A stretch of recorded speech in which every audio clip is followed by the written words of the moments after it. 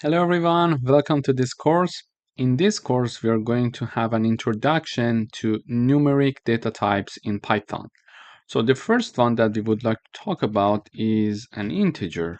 So an integer means a whole number with no decimal points. It means, for example, number 1, number 10, number 20. Any numbers with no decimal point, they are integers. Secondly, we would like to talk about float numbers, numbers with decimals, and they can represent fractions. For example, 3.14 or 5.20. These numbers are float numbers. In order to declare numbers and assign them to a variable in Python, we simply write down the name of the variable, an equals sign, and then we are assigning a number to that variable. So for example, here I am initializing a variable called x, and I'm assigning number 10 to this x variable. And here also I am initializing one variable called y, and I'm assigning 3.14 to y. So based on our definition of integers and floats, we understand that x is an integer variable because an integer value is assigned to it, and y is a float variable because a float variable value is assigned to it. By the way, if we want to comment something in Python, we need to have this pound sign before that. For example, when I am writing something after the pound sign, for example, hello from Python, and because we are having a pound sign here before that, it means that it's a comment. So compiler is not going to understand and read these parts. These parts are mainly provided between developers. So if I am developing a code for myself, I can have these comments throughout the code in order for me to have a better understanding of this code. For example, after 2 years, when I come back to my code, I may not remember all the details, but by writing down comments, I can read the comments and it helps me to understand the code better. And also, if I want to, for example, pass this code to another developer, that developer can understand my code better if I'm having some comments in the code. So all these parts that are shown in green are comments, and compiler has nothing to do with them. However, the rest of the code, as you see here, are shown with different colors, and therefore compiler is treating them as something to work with. So here I am initializing one x variable equals to 10 and one y variable equals to 3.14. However, if I would like to see these variables in the output, I can simply print them. So let me comment these parts. So when I type down the print keyword and I type down the x, and when I compile, I see in the output that number 10 is being printed out in the output. So basically, I'm telling the compiler to print the variable x value for me in the output, and it is showing me the variable value. And if I want to print y, I type down the keyword, and within parentheses, I'm typing down the data type, the name of the variable, sorry, and it is going to print that. So when I compile again, I see 10 and 3.14, which are the values for x and y respectively. But when I see this, maybe it would be nice to have some explanation. So now I comment these two lines using a pound sign, and I uncomment this part by printing out by removing the pound sign. And in order for me to have a better understanding of my output, because I may have the print sign for 10 lines, so I would like to have something to be printed out before the variable value, so I can easily recognize which number represents which variable. So I'm adding a comment here. For example, I'm typing down the print keyword, and within parentheses, I have two parts and they are separated by a comma. In the first part, in the code, I'm having x equals, and then in the second part, I'm typing down the name of my variable, which is x, and I'm in the second line, I'm having y equals, and separated by a comma from the second part in the parentheses, which is the name of the variable that I would like to print. So when I run this code, you see this time it prints for me x equals and then 10, y equals 3.14. So when I have, for example, 100 lines to be printed, I don't have to remember, okay, 10 was the number of which variable, so I need to go back to in the code and check, etc. Instead of that, I can simply print this text in the terminal so I understand 10 is the value that represents variable x and also y equals 3.14. So in this video, we learned about integers and float data types in Python, and we learned how to print them in the output.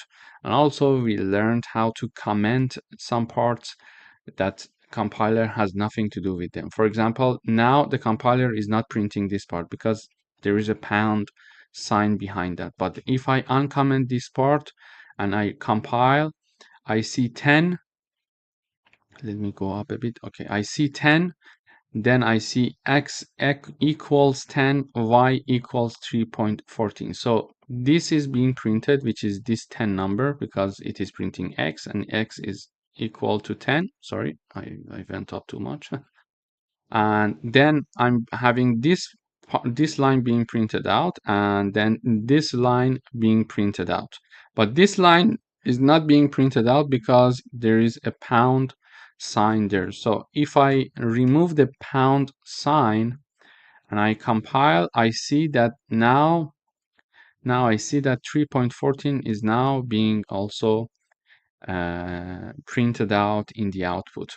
Thank you for watching. In the next videos, we are going to have some coding exercises with respect to initializing and declaring integer variables and float variables. Thank you for watching.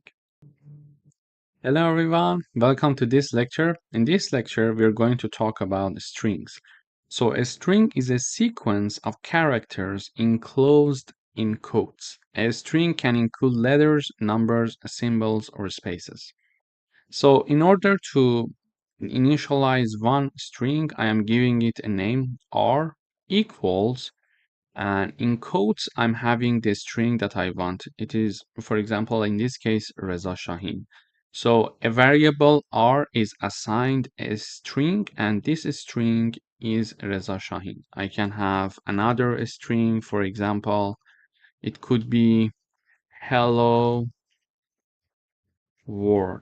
So this is my second string, and I can also print x for myself. So when I run the code, I see that first I'm printing the string r, which is Reza Shahin, and then I'm printing x variable, which is another string, and it is hello world, and hello world is being printed out here. As you see, also the space between these two words are included. So basically, whatever that is included between the quotes is going to be considered in the string. So this is how we declare and we print out one string in Python. Thank you for watching. Hello everyone, welcome to this lecture. In today's video, we are going to work with type checking. So we can have different types of variables, for example, integers or floats. In this case, I'm declaring x equals 10, y equals to 3.14. But however, what would happen if I want to know exactly their type to be explicitly mentioned in the output? To do that, we need to use the type function. Okay, so in order to know the data type of x and data type of y, I'm going to use the print keyword, and within parentheses, I'm going to use the type function. Type we use the type keyword, and then I'm having the variable in the parentheses that I want to know the type of. So here, when I run the code, we see that class int and class float is being printed here. It means that the first one is, which is x, is an integer, and the second one, which is y, is a float data type. So basically, we used to use the print function like this. So it was going to print out the x for us. Okay. So now I'm using this function, type function, to know the type of my variable. And which variable? Okay, I want to know the type of x variable, or I want to know the type of y variable. Okay, this is how we can ask the compiler to give us the variable type of different variables. Thank you for watching. Hello everyone, welcome back. In today's video, we are going to again talk about type conversion. Previously, we learned that we can use, for example, int function or float function to convert any other types of variables to an integer or to a float.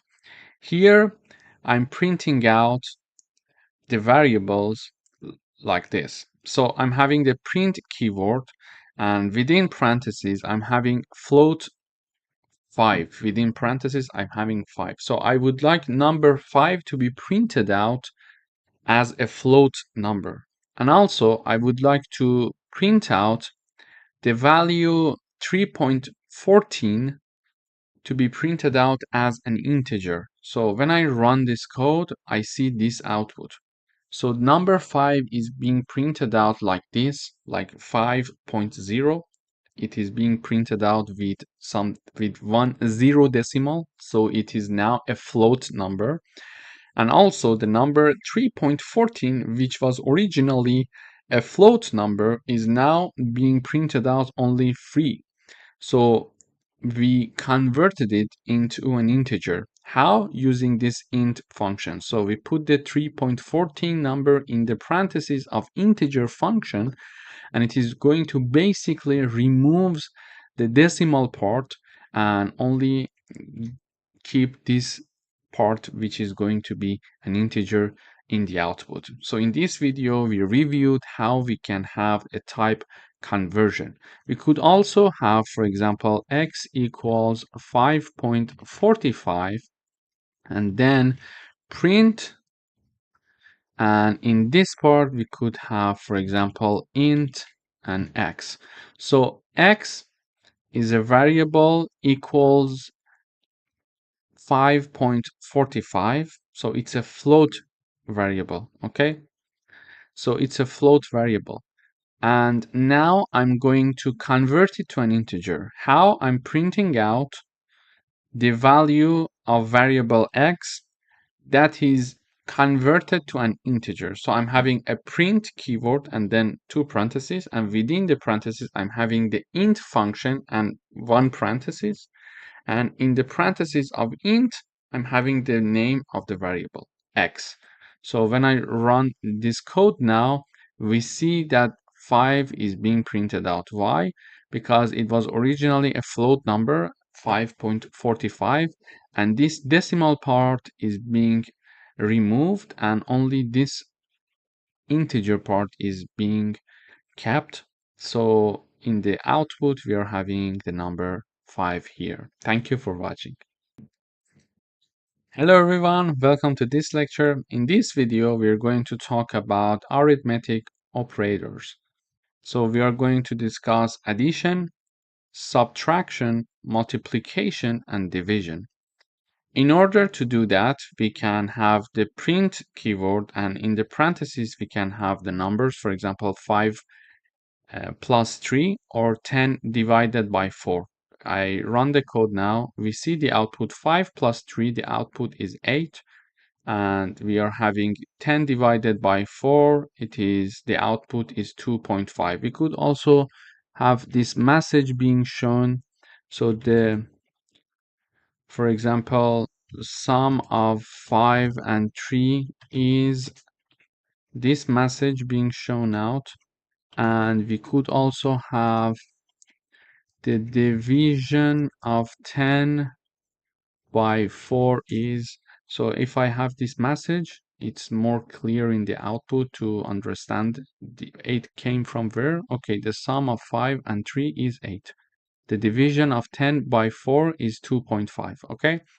And another way to have these is like this. So x equals 10, for example, y equals 4. Let me just choose another number. So y equals 4. Now I could have, for example, z equals x plus y, h equals x minus y, for example. We could have, for example, q equals x multiplied by y, and w equals x divided by y. And then I could print out their values. So let me use this keyword. So I can have this. The first one is z, then h, q, and w. And I could have the message, the sum of x and y.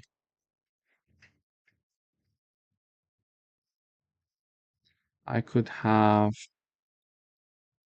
this sorry, I forgot the code. The subtraction of x and y,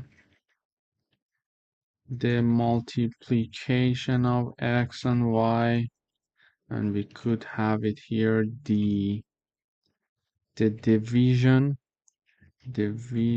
of x and y. So let me explain what I did here.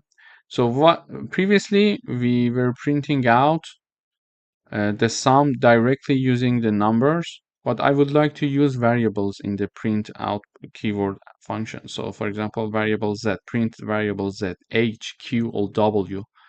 To do that, I'm declaring x and y. X equals 10, 20, and y equals 5. I'm having z equals x plus y. So 20 plus 5 is going to be assigned to z. We expect it to be 25. And then I'm having x minus y is assigned to a variable named h. So 20 minus 5, we expect it would be 15, and x multiplied by y, its value is assigned to q, and we expect to see 100 here, and also x divided by 5, the output we expect it to be 4, is assigned to w. And we are going to print the sum of x and y, and we are going to print x, which is this part.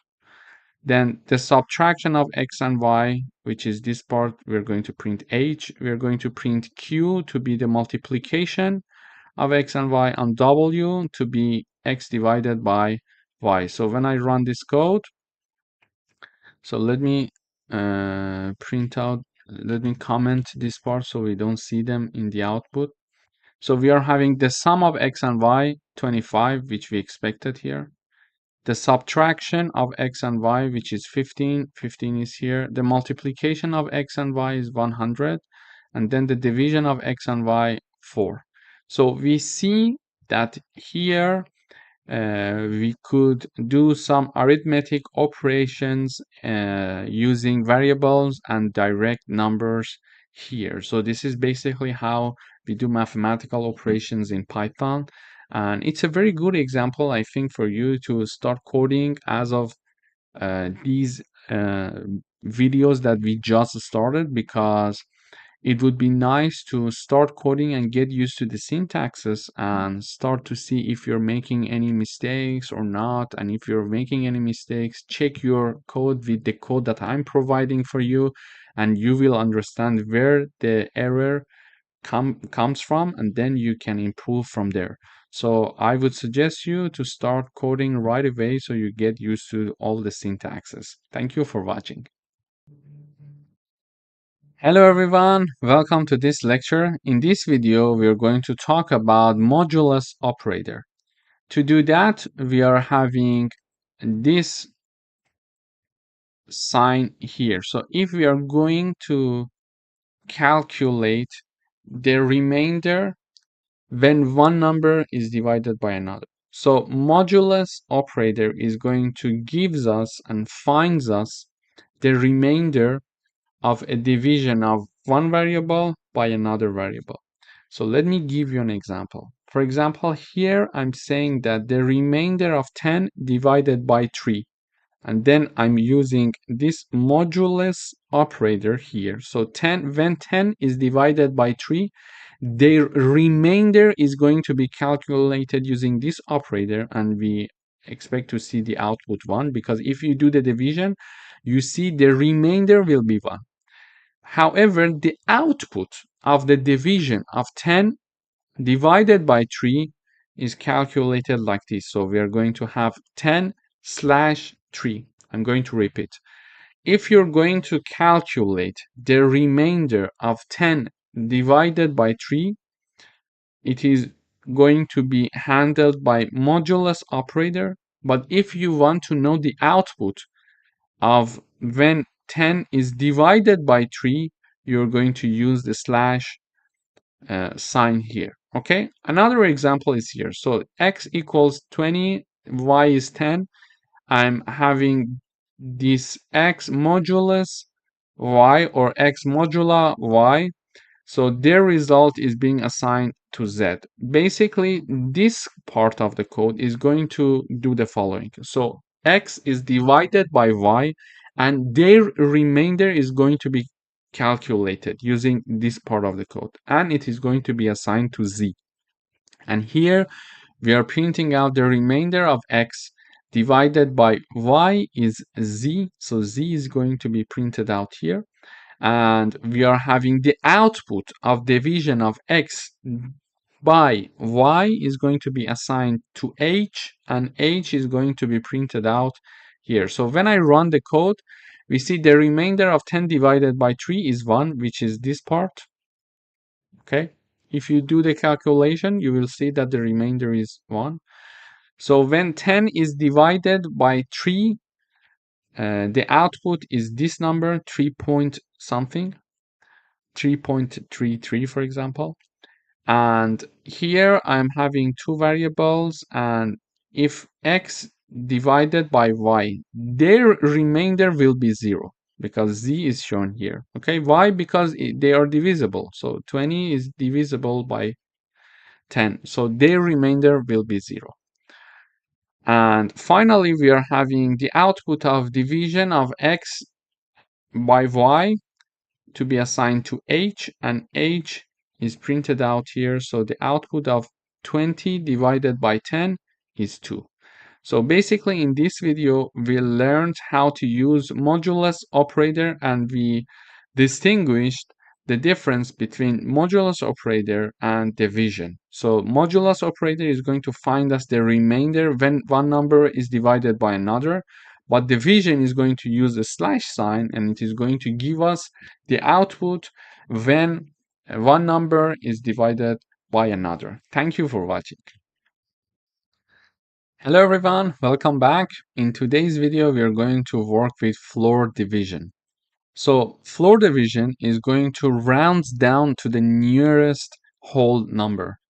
For example, when I have 10 divided by 3, and using the floor division, the output is 3. However, if I have the print 10 divided by 3, we see the output, and it is 3.33, for example. Okay, so to do the division, we are going to use the slash sign, but if we want to have floor division, we are going to have slash slash, so double slashes. Basically, this floor division is going to round down to the nearest whole number, to the nearest integer value. So you see that 10 is divided by 3 is 3.33. So it is 3.33, and it is rounded down to 3 now because we see the output here. Okay, so in order to give you another example, we could have like 11, and we could have, for example, I don't know, for example, 3, and we could have the output x divided by y, and then print the x floor division by y. So if I have this, they're having the same value. I wanted to have another number, but it's okay. So let me have it like 20, like 3. Okay, so x is 23, y is 3. So when I print the x divided by y, we are having the number 7.66. However, when I have the floor division of x by y, I'm having the number 7. Basically, the floor division is shown by slash slash, as you see here, or as you see here, and it is going to round down the output of the division to the nearest integer value. Okay, round down. This is why even 7.66 is rounded down to 7. Thank you for watching. Hello everyone, welcome to another lecture. In today's video, we're going to learn how to read information from the user through the terminal. So here I'm firstly initializing, I'm declaring one variable called integer value. And basically I'm assigning this to my variable. But what is this line? So using the input function, let me have the comment here. Using input function, I'm getting the input from the user. Okay, so using this function, this keyword that is reserved in Python, we can get input from the user, and by default it is a string. When we get it from the user, by default we get something as a string. And then I'm having my int parentheses.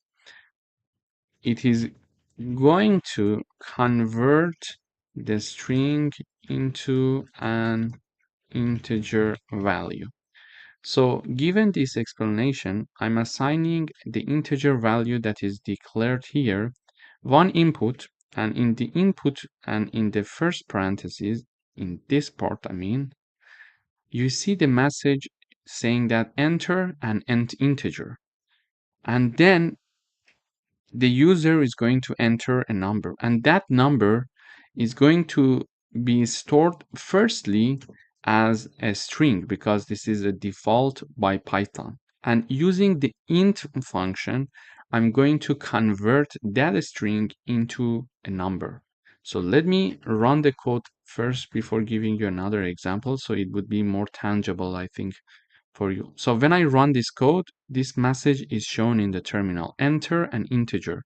Exactly this message is being shown here. As you see, the program is ongoing because it is waiting for me to enter something, okay? So integer value, and you see this green point here, it says that the program is in this line. So integer value variable is declared here, and the value that is going to be assigned to this variable is the following. We are asking the user to enter an integer that is shown in the terminal, and whatever that I enter here is going to be stored as one string by default. And then using this int function, which I explained here, I'm going to convert that string into an integer. So let me type down. So when I type down 40, it is going to print you entered the integer and then 40. Why? Because I'm having a print function here also, and I'm having this message for the first part separated by a comma from the second part. So in the first part, I'm showing the message you entered the integer, so you entered the integer. And in the second part, I'm having the name of my variable integer underline or underscore value, which is here. Okay, so using the input, I'm getting some information from the user, and because it is by default a string and I want it to be an integer because I would like to read an integer from the user, I'm converting that string to integer using this int function. Okay, so the second example here is the following. So I'm having another variable called float value, and I'm going to show the message enter a float using the input again function. Okay, and then whatever, as you know, whatever that is entered by the user is by default defined to be a string. It is something, it is a rule of Python. Okay, and using the float function, I'm going to convert that string that is stored from the user into a float variable. And that is going to be assigned to this float value variable. Okay. So firstly, I am getting the input from the user. Then since it is by default stored as a string, I need to convert it to a float because I am looking for a float. If I was looking for an integer, I was going to convert it to an integer. Okay, so and then the entered value is converted to a float number, and that is going to be assigned to float value variable. Okay, so we are going to get an input from the user, and then I'm going to convert it to a float, and then I'm going to have that float number in the final stage being assigned to my variable, and this variable name is float value. It could be x, it could be y, it could be anything. So let me type down simply x here. Okay, it is x. So x equals this, and then I'm printing out using the print function keyword. I'm printing out you entered the float and a comma and then x. So when I run this code now, it asks me for an integer. I enter 12 and it says you entered the integer 12. Okay, and now it is asking enter a float. I'm saying 3.16, and it is mentioning that you entered the float 3.16. So in this video, we learned that we need to use the input function to get some information from the user, to show the message to the user and store it. And it is by default stored as a string. If we want to have an integer, we need to convert it to an integer. If we want to have a float, we need to convert it to a float because by default it is a string. In order to convert it to an integer, we use the int and parentheses, and within parentheses we put whatever we want, which is the input in this case from the user. And we have the, if we want to convert it to a float, we are going to use this float function parentheses. So for example, I can have int and input. So this is how this is going to work. Int and these parentheses, these two parentheses, and then input with the corresponding parentheses. In the input, I'm going to show, for example, write quotes saying that enter an integer for me. Okay. And then the user is going to enter something. It is stored in this part using this input function, and whatever that is stored, because it is in the parentheses of int function, because we're having one int keyword here and one parenthesis in the left and one parenthesis in the right. So whatever that is inside it, it is going to be converted from the string that is by default to an integer. The same rule goes with the float. Thank you for watching. Hello everyone, welcome to this lecture. In this section, we're going to talk about Boolean data types in Python. So a Boolean is a data type that represents one of two values, either true or false. And these values are often used in decision making, logical comparison, and control flow. And in Python, Booleans are case sensitive. It means that when we would like to write them down, we need to use an uppercase first letter. For example, we don't have to write them like this. It's not correct. You see, these examples are not correct. If we want to write down true, we should write it with an uppercase first letter like this. Okay, so let me illustrate it with an example.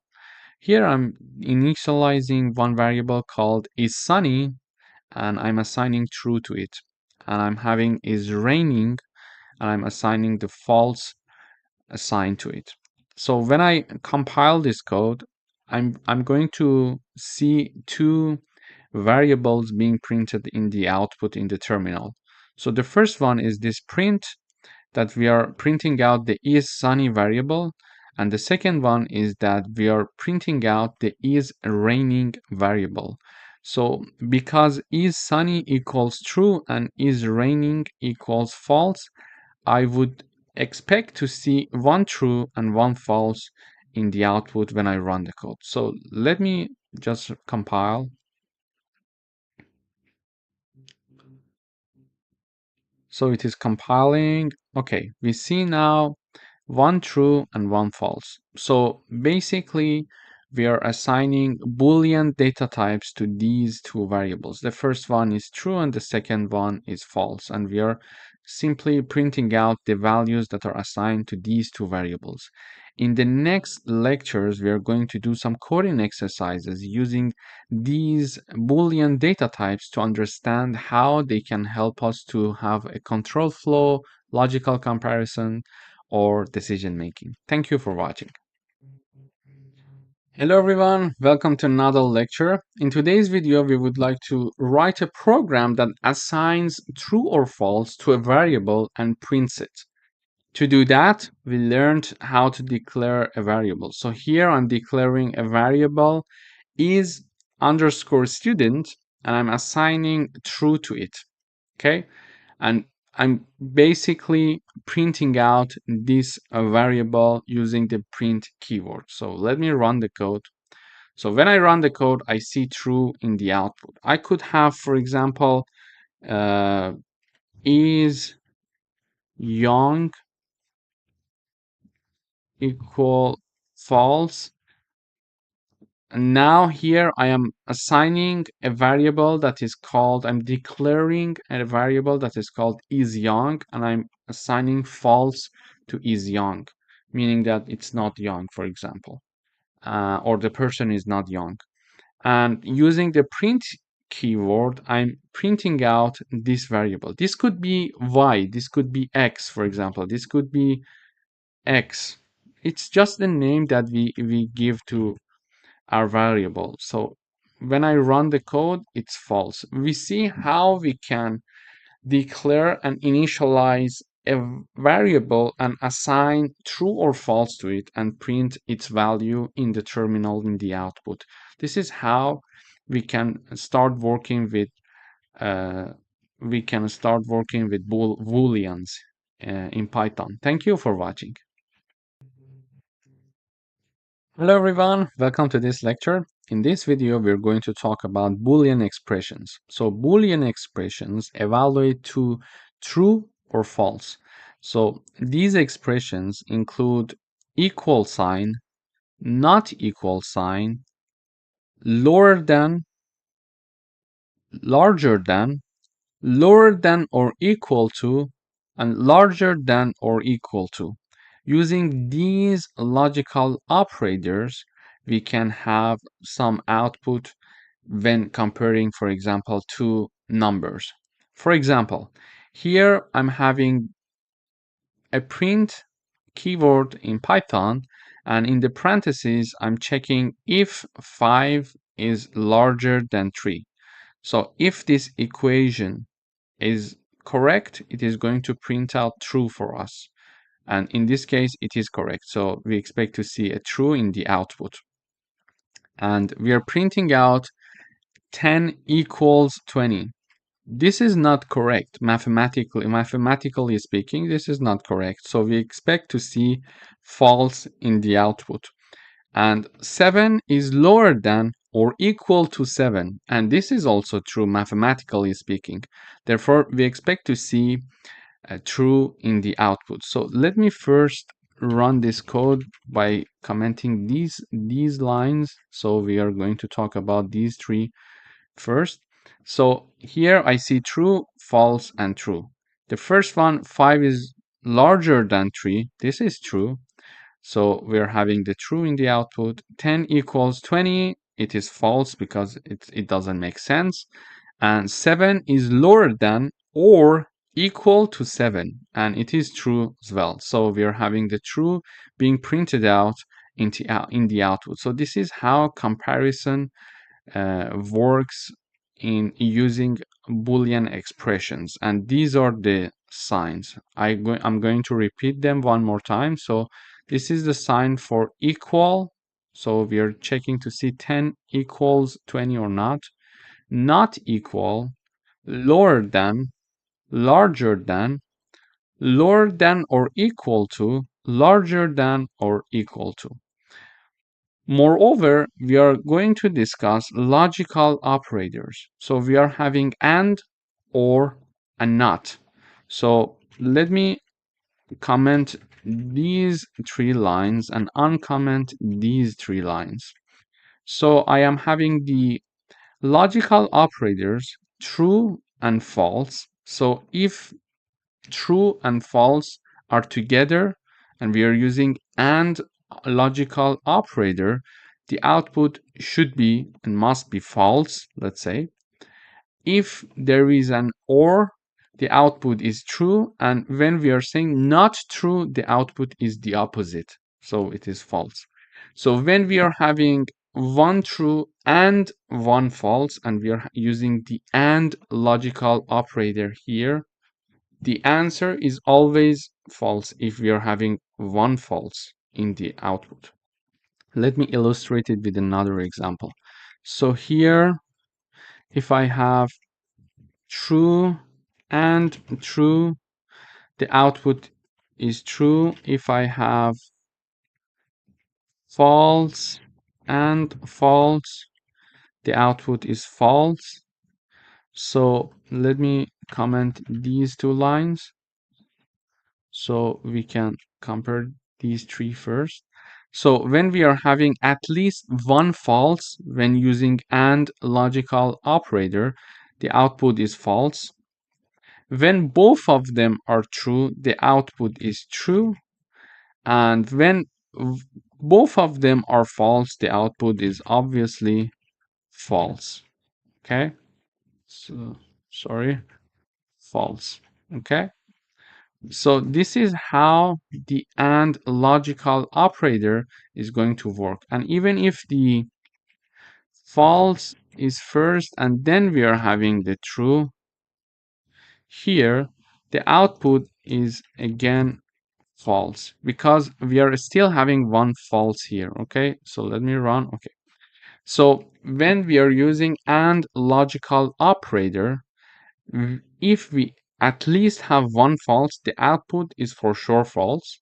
If both of them are false, like this case, the output is false. And if both of them are true, the output is true. So the only possible option that the output is true is when we are having two truths using AND operator and logical operators. Okay, this is how logical operator is going to work using AND. Okay, so let me now comment these lines and talk about this line. So using OR operator, we are saying that if this one is true or the other one, okay? In this case, when at least one of them is true, the output is true. So if I run, you see true in the output. So for other cases, if I have true or true, print false or false. So let me run this code. So here I'm saying true or false, the output is true. True or true, the output is true. False or true, the output is true. And false or false, the output is false. So using OR operator, logical operator, if we have at least one true, the output is true. And if both of them are false, the output is false. Because we are checking to see if we are having at least one true when using OR operator. So either this or that must be true. If either of them is true, the output is true. But if both of them are false, the output is false. Okay. And finally, we are having the not logical operator. When I'm having true and before true I'm having not, it is going to return the opposite output for me. So the opposite of true is false. So when I run the code, we see false in the output. So this is a bit abstract for now, the logical operators. You may understand the context, but you may not see how it may be useful for the moment if you have no background in programming.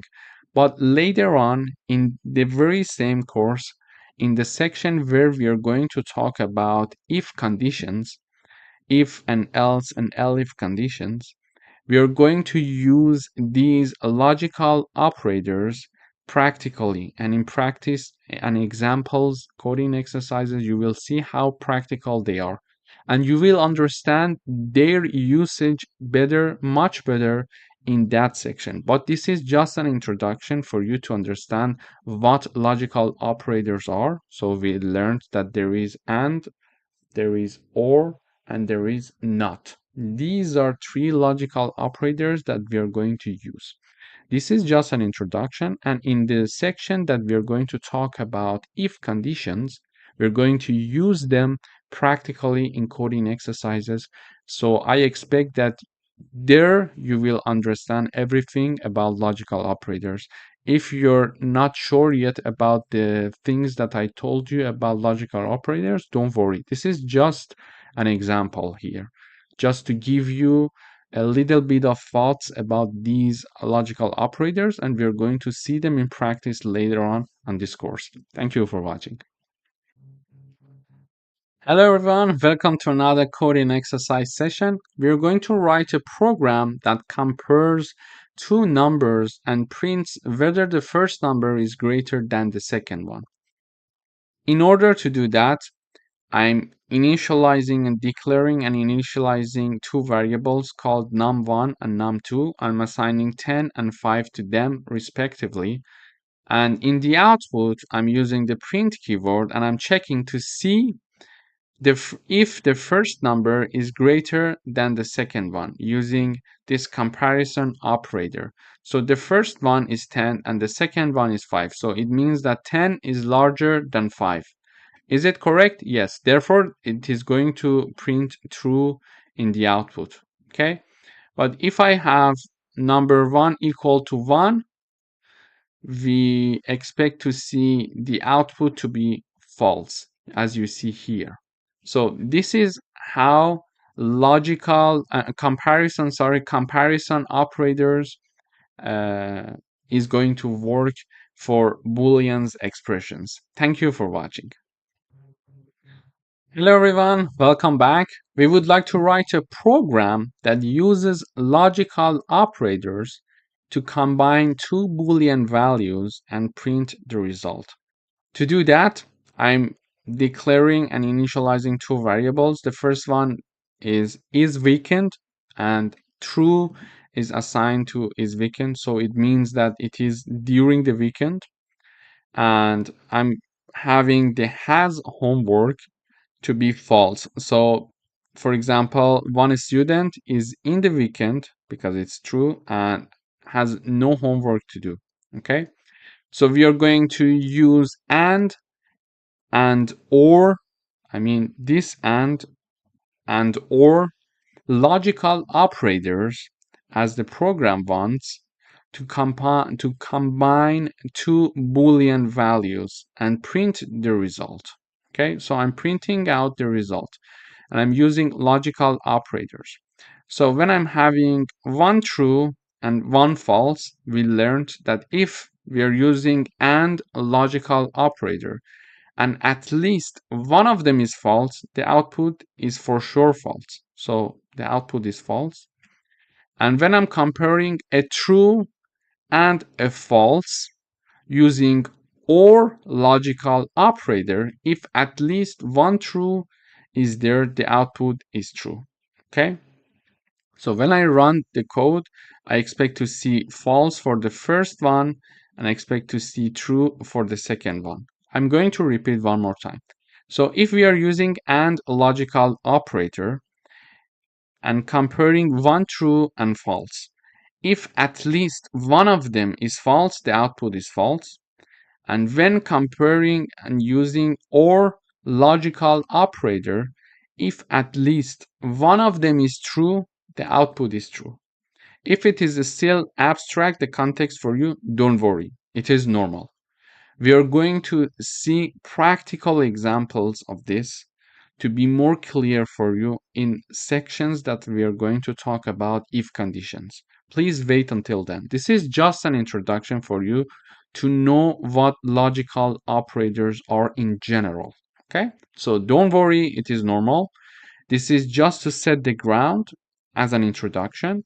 Then when I'm talking about if conditions, I'm going to review these concepts, but also I'm going to provide you with practical examples so you see how how they work and what is the logic behind them. Thank you for watching. Wait until then. Hello everyone, welcome back. In today's video, we are going to talk about truthy and falsy values. So in Python, non-Boolean values can be treated as Booleans in certain contexts. For example, truthy values that evaluates to true. They are, for example, non-zero numbers or non-empty strings. On the other side, values that evaluate to false are zero or none or empty, for example, strings.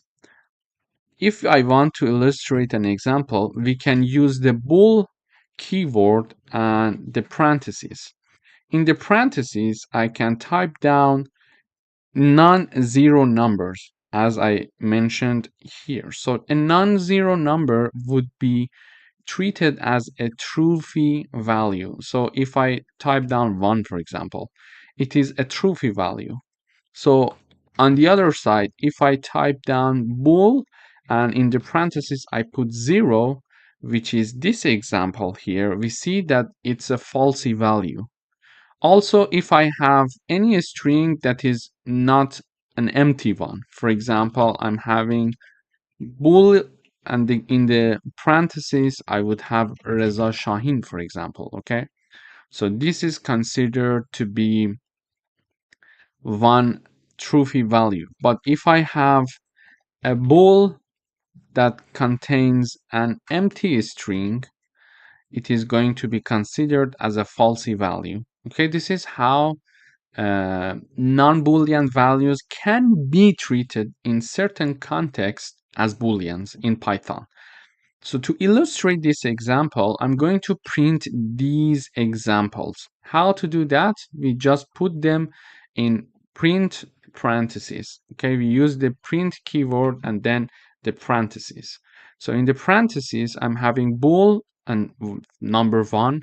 I expect to see true because it's a truthy value. Why it is a truthy value? Because it's a non-zero number and this is considered to be truthy value. And for this example that we're considering number 0, we expect to see false. Why? Because in the falsy value, we expect to see number 0. Here we have it.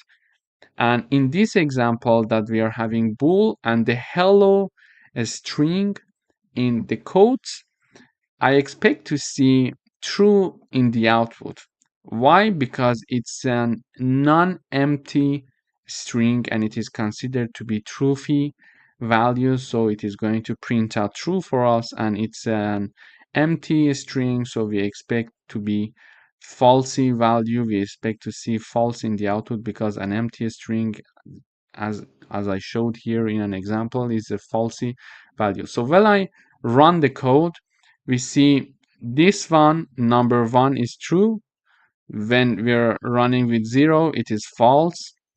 When we are having a non-empty string, it is true, and an empty string is false. Therefore, in this video, we learned about truthy and falsy values and how non-Boolean values can be treated as Booleans in certain contexts. We are going to discuss these types of non-Boolean values later on in the following sections in coding exercises. And I'm just providing the introductions to them. So later on, when I'm going to review them first and then provide you coding exercises and examples, you have some clear idea that what these things are. Thank you for watching. Hello everyone, welcome to this section. In this section, we're going to talk about strings. As previously mentioned, a string is a sequence of characters enclosed in either single quotes or double quotes. And by single quotes, I mean this one, this sign, okay?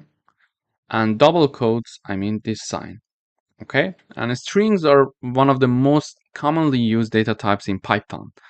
And for the strings, both single and double quotes can be used to define strings. So it's optional. We can just choose whatever that we want. And to include quotes inside a string, we can alternate the type of quotes or use escape sequence. Let me illustrate it with an example. Here I'm initializing a variable called name, and using a single quote, I'm assigning Alice to this name, and I'm printing out name using the print keyword in Python. Okay, and here I'm having the greeting variable, and I'm printing greeting using the print keyword. However, I'm using double quotes here. As you see, I'm using double quotes here, and in the output, as we will see in a few minutes, there is no difference between single quotes or double quotes. So it's totally optional. You can either use this or this, okay? But what if you want to include quotes inside a string? To do that, for example, I'm having a variable being initialized here called quote, and I'm printing out the quote here using this line. However, I'm having a single quote for the string itself. As you see, I start from in here, and this single quote ends here. And I'm having she said, comma, and I'm having quotes inside of a string saying that Python is amazing. Okay, so if I run the code, I will explain further other examples, but let me first run the code to show you the difference. So let me also comment these parts. So if I run, we see that in the output we have Alice, hello world. So Alice was declared and initialized using single quotes, and hello world was initialized using double quotes. So you see no difference in the output. They're both the same, so it's up to you. And when I mean to include quotes inside a string, I mean this. So we are printing out she said, comma, Python is amazing. So it's like a direct speech. So if we are going to have quotes sign here in a string, so this is our string and we are having the quotes here, okay? We can alternate the type of the quote. So because here I was using the single quote to initialize my string, then in order to include quotes in the string, like Python is amazing, to include that, I'm using double quotes. Okay, so you can alternate the type of the quotes. If you're initializing your string using a single quote, you can use double quotes when discussing a quotes in the string. Or if you're declaring and initializing your string using double quotes and you want to include quotes inside your string, you can use single quotes. Okay, so it's vice versa. After that, another way to do that, because we mentioned that either we can alternate the type of the code or use escape sequence. To do that, we can have, for example, she said, and have backslash backslash before the start of the code and after the start of the code, and we have backslash code sign and backslash code sign again here. So backslash code sign and backslash code sign, and inside that we provide our codes. Okay, so when I run this code, we see exactly the same output for this line, for this code, and escape codes in the output. Okay, you see there is no difference. So it's up to you again. So you can alternate the type of codes or use escape sequence. So in this lesson, first of all, we reviewed the concept of strings. Then we mentioned that we can declare and initialize strings using single quotes or double quotes. It's up to us. And if we want to include quotes inside a string, as I'm showing here, okay, inside a string, you can either, there are two ways. You can either alternate the type of quotes or use escape sequence. In order to alternate the type of quotes, if you're using already single quotes to declare your string, for the quotes you need to use double quotes. If you're initializing your string using double quotes, for the quotes inside your string, you need to have single quotes, okay? Or you can use escape sequence. To do that, you're going to use backslash code and backslash code before the start of the code and at the end of the code. So you see the output, they're both the same, so it depends what you prefer. Thank you for watching. Hello everyone, welcome back. In this video, we're going to talk about the length of a string. In order to measure the length of a string, we need to use the len function, len and parentheses, to find the number of characters in one string. To do that, I can have one string called message, and I'm assigning hello to this message. Okay, but how many characters this string includes? Let us count 1, 2, 3, 4, and 5. But if we have a string that is very lengthy, how to measure that? It's hard to count it by ourselves. You see, in order to have that, we can use the len function. The len function works like this. We have the len and parentheses. In the parentheses, we type down the name of the string that we want the len function to measure its characters. Basically, I'm using the len keyword. I'm putting the name of my string inside the parentheses. This is going to calculate the number of characters in the message string, which is 5. We know it because we calculated it. And now I'm going to print the output. In order to print the output, I just put this part in a print function. And in a print function, inside the parentheses, I'm having len, and then the name of my string, which is message. So when I run, I see 5. If I have another string, so I have my name, and the string is, for example, Reza Shahin. So now I'm going to print len my name. Okay, so when I run this code, we see that there are 11 characters in this string. So if I calculate, we see 1, 2, 3, 4, 5, 6, 7, 8, 9, 10, 11. Okay, so it can calculate the number of characters, and yes, it calculates the space as well.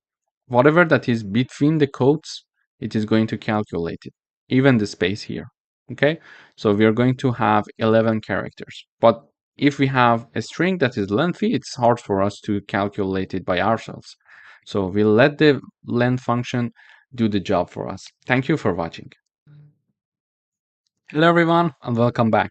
In this video we are going to talk about string indexing. So strings are indexed starting from 0 for the first character.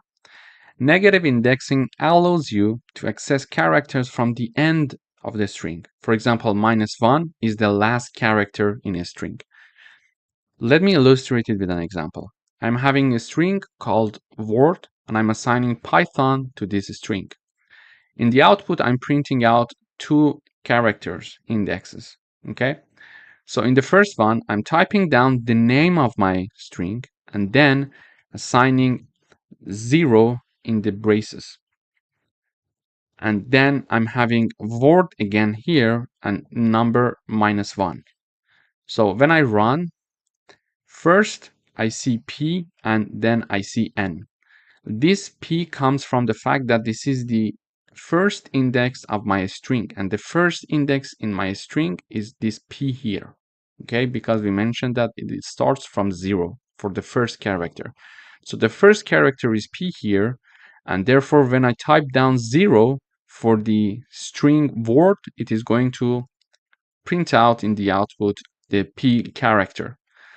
However, when I want to access the last index, instead of just going from the left side, I can start from the right side to go back. It's easier sometimes. To do that, I'm using -1 to access this last character in my word string. So let me illustrate another example. For example, my name. And I assign Reza to my name. So if I print my name, I print the first one, the first character with index 0. So let me comment these parts. So when I run, I see R here. Okay. So what if I print out the second character here using the 1 index? It is going to print E for me. The third one is Z, and the fourth one is A. So the fourth one is A, but we are typing down 3. Why? Because we started from 0. 0, 1, 2, 3. So the fourth one is 3, okay? And instead of having 3 to print the last character of this string Reza, I could type down -1 to access this A, or -2, for example, to access Z here. It depends on what we're looking for. But this was a good example to understand string indexing. Thank you for watching. Hello everyone, welcome back. In this lesson, we're going to talk about string repetition. So repeating a string multiple times using star operator or multiplication sign, okay? So I'm having the first string or variable called hi. And please note that there is one space after hi here, okay? And I'm having the new variable being assigned the name of my first variable word times 3, okay? Then I'm printing out my repeated word. I'm going to explain one more time. I'm initializing the word variable and it's hi, it's a string. I'm initializing my second variable to be word times 3, and word was my first variable, which was a string, okay? And in the third line, I am printing out my second variable, which is repeated words.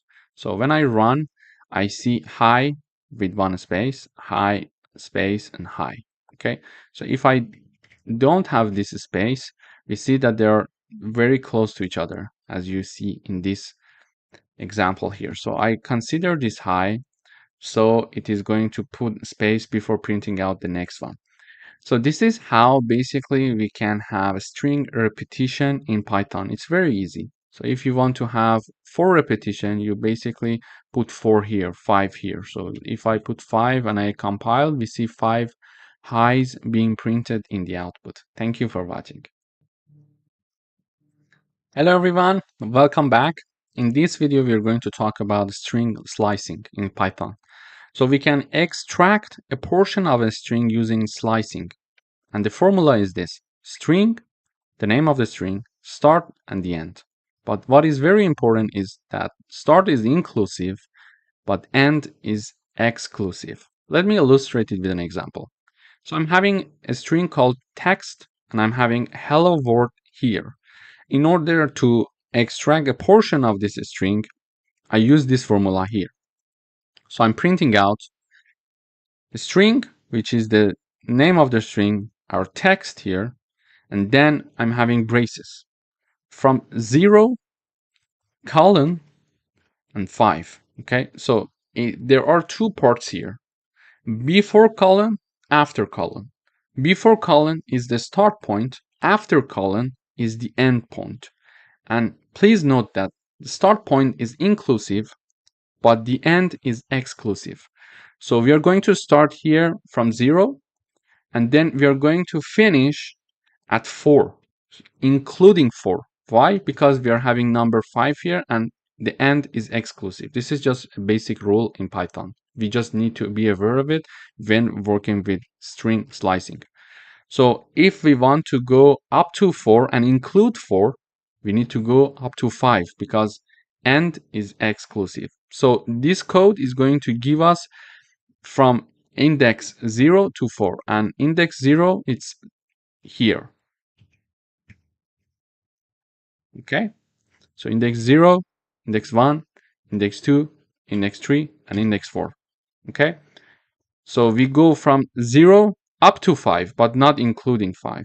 Okay, then when I run the code, we see the output is hello. The first output is hello. This is for this one. Okay, from index 0 to index 4 is included here. Then in the second part, I'm having two parts again: before colon and after colon. So before colon, we learned that it's the starting point, that is inclusive, but after the colon is the ending point, and it is exclusive. So when I type down nothing in the right part, which is the end of the string, it means that start from 7 here and go until the end of the string. Okay, so what is the string 7? So 0, 1, 2, 3, 4, 5, 6, and 7. So 7 is the starting point. W is the starting point. Okay, so I'm having W, and I'm going to continue until the end of the string. Why? Because on the right part here, I don't have anything. If I had like 9, it was going to print out 7 and 8 because the starting point is 7. And when we are having number 9 there, 9 is exclusive, so it is going to go up to 9 and not including 9. So it was going to include 7 and 8 only. So when we type down nothing on the right side, it means that we are going to go until the end of the string. Okay? And again, here we are having the left side starting, the right side ending. I have nothing on the left side, meaning that start from the index 0 and go until up to string 4, including string 4. Okay, so because the end is not inclusive, it is exclusive. So when I see the print in the output for the second one, starting from index 7 until the end, it is printing a word. And when we are having the starting from 0 and ending at 4 inclusive, it is having the hello again for us. Okay, so this is the first part. The second part is that I am reinitializing the text variable called Python, and we are assigning the string Python to it. We can have the print of this string in the output for every second character. To do that, I'm having the name of the string, and then in the braces, we are going to have colon, colon, 2. It means that every second character. If you have colon, colon, 3, every third character it is going to print. So in the output, we see P, T, and O. So this is the P, and then it skip the Y, it is printing T, and then it skip H, and it is printing O. So every second character. This is how we're going to use it in a string. Colon, colon 2. So if I type down colon, colon 3 every third character. So let me rerun. So we see P and H. So it prints P, 1, 2. These two are not included. Then H is included. Okay. And 1, 2. And there is no third character after N. So we cannot have anything. So we are having only P and H. So if I have 2 again, I'm having P, and it is not including Y, then it is including T, it is not including H, it is including O. So this is how it's going to work. And then in order to have the reverse of our string, we are going to have colon colon -1. When we are having this code, we are going to see in the output the reverse of our string. So you see that we started with P for Python and ended with N. But here we are having N as the first character, O as the second character, H, T, Y, and P. So we are reversing the string using this code. Thank you for watching. Hello everyone, welcome to this lecture. In today's video, we are going to learn how to combine two strings in Python. So in order to combine two or more strings, we use addition operator. For example, I'm having the variable first name and last name, and they are assigned John and Doe as the first name and last name respectively. And in order to have the full name variable, I'm having first name plus one space and plus last name. So and then I'm printing out the full name in the output. So when I run, I see John Doe. So I'm adding this to have this space here. Okay, so if I don't consider this part, if I remove it, you see that they are smashed together. So you see John Doe. So it is better to have one space here, so it would be more nice. So in this video, we learned how to combine two strings and create our third string using addition operator or plus operator. In order to do that, we simply have the first name, which is our first variable. You see, this is our first variable. This is our second variable, and we are sorry, and we are using addition operator to add these two together and create our third string here, and I'm basically printing out the third string, which is full name. So this is how we can combine two strings. Thank you for watching. Hello everyone, welcome back. In this video, we are going to learn how to check if a substring exists in a string using the in keyword. To do that, I'm illustrating this with an example. So I'm having a variable called text, and it's a string, and the string is learning Python is fun. This is my string. And I want to check for substring. To do that, I'm having the print keyword, and in parentheses, I'm saying in the quotes, I'm saying Python, and then in text. And text is the name of my variable. So I'm basically what I'm asking the compiler is to see if the string Python is inside and is included in string text. And you see the Python is there. So we expect to see the output to be true because Python exists in the string text. To say to compiler, we use the codes saying that Python or anything that we want to look for, and use the in keyword, and then use the name of the string that we're going to check whether a substring is there or not. So I'm saying Python, is Python a substring of text string? Learning Python is fun. So is Python included, let's say, in this string? The answer is yes. So we expect to see true here. And then I'm checking to see if I check and see Java is included in the string text or not. So we see this string is learning Python is fun and Java is not there. But I'm checking to see if Java is included in this string or not. And since Java is not there, we expect to see false in the output. And also we can check for the absence of a substring. For example, we can say Java not in text, and the output is true because we are saying Java is not in the string text. Yes? And it is going to answer yes, it's true. Java is not in the string text. So when I run the code, we see true, false, and true as we expected. True, false, and true. Basically, it is saying Python is included in the text string because we see the Python. Then Java is not included in the text string because Java is not there. You see no Java there, yeah?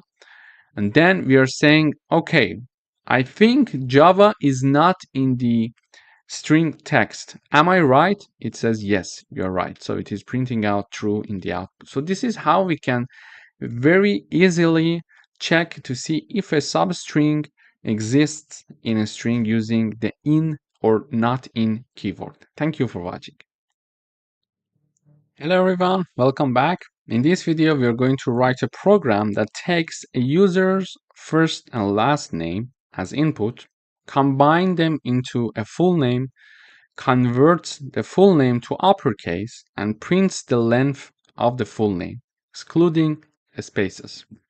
To do that, I'm having the first name and last name variables, and we are using the input function, if you remember, to take the input from the user for the first name, and it is shown as enter your first name, and the user is going to type down the first name and then enter your last name, and the user is going to type the last name. So the first name and the last name are going to be stored in first name variable and last name variable respectively.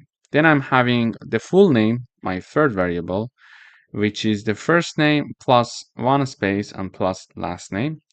Then I'm having uppercase name variable, and it is basically is the full name variable dot upper function. So it is going to make this full name to be uppercase. So let me type down the input. For example, for the first name, I'm going to enter my first name, and for the last name, I'm going to enter Shaheen, which is my last name. Here, the full name is going to be Reza Shaheen with the space in between, as you see here. Okay. And this part, uppercase variable, is going to use this full name, which is this Reza Shaheen, and make all of the convert the full name to uppercase. So previously it was written like this. Okay.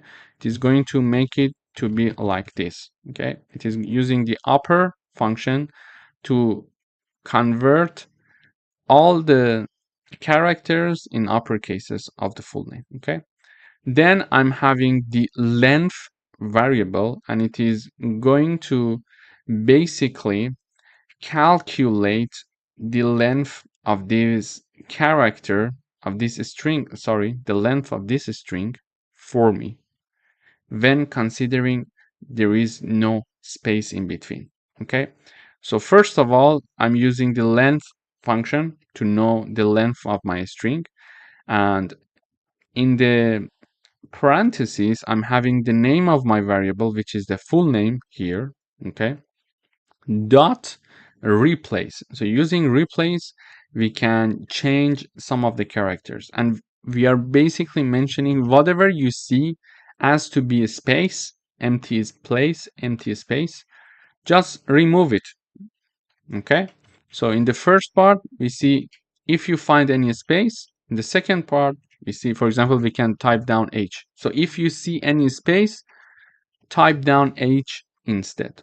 But because I want to calculate the length of this string without the space between them, I'm going to say, if you see the space, consider no space. So basically it is going to have it be like this. Okay, so there is when there is no space. So it is going to calculate the length of this string for me when I'm having the replace function. Then I'm having the print in the output full name is the full name variable is being printed out, and we are saying the full name is, and we're having the variable called full name, uppercase name, and I'm having the uppercase name variable here, which is this part, and the full name was this part. And then I'm having the length of full name.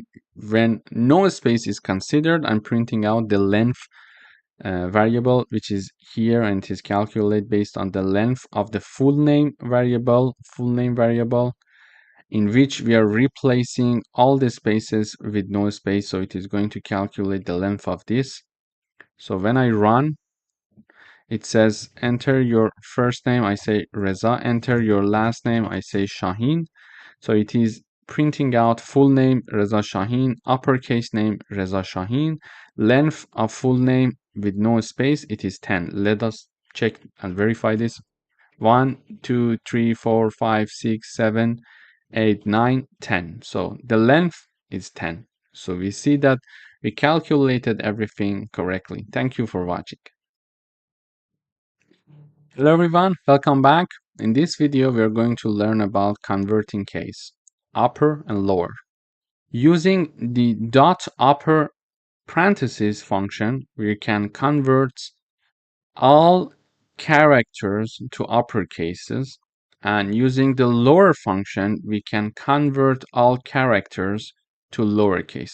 For example, I'm having one string here called text, and it is assigned Python, and I'm using the text dot upper and parentheses, and then text dot lower parentheses. So when I run this code, we see in the first example, in the first output, I'm having the Python being printed with uppercase, all of the characters, and in the second print, we see that all of the characters are printed in lower cases, because in the original example, P was written with uppercase, but in the second output, we see everything is written in lower cases. So let me illustrate with another example. So I would say Reza Shaheen, for example, here, and I print the name upper. My name is the name of my variable, my name dot upper and my name dot lower. So when I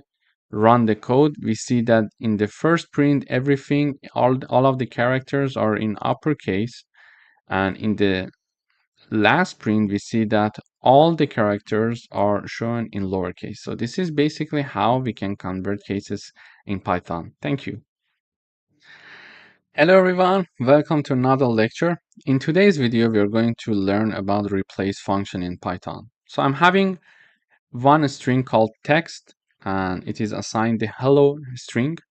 Then I'm having a new variable called new text, and I'm going to use the replace function. So I'm saying that new text equals text, exactly the first one, but I would like to replace H with J. So wherever you see H in the text string, replace it with J.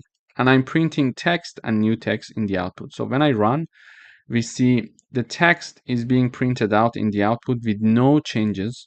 So hello is printed because text is hello and text was assigned hello. But when I'm printing out the new text, it is printing out Jello for me. Why? Because I said new text, this is the new variable, equals text dot replace H and J. So I want the new text to be text, but wherever you see H, replace it with J. So it is going to print out Jello for me because there is one H, and this H is going to be replaced by J. So we are having Jello here. Okay. In order to use the replace function, we type down the name of the original variable dot the replace keyword, and within parentheses there are two parts, before the comma and after the comma. Before the comma, we type down whatever we want to change, and after the comma, we are going to type the replacement of whatever we want to change. So in this case, in this example, I wanted to replace H with J. So I type down H before comma, on the left side, and I type J on the right side after the comma. This is why the new text is now yellow. Thank you for watching. Hello everyone, welcome back. In today's video, we would like to ask the user to enter a string. And then we would like to check to see if that entered string starts with a specific character or not. For example, we're going to ask the user to enter a string. The user is going to enter, for example, Reza. Okay.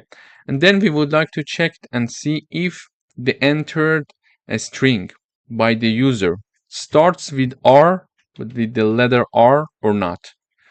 Okay, so this is some validation. Maybe the user is going to enter something and we would like to check if the user is entering something that is starting with R, for example. Okay, this is how we're going to proceed.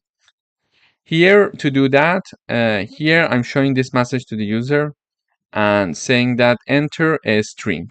Okay, and whatever the user is going to enter is stored in the text variable. Then we are having another variable called start, and we would like to enter the starting character to check. Okay, so here I would say, for example, R, because I want to check if the input string by the user is starting with R or not. Okay, and whatever that we enter here is going to be assigned to start variable, and to check to see if a string starts with that specific character, we show this message first using the print function. Does the string start with? And then I type down the name of the variable start with the character that we want to check. And then in order to actually tell the compiler to check this for us, we can type down the name of the string that the user entered, which is text, and then use the start with function. So this is the name of the function, start with function, and in parentheses we type down the name of the variable that is storing the character. Okay, so let me run the code once. It says enter a string. I type down Reza, and then it asks me to enter a starting character. I would like to check if Reza starts with R. When I enter, it says, does the string starts with R? And the answer is true. Yes, it starts with R. Okay. For example, if I type down, for example, a string Reza, and then I type down H, I would like to check if the string Reza starts with an H. When I enter, it says the answer is false because Reza does not start with an H.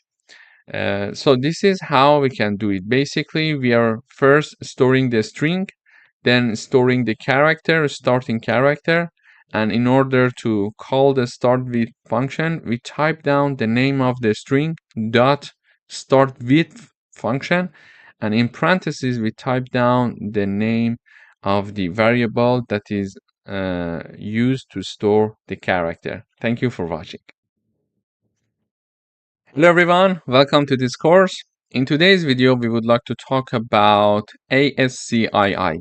It stands for American Standard Code for Information Interchange. And this is a numerical representation of characters, including letters, digits, symbols that are used in computer. For example, a numerical representation of letter capital A is 65. If it's a small a, it's 97, for example. For number 1, the numerical representation is 49, okay? So today we would like to learn how to get and how to obtain these numerical representations, okay? To do that, I am presenting you an example here. So here is a message being shown to the user saying that enter a character to find its ASCII code. Then whatever the user is going to enter, we're going to assign it to this variable called char. And then in order to understand what the numerical representation of the input of the user is, we're going to use ORD function. So in order to use ORD function, we type down the ORD, and in parentheses, we type down the name of our variable. And in this case, it is char, okay? And then Simply I use the print function, I type down this message, the ASC double I code of, and then the type of and then the name of the variable, and then is message, and then we use the ORD function, and in parentheses I put down the name of character. So let me run the code once.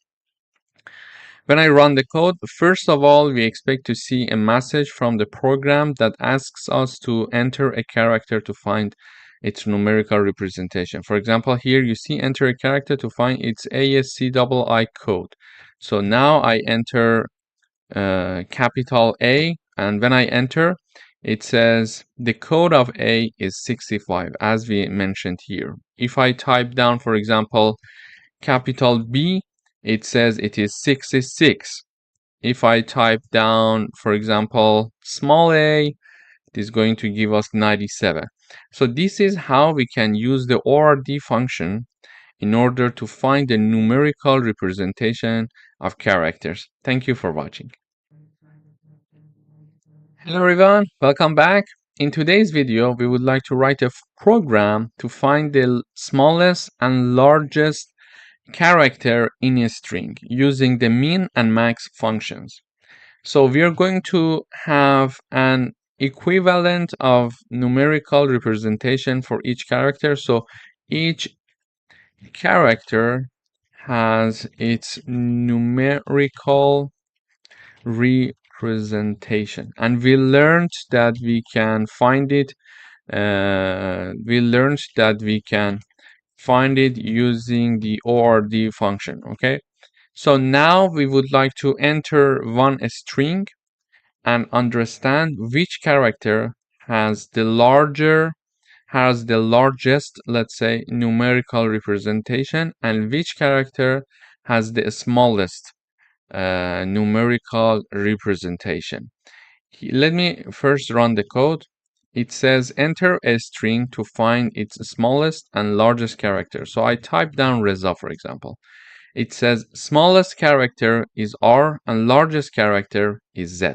Okay, so when I uncomment these parts, I am showing in the output the numerical representation of R, capital R, and small z. So when I run the code, I again type down Reza, and it says for R, the numerical representation is 82. However, for Z, it's 122.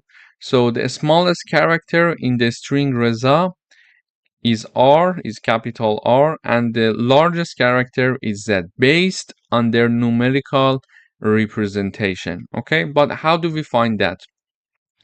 In order to find it, we are showing this message to the user, enter a string to find its smallest and largest character. Then whatever the user is going to enter, we are assigning it to the variable called text. And in order to find the smallest character, I use the min function, and in parentheses, I type down the name of my variable. In order to find the largest character, I use the max function. I type down the name of my variable, which is text.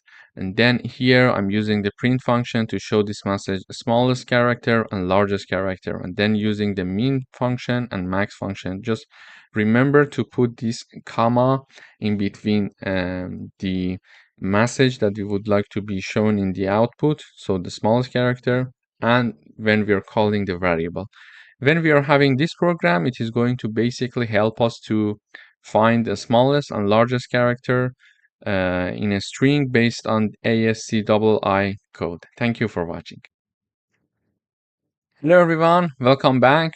Today we would like to write a program to check if all characters in a string are lowercase or uppercase. And we are going to use isLower and isUpper functions. So when I run this code, it says enter a string. I type down, for example, Reza, and it says, is the string all lowercase? The answer is true, because all of them are indeed in lowercase. And the second part is that, is the string all uppercase? The output is false, because indeed it's not all uppercase. It's indeed all lowercase. How do we do it? So I use the input function to show this message to the user, enter a string. And then whatever the user is going to enter, it is going to be assigned to the text variable. Then using the isLower and isUpper function, we are checking this string to see if all characters in the string are lowercase or uppercase. To do that, first I type down the name of my variable, then put a dot, then I type down isLower with empty parentheses to check if all the characters are lowercase, and to check if all the characters are uppercase, we are going to simply type down the name of our variable and then dot and type down the is upper to check if all the characters in the string are in uppercase or not. So when I run the code one more time, this time I type down Reza with capital letters, so uppercase. It says, is the string all lowercase? False. Why? The reason is very simple. This is all in uppercase. And is the string all uppercase? And it is true. So the answer is true.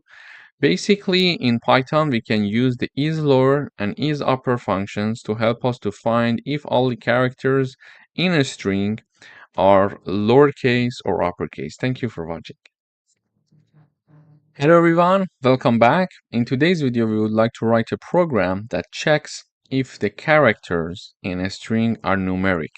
And we can do it using the isDigit function. Let me run the code. So it says enter a string to check if it's numeric. I type down Reza and the answer is the string numeric? The answer is false because it's not numeric, okay?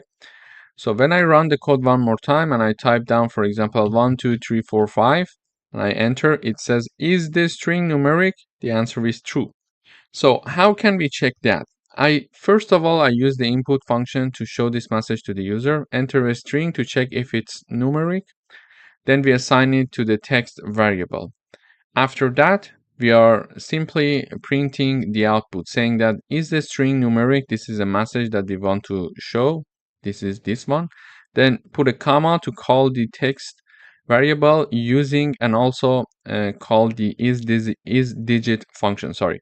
So I type down the name of the variable, which is text dot isDigit function, and with empty parentheses. This isDigit function is going to check if this string text contains all characters are numeric or not. Okay, so even if I type down, for example, Reza 1, 2, 3, 4, 5, the answer is false. Why? Because it's not all numeric. It is going to check if all the characters in the string are numeric or not. So if I type down 1, 3, 5, 7, 9, for example, it says true because it has all its characters are in numeric view. So this is how we can use isDigit function to check if all the characters in a string are numeric. Thank you for watching.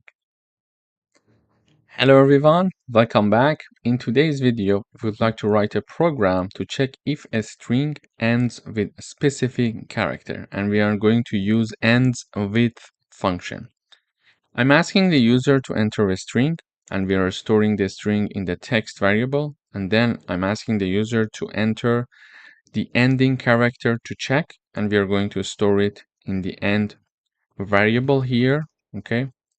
Then we are going to type down the name of the string dot using the ends with function, and in parentheses I'm calling the variable end that stores the ending character. For example, my string text is Reza, for example, and I would like to check if letter A, the character A, is the character that this text variable is going to end with. Okay, we would like to check to see if this string Reza is ending with A or not. This is how we're going to do it, and in order to do that, we're going to use ends with function. We type down the name of the string, which is a text dot ends with, and in parentheses I type down the name of the variable that is carrying the ending character. So when I run this code, it says enter a string. I type down Reza, for example, and then it asks me to enter the ending characters to check. I would say A For example, it says, does the string end with A? And the answer is true. So if I type down, for example, Reza, and then I type down, for example, W, the answer is false because the string Reza is not ending with W, so the answer is false. Indeed, it is ending with an A.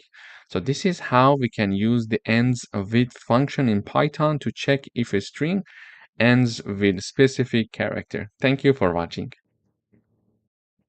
Hello everyone, welcome back. In today's video, we would like to write a program to find the index of a character in a string. And we are going to use the find and index functions. First of all, we're going to ask the user to enter a string. And the entered string from the user is going to be stored in the text variable. For example, the user is going to enter Reza. So text equals Reza, okay?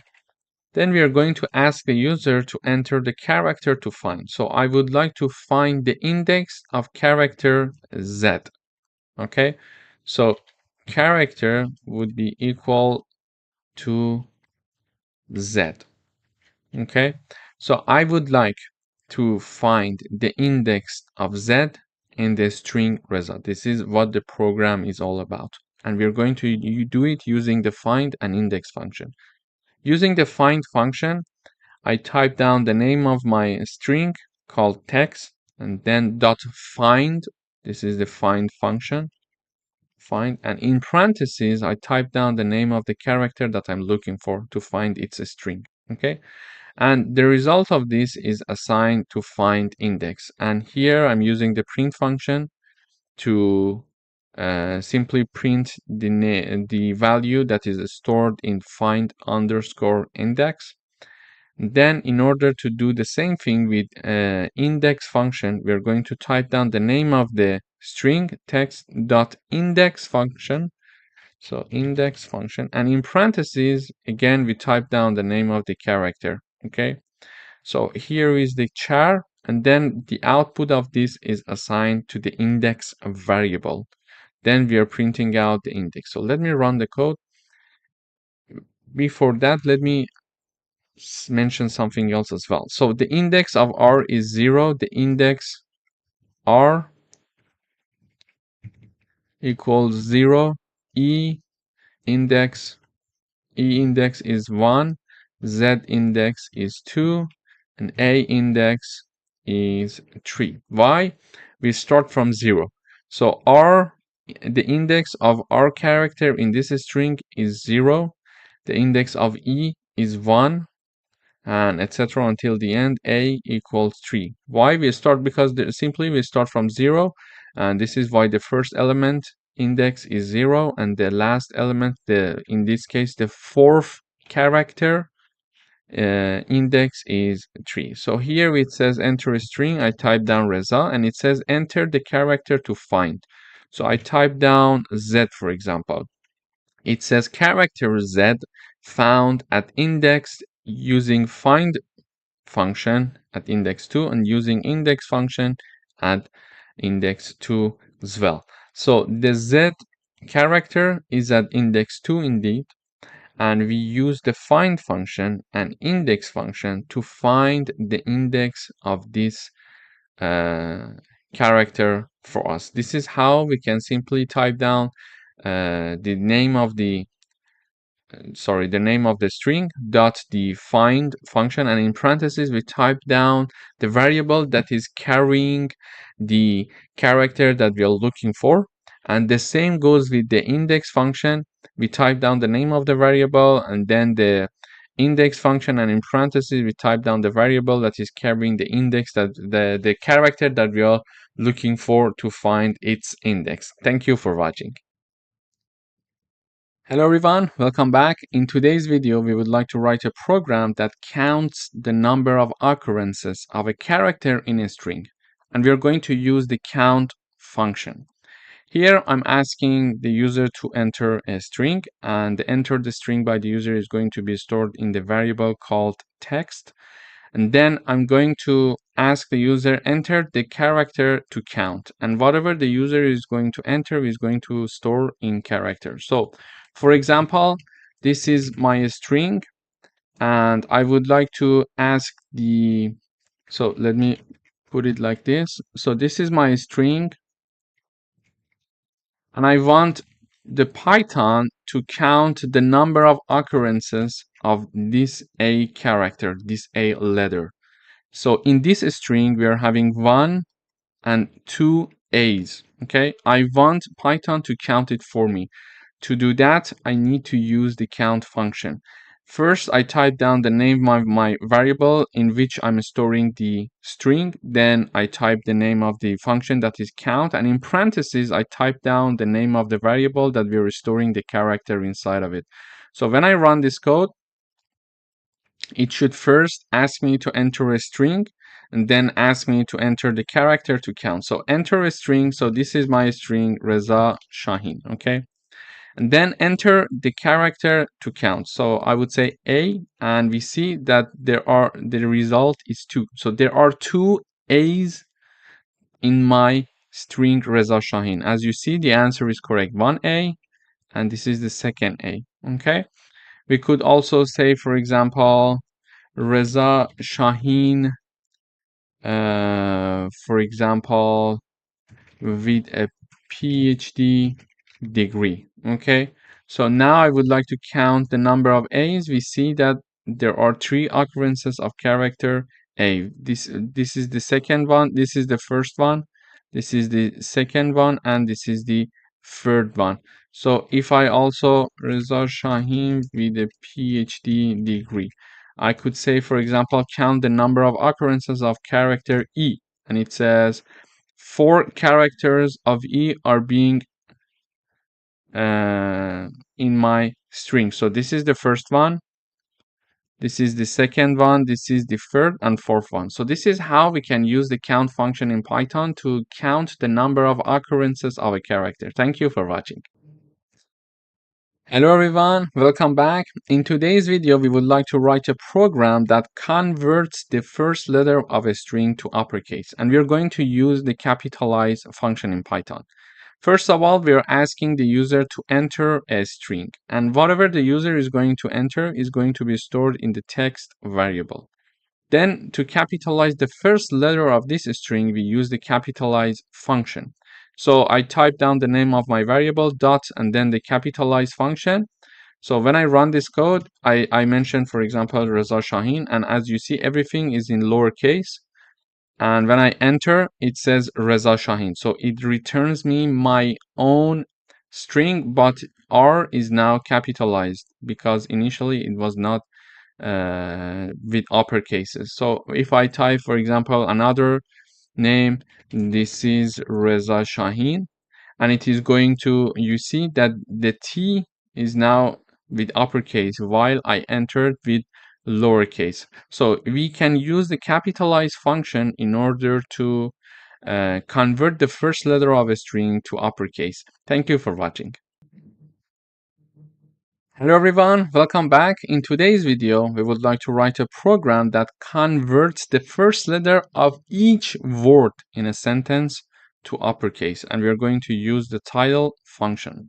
First of all, I ask the user to enter a sentence, and we are going to store it in the text variable. Then we use the print function to print the outputs, and then we type down the name of my variable dot the title. So when I run this code, it asks me to enter a sentence. So I would say this is Reza Shahin, okay?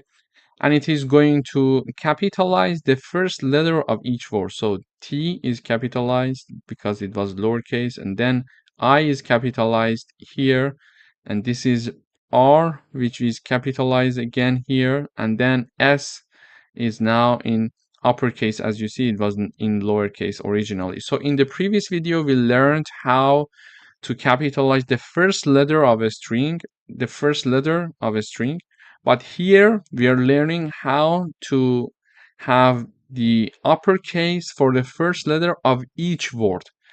This is how we can use the title function in Python. Thank you for watching. Hello everyone, welcome back. In today's video, we would like to convert all letters in a string to lowercase, and we're going to use the lower function.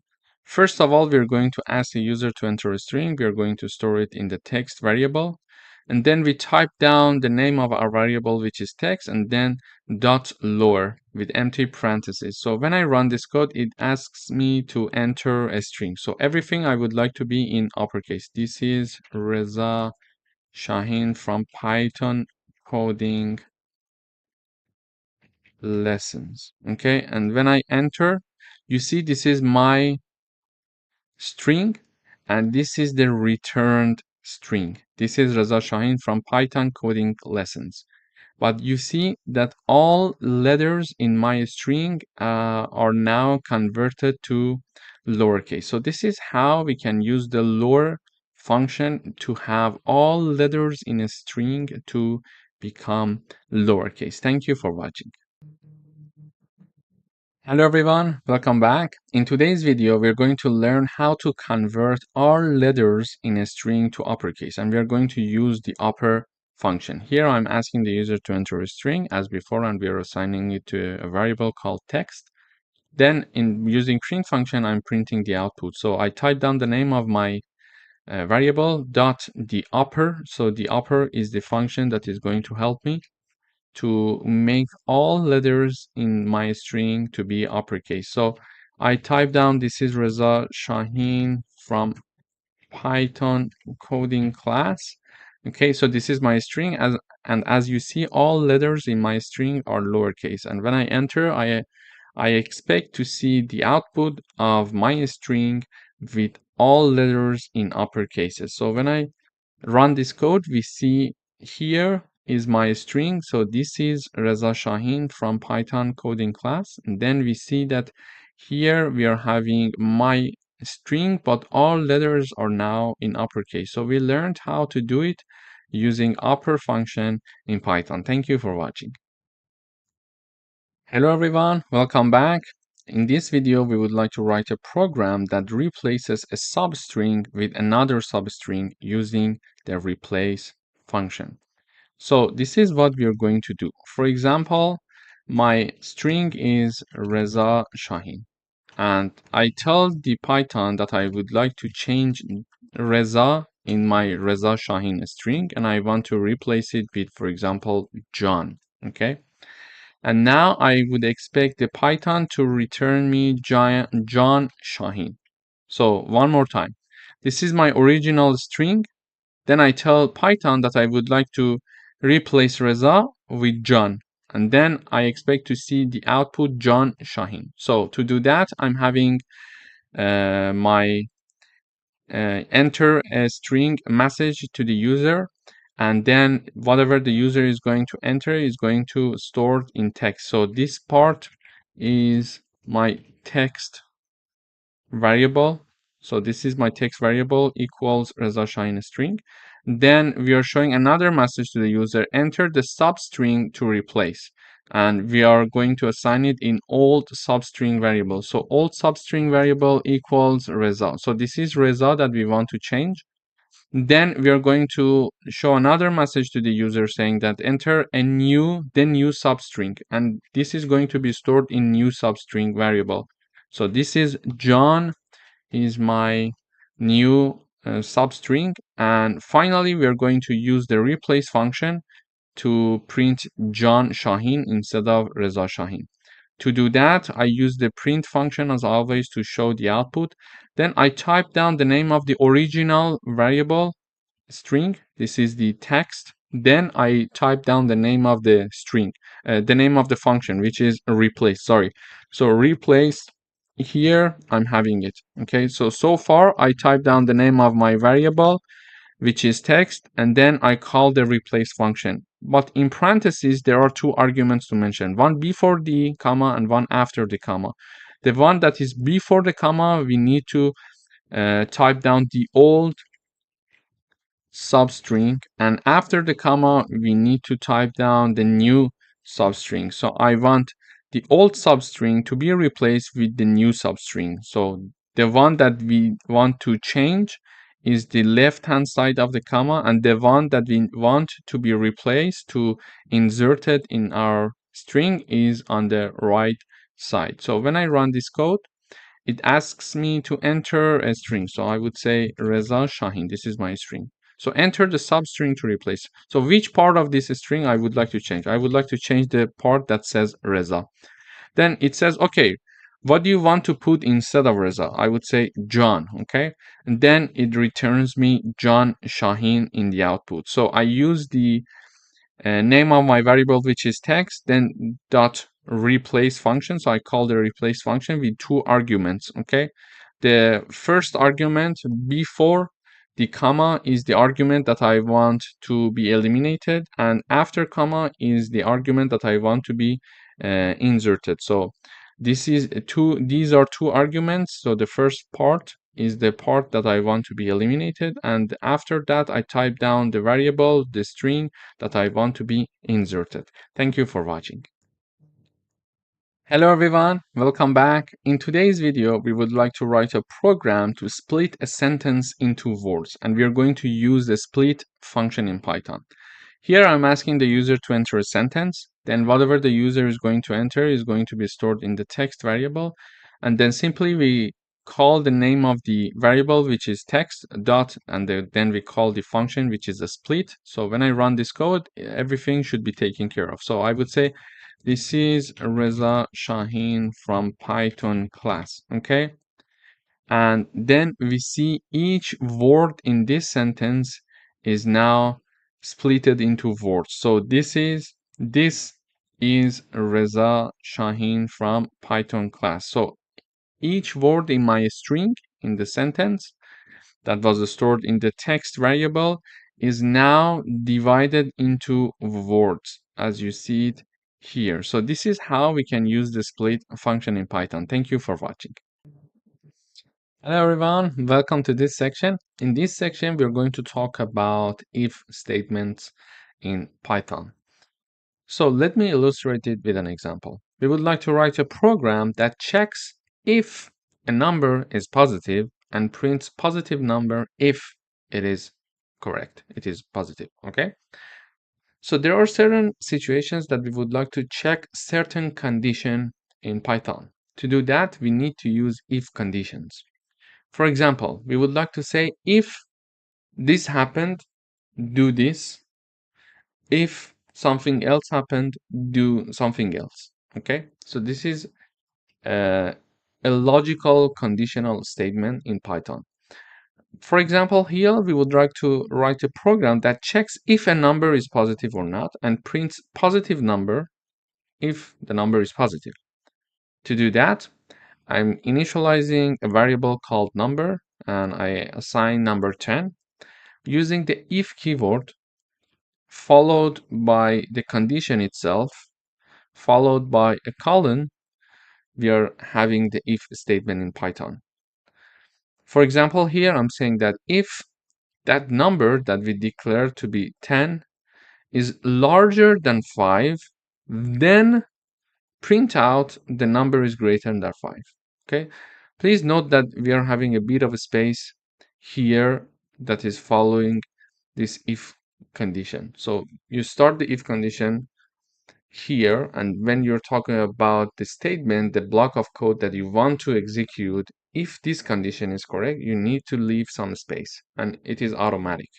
So when you type down an if condition and you enter, usually compilers leave you some spaces automatically. Okay, so when I entered, you see things are going to be started from this part, okay, itself. So it is automatic. So let me run the code. So now the compiler is providing the output for this statement in Python. So you see that in the output, the number is greater than 5. You see that? But if I put here a 15, so I say I am initializing a variable called number that is assigned to 10, and I'm checking to see if this number is larger than 15, do this for me, okay? So when I run, I see nothing in the output as you see it here, okay? So when you see nothing in the output, it means that this part is not passed. This condition is not passed. Why? Because 10 is not larger than 15. So in order to have one if statement in Python, we are having the if keyword followed by the condition. So in this case, we are saying number is larger than 15. Then don't forget to put this colon here as well. Then when you enter, you go for the printing or the rest of the execution of code that you would like to write down there. So for example, I could say if number is lower than 0, for example, print the number is negative. Okay. So this is another if condition that I'm typing down here. Please note that there is a little bit of a space. When I enter, it automatically leaves a little bit of a space, so it increased the readability of your code as well, because now you understand that this part of the code execution depends on this if condition. So if we enter this condition, then this execution will be done. So when I run, you see that in the output we see nothing. Why? Because this is 10. 10 is not larger than 15. Therefore, this if condition is not executed because this part is not passed. And by passed, I mean this part is not true. It's not correct. And also because 10 is not lower than 0, therefore this part is not also executed. So what if I put -10, for example, here, and I run the code? So you see that first it checks this if, and it says -10 is larger than 15. No, then this is not being printed out in the output. But it is checking to see -10 is lower than 0. Yes, so it is going to enter this part and execute this part, and it is saying that the number is negative. So this is how basically we can use if statements in Python. In the following videos, we are going to do some practical coding exercises to understand different situations in which we can use if statements. Thank you for watching. Hello everyone, welcome to another coding exercise. In this video, we're going to talk about if and else statements. In the previous video, we learned already about if statements, but now we are going to include else as well. So we would like to write a program to check if a person is older than 18 or not. Here I'm initializing a variable called age. I'm assigning number 18 to it. I'm having the if keyword here, and I'm checking to see age larger than or equal to 18. So if age is larger than or equal to 18, then colon. So then print out this part for me. So let me first comment this part of the code. So we work with the first part first. So it says that you are eligible to vote. So basically I'm assigning a variable. I'm having again, there are 3 steps. We use the if keyword, we put the condition, and then the colon. Okay. So we are saying that if age is larger than or equal to 18, then if this is true, print out you're eligible to vote. So if I put 10 here, it prints nothing. You see, it prints nothing because 10 is not larger than 18. In this case, we can have else conditions. For example, we want to check because in the output I see nothing. I get somehow, okay, did I do everything correctly? Because I'm not seeing any message in the output. But in order to make sure that you did everything correctly, it's nice to have sometimes an else condition. So if the condition is true, do this. Otherwise, using else keyword, otherwise do this. Okay. So I'm saying that age equals 10. First, I'm checking 10 is larger or equal than 18. No.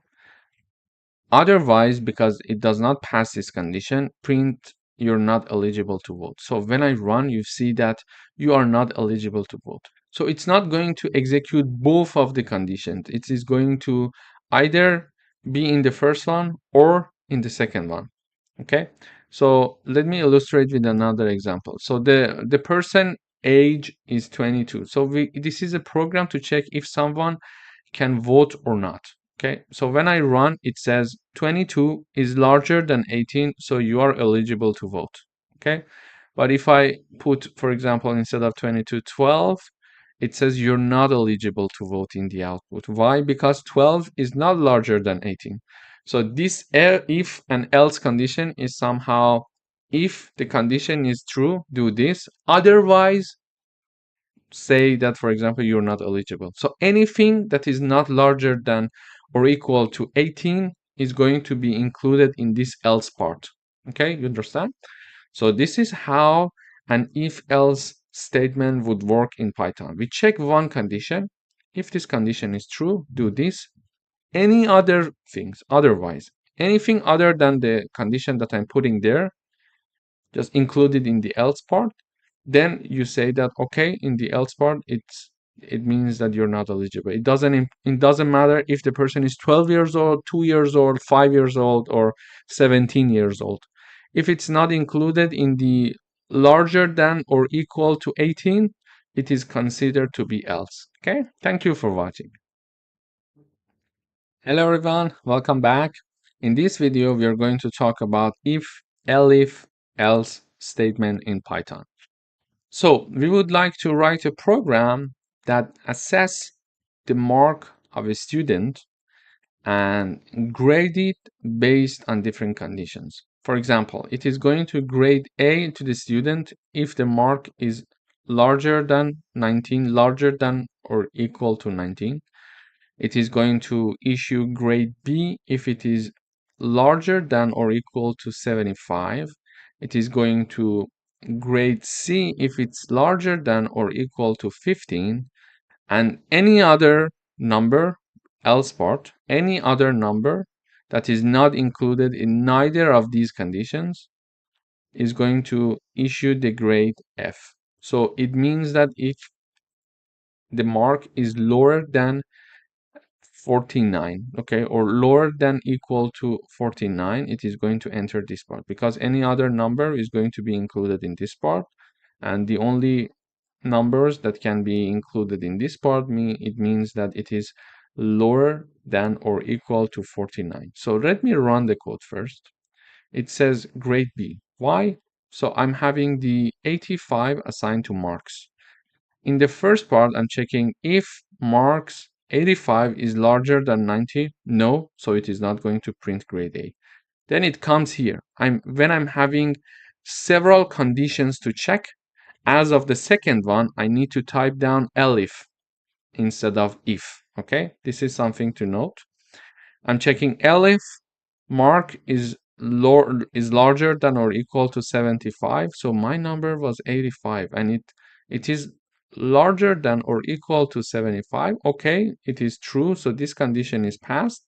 Then it is going to print out grade B for us in the output. So if I type down 92, for example, now we see grade A in the output. So now it is 92. 92 is larger than 90. Yes, so it is going to enter this part of the code and execute grade A. So what if it is 55 and I run? It says grade C.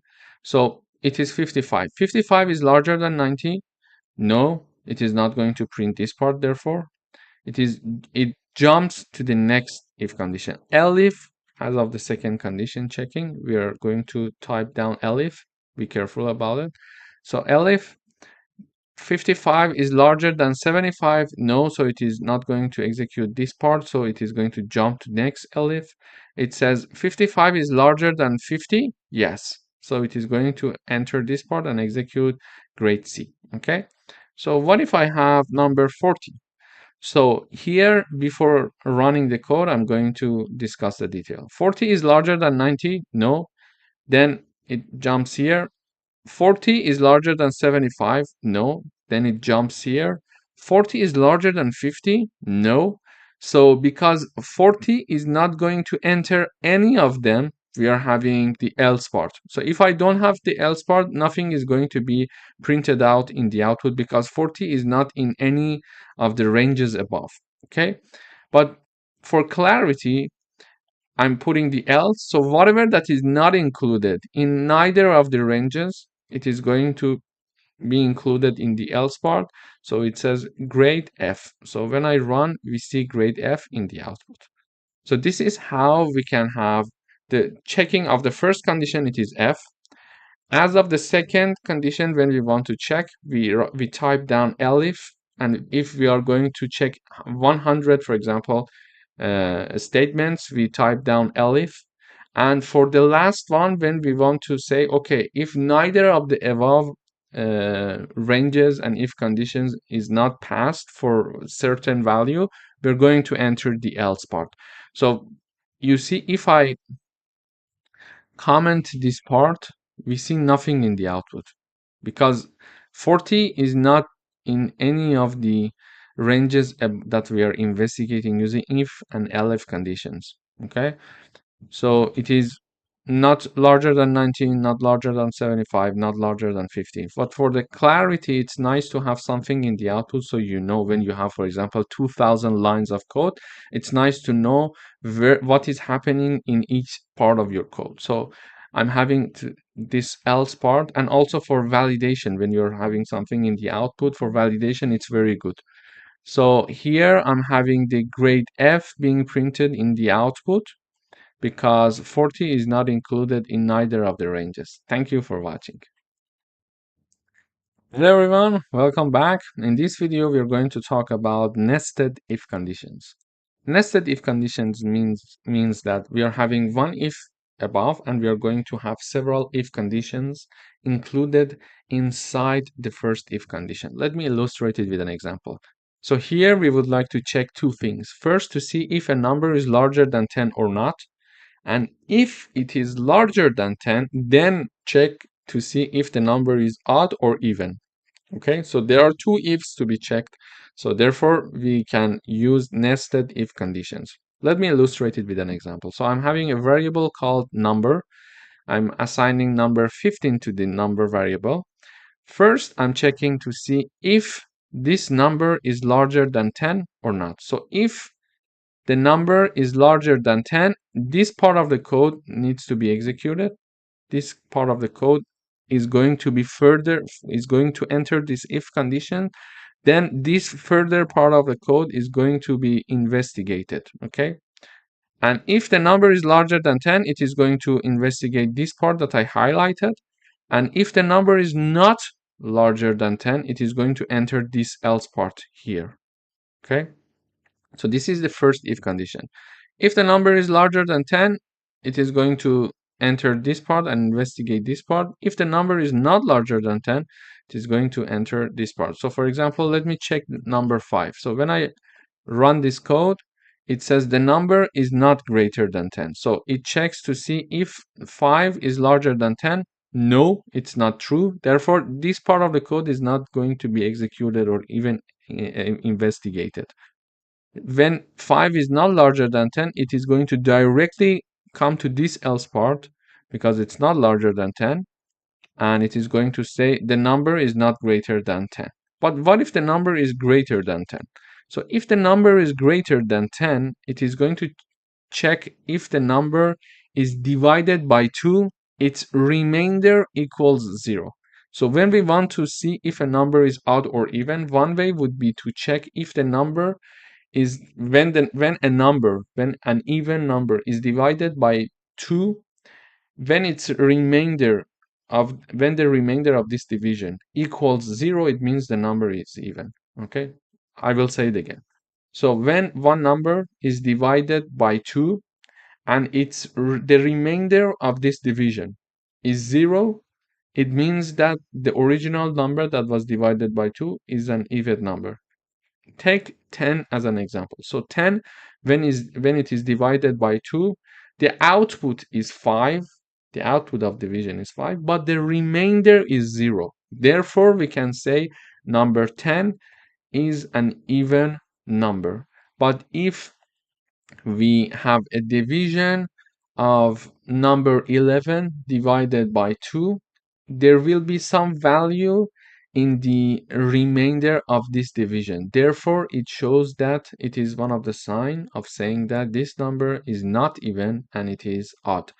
So one condition to check if a number is even or not is to see if the number is divided by 2, the remainder of this division must be equal to 0. If this condition is true, therefore the number is even. So we are checking to see if this number is divided by 2 and its remainder using modulus sign equals 0. It means that if this condition passes, it means that the number is even. Then we are going to have the number is greater than 10 and even. Otherwise means this part, okay? If this condition is not passed, it is going to enter this part. So let me run the code. So it says the number is greater than 10 and odd. It means that this part is executed. So let us go step by step. Number equals 15. 15 is larger than 10? Yes. So when this is the first condition, this is the second part. So when 15 is larger than 10, it is going to enter either of these conditions, okay? So first it says 15 divided by 2, its remainder equals 0. No, this is not true because it's 15 and it's not an even number. Therefore, this condition is not true because when 15 is divided by 2, the remainder is not equal to 0. So when this part is not executed, this condition is not passed. Therefore, this part is not executed and it jumps to this part. Says that, okay, if it is divided by 2 and its remainder is not equal to 0, it means that the number is odd. Therefore, it is printing out the number is greater than 10 and odd. So we learned in this video about nested loops. So this is the first if condition and this is the another if condition inside of the first if condition. So in the first if condition, it is checking to see if the number is larger than 10 or not. Okay, but this second if condition that is checking to see if the number is odd or even is included inside the first if condition. So this is how we call a nested if condition, when one if condition is inside another if condition. We learned about if conditions and the nested if conditions, and we learned how to understand if a number is odd or even. Thank you for watching. Hello everyone, welcome back. In this video, we're going to work on a coding exercise to show a message depending on the temperature degree that we read from the user. To start, we initialize a variable called temperature and we show the message to the user, enter the temperature in Celsius. Then whatever that the user is going to enter, we are storing using the input function and it is by default stored in a string data type and we need to convert it to integer. This is why we're using the integer int function, in fact, to convert the entered value by the user that is stored as a string to be converted to integer here. And then the entered value by the user is being assigned to this temperature variable. So depending on the temperature, we are going to show different messages to the user. Therefore, we need to use if conditions.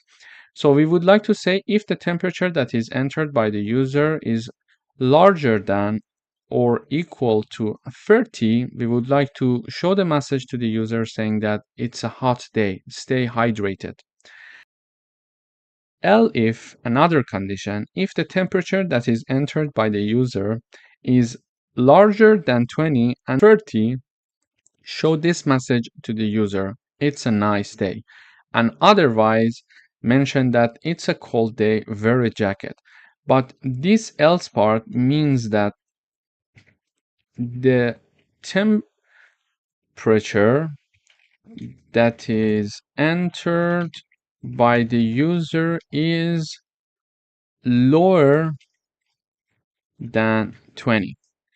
How come? How did I understand it? Because we are entering a number, so the user is entering a number and we are storing it in temperature variable. So this temperature variable is either larger than 30 or it is between 20 and 30. And if neither of these conditions are true, therefore it is lower than 20. So larger than 30, between 20 and 30, or below 20. So we could write down elif below 20 like this.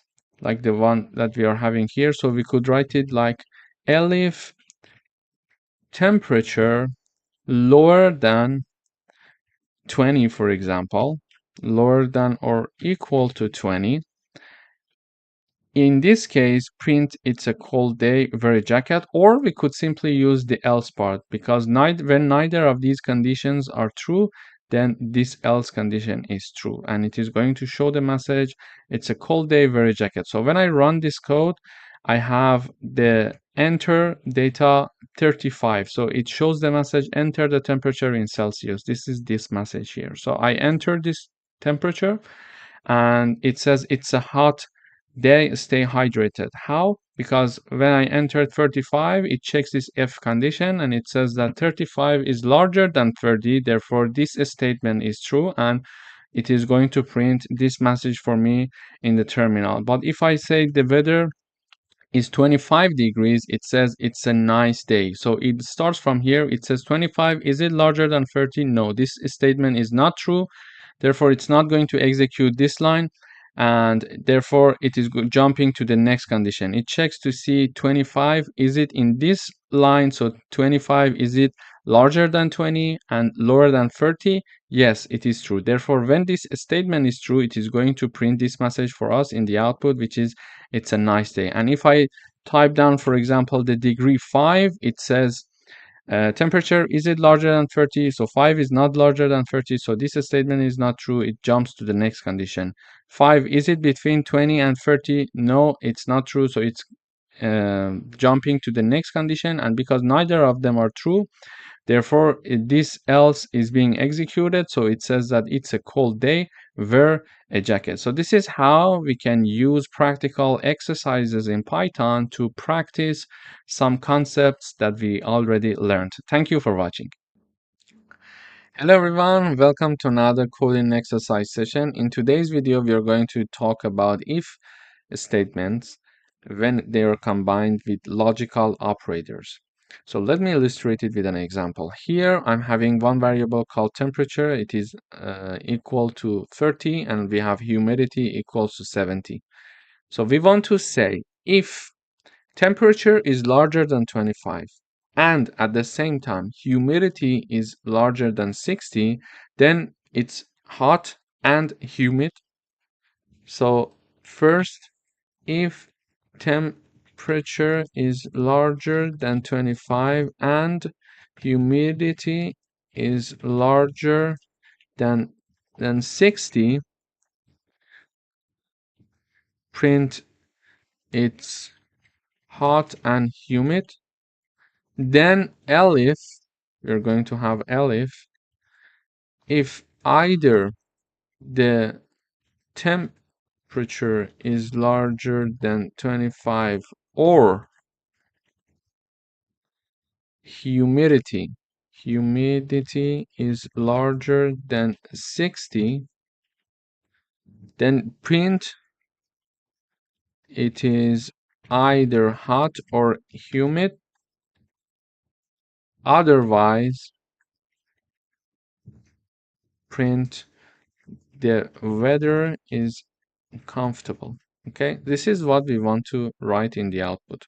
So don't just see this part of the code, just see these lines, these 3 lines, okay? So if temperature is larger than 25 and humidity is larger than 60, print it's hot and humid. So far, we learned about if statement and nested loop. So we could write something like, for example, if temperature is larger than 25, let me uncomment this part and I comment this part.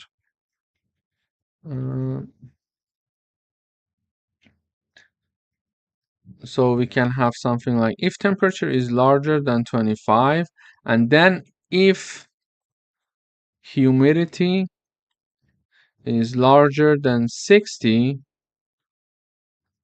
print hot in the output. Okay, so this is one way to type this code down.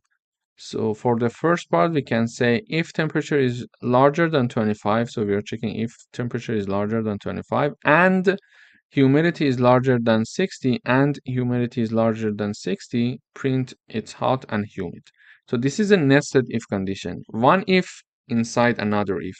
So it is going to enter if this if condition, if the temperature is larger than 25, then it is going to check, okay, the temperature is larger than 25, but the humidity, is it larger than 60? If so, go to this part and print this part for me, okay? So when I run the code, it says it's hot and humid because the temperature is 30, humidity is 70, so 30 is larger than 25, so first condition for the first if is passed. Then 70 is larger than 60, then it is going to print hot and humid. But sometimes, not always, but sometimes it is possible to use logical operator to avoid nested if conditions and have a better way, an easier way to type down this code. How? This is how. So we can have the checking of conditions in one line. So I can say if temperature is larger than 25 and at the same time humidity is larger than 60, instead of typing a nested if condition like this, I'm having in one line and using AND logical operator. When we are using the AND logical operator, we are going to have two conditions to be checked, and both of them must be true to enter the if. Okay, so if the temperature is larger than 25, but humidity is not larger than 60, it is not going to enter this part. It is not going to print it's hot and humid. At the same time, both of the conditions must be true. So the temperature must be larger than 25 at the same time, and humidity must be larger than 60, so it enters and prints this it's hot and humid message in the output. Okay? And I would like to have another condition to be checked. Because it's another condition to be checked, I'm using elif keyword and I'm saying if temperature is larger than 25 or humidity is larger than 60. What's the difference between these two lines? So it's and it's or. So when it's and, it means that the first condition and second condition, both of them must be true to enter the condition. Okay? But when we are using the or logical operator, it means that either the first one or the second one must be true. Okay? One of them at least must be true to enter the condition. This is for sure. But not necessarily both of them. If one of them is correct, it's done. We are going to enter the if condition. So it says temperature is larger than 25, okay, or humidity is larger than 60, then print out it's either hot or humid. Otherwise, if neither of these conditions are true, print the weather is comfortable. So let me run the code now. It says it's hot and humid. Why it enters this part?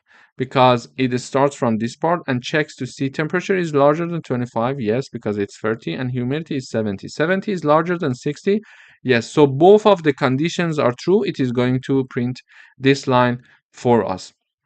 But if I have the temperature to be 15, for example, and I run the code now, we go and analyze the code now again. So it says temperature is 15. 15 is larger than 25?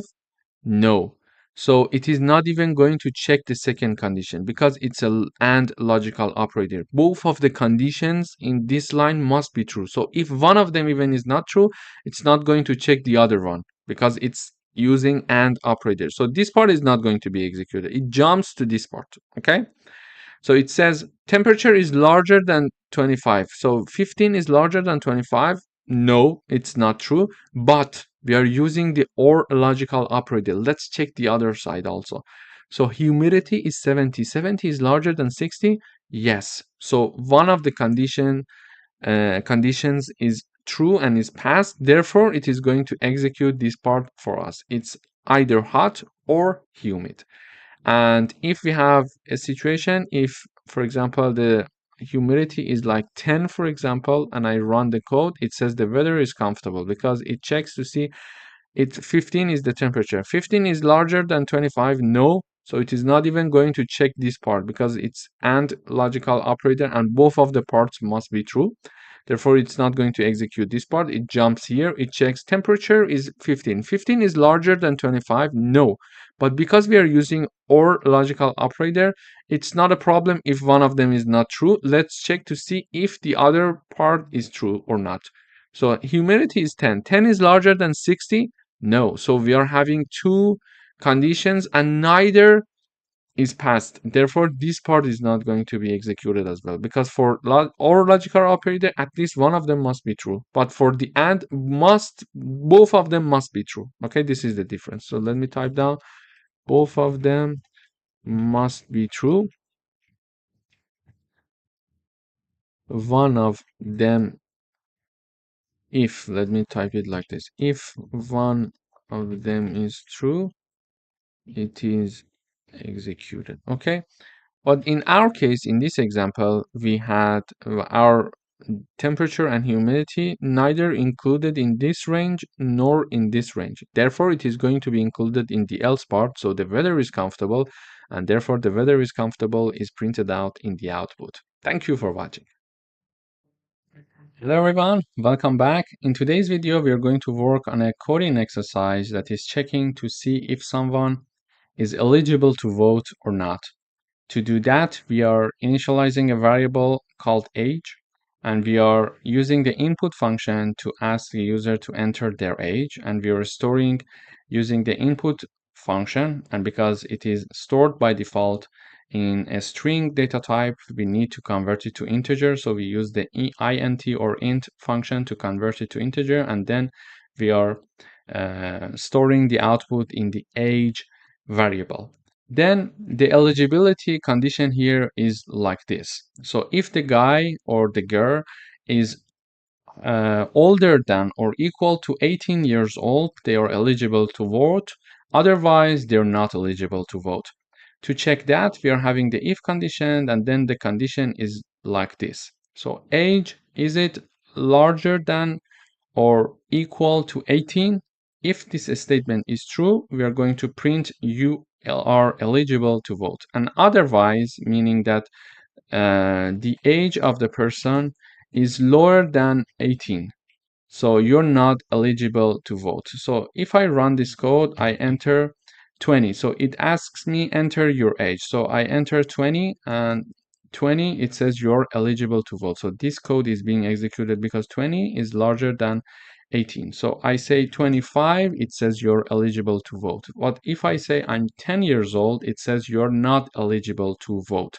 Why? Because it checks to see my number 10, is it larger than 18? No, it's because this condition is not true, this statement is not true. It jumps to the else part, saying that, okay, this option is not true for you. If you're not falling in this range, therefore you're not eligible to vote, and we are entering the else part. Thank you for watching.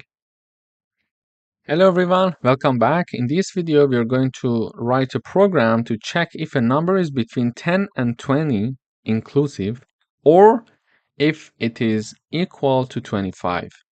So I'm having a variable called a. It is assigned number 15. First is to check to see if this number is between 10 and 20. We can use and to check if the number is between 10 and 20. To do that, I'm having the if condition, if keyword. I'm having this part of the condition first, saying that a is larger than or equal to 10, because it says inclusive. We are having the equal sign as well. And at the same time, it is lower than or equal to 20, because we want to make sure it is between 10 and 20. If it was saying that it's larger than 10, we didn't need this part. Okay, we want to check it must be at the same time larger than 10 and lower than 20. So we need one AND operator, logical operator. Why? Because both of the conditions must be met. Therefore, we need one AND logical operator. So it says to check if a number is between 10 and 20, or the program itself, the problem statement itself is saying or if it is equal to 25. So either this condition or this condition. So either this condition must be true, or this condition must be true, because it says to check if a number is between 10 and 20 or it is equal to 25. So it says that we are having this to check if it is between 10 and 20 using AND operator. In the parentheses, we are having the first condition being checked and the second condition, or if it is equal to 25. So I'm having OR logical operator and then checking to see if A equals 25. So if either this part or this part is met, because when we are using OR logical operator, either of the conditions should be true to enter the part. So either it is between 10 and 20 or it is equal to 25, it is going to print condition met. Otherwise, it is going to say condition not met. So when I run the code, it says condition met because the number is 15. Okay. So when the number is 15, it is passing this first condition. It says that, okay, 15 is larger than 10 and lower than 20. So it is going to execute the condition met message without even checking this part. Why? Because there is one OR in the middle. So for the OR, we need to have at least one condition to be true. So this part is true. So we don't care about the second part. We are not going to check the second part. We are going to directly type down the message condition met. So if I have the number 5, what would happen? It says condition not met. So 5 is not larger than 10 and lower than 20. Okay, so let us check the second part. So 5, is it equal to 25? No. So neither this part nor this part is true. Therefore, it is not going to execute this part of the code, and it is going to jump here in the else part and print condition not met as we are having here. So what if I have 25? Let me run the code again. It says condition met. Why? First, it checks 25 is larger than 10. Yes. But is it at the same time lower than 20? No. So this part is not met. Okay. For AND logical operator, both of them must be true. But when both of them is not true, the whole parenthesis is not true, which is the first part of the condition before OR. But because we are having OR logical operator, it may be true that the second part is true. So, and we need only one condition for the OR logical operator to enter the condition. So let's check the second part. We say 25 equals 25. Is it true? Yes. So it enters and print out the condition met in the output. So this is how we can have the combination of writing if statement with two logical operator at the same time in one example in one line. Thank you for watching. Hello everyone, welcome back. In this video, we're going to write a program to compare two numbers and print whether the first number is greater than, less than, or equal to the second number. So we are going to use comparison operator. So we are having the first variable equals 10, the second one equals 20. We check to see if x equals y. We are going to say x and is equal to y. We are printing out this code. If x lower than y, x is lower than 5, and else x larger than y. Why we are having this else part? So there are three things to check: greater, less than, less than, or equal. So when this part, when a number is not equal and it's not, so the first number and second number, they are not equal to each other. So the first number is also not only it's not equal to the second number, but also it's not lower than the second number. Therefore, it is larger. Okay. So let me illustrate with an example. It would be better. So when I run the code, it says x is less than y. So x is 10 and y is 20. It checks 10 equals 20. No, it's not passing this part. Okay, so this part is not executed. It checks the second condition. 10 is lower than y. 10 is lower than 20. Yes, so it is going to execute this part of the code. Okay, so when I have both set to be 20, it says x is 20 and y is 20. It says that if 20 equals 20, yes, it says in the output, it prints x is equal to y, and we are having this part here. But what if x is 30? So when I run this code, It says x is greater. So when x is not equal to y and it is not lower than y, the only condition that is left is x larger than y. This is why we are having in the else part x is greater than y. We could have another elif saying that if, for example, we could say elif x larger than y. We could also have this part. They are identical. So when I run this code, we still see x is greater than y. So elif x larger than y, x is greater than y. But we were using the else in my first example because we are checking first x is not equal to y and x is not lower than y. So therefore, if neither of these conditions are passed, therefore x is larger than y. Okay.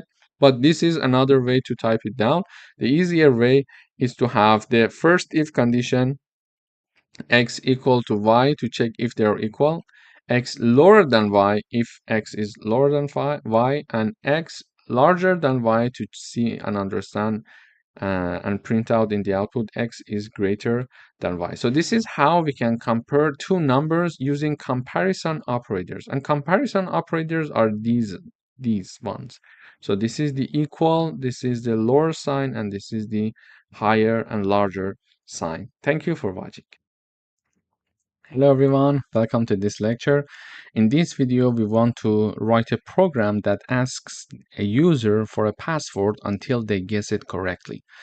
To do that, we are having one variable of a string type. It is called correct password, and the correct password is Python 123. And we are having a user input string, and it's of an empty string. As you see, nothing is stored already in this user input when we are declaring it and initializing it. So we would like to write a program that asks a user to enter a password, and the correct password is this one. And we are going to repeat this asking enter the password until they enter the correct password, so the access is granted. Okay, how do we do that? Using a while loop. So we type down the while keyword, then we are having the condition and then the column. But what is the condition? So we would like this while loop to continue as long as the user input is not equal to correct password. So if we are having this sign, two equal sign, it means that they are equal. And if we are having this sign, it means that they are not equal. Okay. So here I'm saying as long as this while loop should be continued as long as user input is not equal to correct password. Okay. This is the condition for my while loop. Then I'm asking in the loop, which is here, these are the execution part of the loop. So when we are entering the loop, these parts are going to be executed. How do I know that? Watch the space from the left line, the left side. Okay, this is the all of them are having some space from the left side of the of the page. Therefore, they are included in this while loop. And you see that this line is having more space as compared to this part. It means that this part is going to be executed for this if condition. Okay. So after passing the condition saying that the user input is not equal to the correct password, so we are going to enter this loop in the beginning of the program. Why? Because the correct password is Python 123 and user input is an empty string. Therefore, they are not equal. So we are going to enter for the first iteration. When we are entering for the first iteration, we are asking the user using the input keyword, we are asking the user enter the password. And whatever the user is entering, it is going to be stored in user input. Okay. Then using the if condition, we are checking to see if they are equal or not. So we are saying that if user input, what they entered here in the line above it, is not equal to correct password, show this message to the user. Wrong password. Try again. And it goes back up again. And the user input is not equal to the correct password. We are asking the user enter the password again. And then we are checking if they are not equal to each other. We are saying wrong password, try again. So this loop is going to continue as long as user input is not equal to the correct password. But what if the user is going to enter the correct password? If the user entered the correct password, so user input is indeed equal to correct password. Therefore, we are not going to enter this while loop, and then we're going to jump here and print access granted. So let me run the code one time. So it says enter the password. So we are in this line. You see this green line? We are this line is the part that is being executed. The user input is an empty string and the correct password is Python123. And it checks these conditions saying that, okay, user input is not equal to correct password. Therefore, we need to enter this while loop. And in this line, it says, okay, enter the password and whatever I enter, it is going to be stored in user input. Then it is going to check the user input with the correct password to see if they are not equal. If they're not equal, it is saying that wrong password. So I'm typing down, for example, Reza Shahin. It says wrong password. Try again. So it showed this message and then it went up and saw that Reza Shahin again is not equal to password. So let us enter this loop again. And it is going to ask the question one more time. Enter the password again. Reza. I'm saying Reza. It says wrong password. Try again. When I enter my password, it is stored in user input variable and it says user input is Reza, correct password is Python123 and they're not equal. Therefore, this condition is true. Therefore, it execute this part, this message, wrong password, try again. So you see it here. Okay, and it goes back up again because user input and correct password is not equal again. The condition is true, it enters here and it shows the message enter the password. So we are going to see this repetition as much as possible until we are going to enter the correct password. So when I enter the correct password, Python123, it says access granted. So when I enter, what happens here? When I enter the password here, it is storing the Python123 in the user input, and it says Python123 as the user input is not equal to Python123. No, this is false, so it is not going to enter this part. It goes back up again. It checks Python123 is not equal to correct password. This condition is not true because they are indeed now equal. Therefore, it is not going to execute this part of the code again and it is not going to enter this while loop again. So it is going to come here and execute this line, which is access granted message in the output. So this is how the while loop can be useful and practical in real world examples, as you see in this example here. Thank you for watching.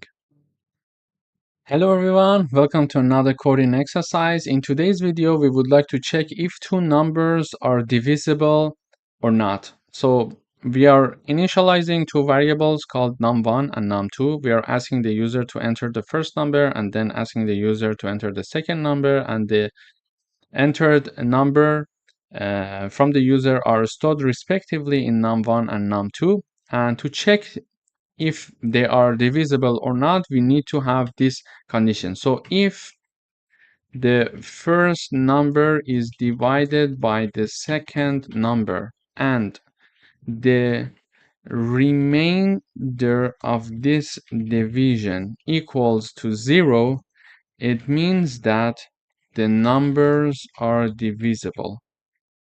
Otherwise, not divisible. Okay, so the condition to see if a number is divisible by another number is to do the division. So we divide the first number by the second number and we check the remainder of this division. And if the remainder of this division equals 0, it means that these two numbers are divisible.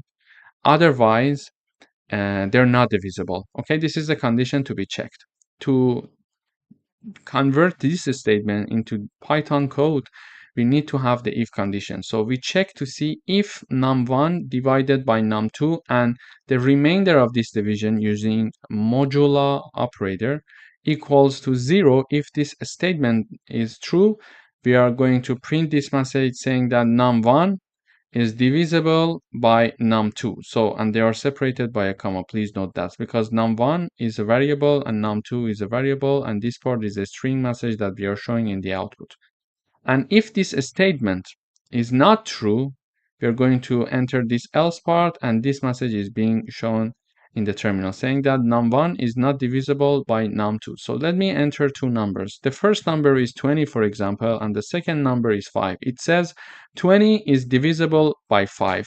So it does the division, the code in Python does a division and checks the remainder, and when the remainder equals 0, in this case, yes, this statement is true, therefore it is printing out this message for us saying that 20 is divisible by 20. But if I say the first number is 11 and the second number is 2, it says 11 is not divisible by 2. So this is how we can check the divisibility of a number by another number using if conditions. Thank you for watching.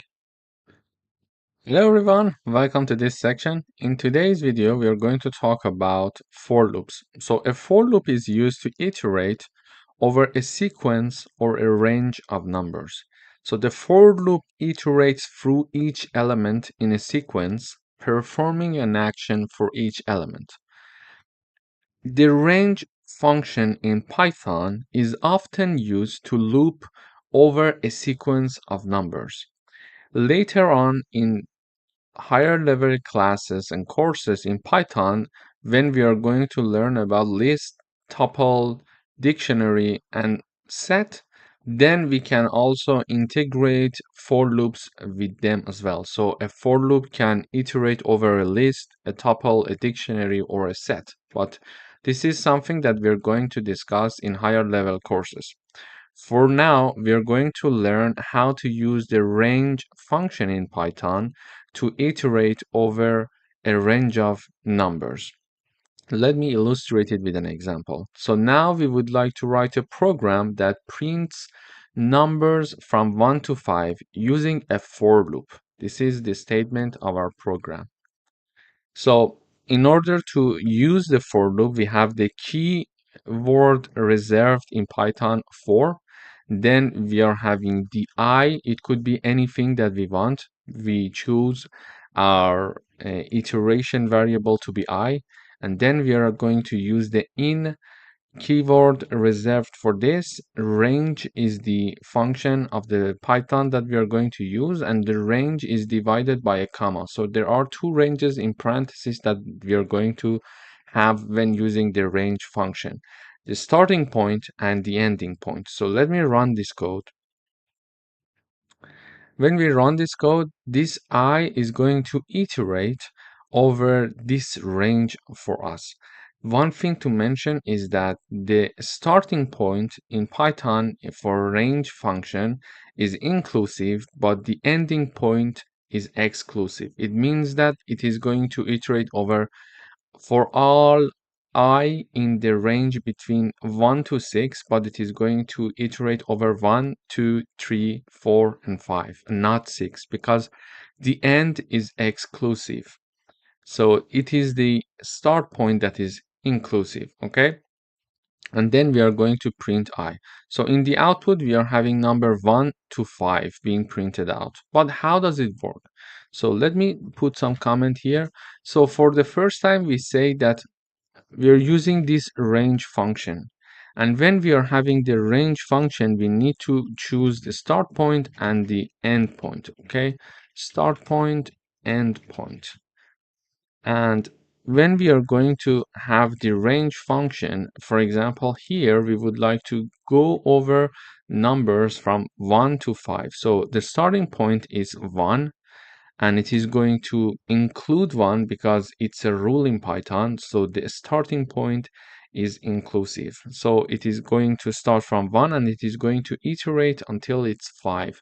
But because if I write down 5 here, because the end point is exclusive, it is going to iterate over 1, 2, 3, and 4, and not 5, because the end point is exclusive. Okay, so I'm going to put 6 here, therefore it is going to go until 5. So this is how the range function works.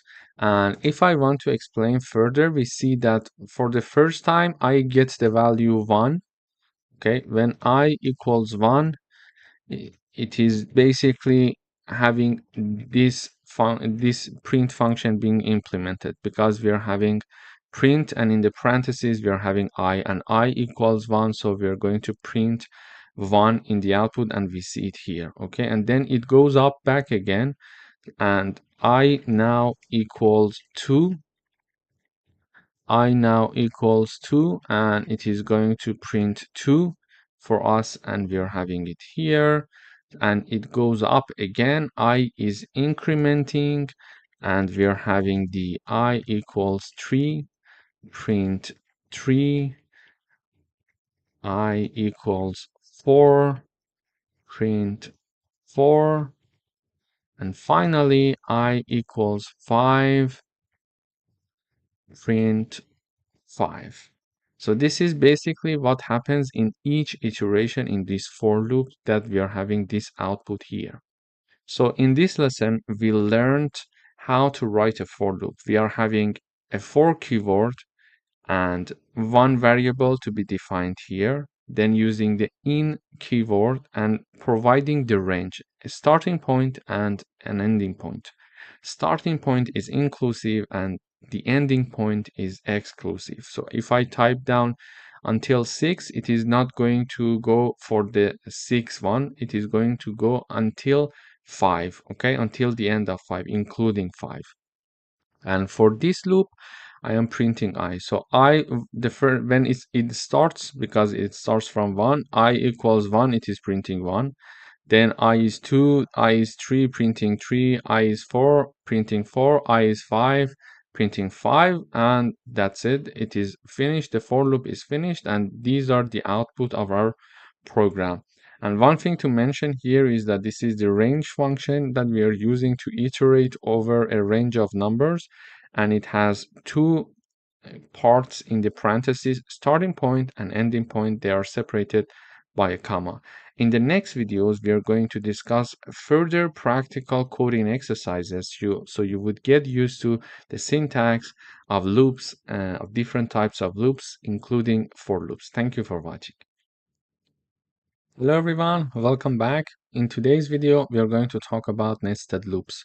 So a loop inside another loop is called a nested loop. A nested loop is useful for working with multi-dimensional data like matrices. The inner loop runs completely for each iteration of the outer loop. Let me illustrate it with an example. Here I'm having a for loop for variable I iterating between range 1 and 3. I'm having another loop which we call inner loop. So the first one, the loop for the I is outer loop, the loop for the J is inner loop. So we are having another loop here that ranging from 1 to 4, okay? And we are going to print I and J. So if I want to illustrate this, so I equals 1, it enters, when I equals 1, it enters this part. And when it enters, J equals 1 as well. So it is going to print 1. So it is printing 1 and 1, okay, as you see here in the output in the first line, okay? Then I still equals 1, but J is going to increase its value. So J equals to Y, because we are in the outer loop. So when we enter the outer loop, the outer loop is 1. So I equals 1. However, when I equals 1, we are going to iterate over all the values that j can take first. And when that is finished, we are going back up again to the outer loop and then increase the value of I. Okay, let me illustrate it with this explanation. You will get what I mean. So I equals 1, j is going to increase from 1 to 2. Therefore, it is going to print 1 and 2 as you see here in the output, the second line. Then I equals 1, j equals 3. It is going to print 1 and 3 in the output as you see here. Okay, so the maximum number that I can get is I can be equal 1 and 2. J can be equal to 1, 2, and 3.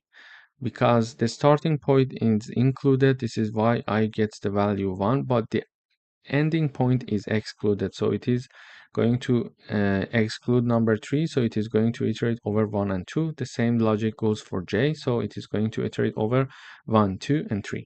So when I equals 1 in these three scenarios, we are going to iterate over j equals 1, j equals 2, and j equals 3. As you see here, I equal 1, j1, I1, j2, I1, j3. Okay, and we are going to print I and j using this line. And when all the values for the j is tested for the inner loop, we are going to go back up again and increase the value of I one time. So I equals 2 now. So now I equals 2. J starts from 1 again. J is 1. So 2 I2, J1, I2, J2, I2, J3. Okay. So we're going to print 2 and 1. I equals 2, J equals 2. It is going to print 2 and 2 for us. And finally, I equals 2, J equals 3. It is going to print 2 and 3 for us. So this is what we see exactly in the output. So let me go back over the code one more time. So we are having one outer loop and one inner loop. So the outer loop is iterating over different values between 1 and 3 for variable I. The inner loop, it is iterating for variable j between 1 and 4. Okay, and in each iteration we are going to print the value of I and j. So the first time when we enter the outer loop, I equals 1. However, when I equals 1, we are going to iterate over all the j's. So one time I1, J1, I1, J2, I1, J3. Then we are going to increase the value of I when all the values of j are tested. We are increasing the value of I from 1 to 2. So we are having 2, 1, 2, 2, and 2, 3. And we are printing them in the output as you see here. Basically, this is the concept of nested loop in Python. Thank you for watching. Hello everyone, welcome back. In this video, we're going to talk about while loops in Python. So a while loop repeats as long as a specific condition is true. So the while loop requires a condition to be true, and if the condition becomes false, the loop stops. So we need to be careful to avoid infinite loops by ensuring the condition eventually become false, okay? For example, here we're going to print numbers from 1 to 5 using a while loop. Exactly the same exercise as the previous video, but here instead of for loops, we are going to use while loop. So I'm initializing I variable to be 1 before starting the loop, and then I'm having the while keyword, and then the condition here and colon here. Okay, so three parts: the keyword while, the condition here, and the colon. Okay, so I'm going to write down while I is lower than or equal to 5, do these things for me. Okay, while I is lower than and equals to 5, print I, and then increase the value of I by 1. Okay, this sign, let me plus equal, it means that when I'm typing down I plus equal 1, it means I'm typing down I equals I plus 1. So they are basically the same in Python. So I equals I plus 1 is exactly, it is going to do the exact thing as I plus equal 1. Okay, but because it is more concise and more and shorter, we're going to use this way of writing it. But whenever you see this, it means this. Okay, you can type it down somewhere in comments for yourself for a while to get used to it. So let me illustrate it with an example. Initially, I equals 1. And when we are going to enter this condition, it checks to see 1 is lower than 5. Yes, it's true. So print I. So it is going to print 1 for us. And then in the next line, we are having I equals I plus 1. It means that I equals 1 plus 1. Therefore, I equals 2. Okay, so this line is exactly like this line. And basically, it means that I equals 1 plus 1. Why? We already have 1 here, so this one is that one. And we also have this I here, and I initially equals to 1. So when it equals to 1, we are typing down here. So now I equals to 2, okay? So we incremented the value of I by 1 value. So now I equals 2 at the end of this loop, and it is going to check the condition again. 2 is lower than 5, yes. So it is going to print 2.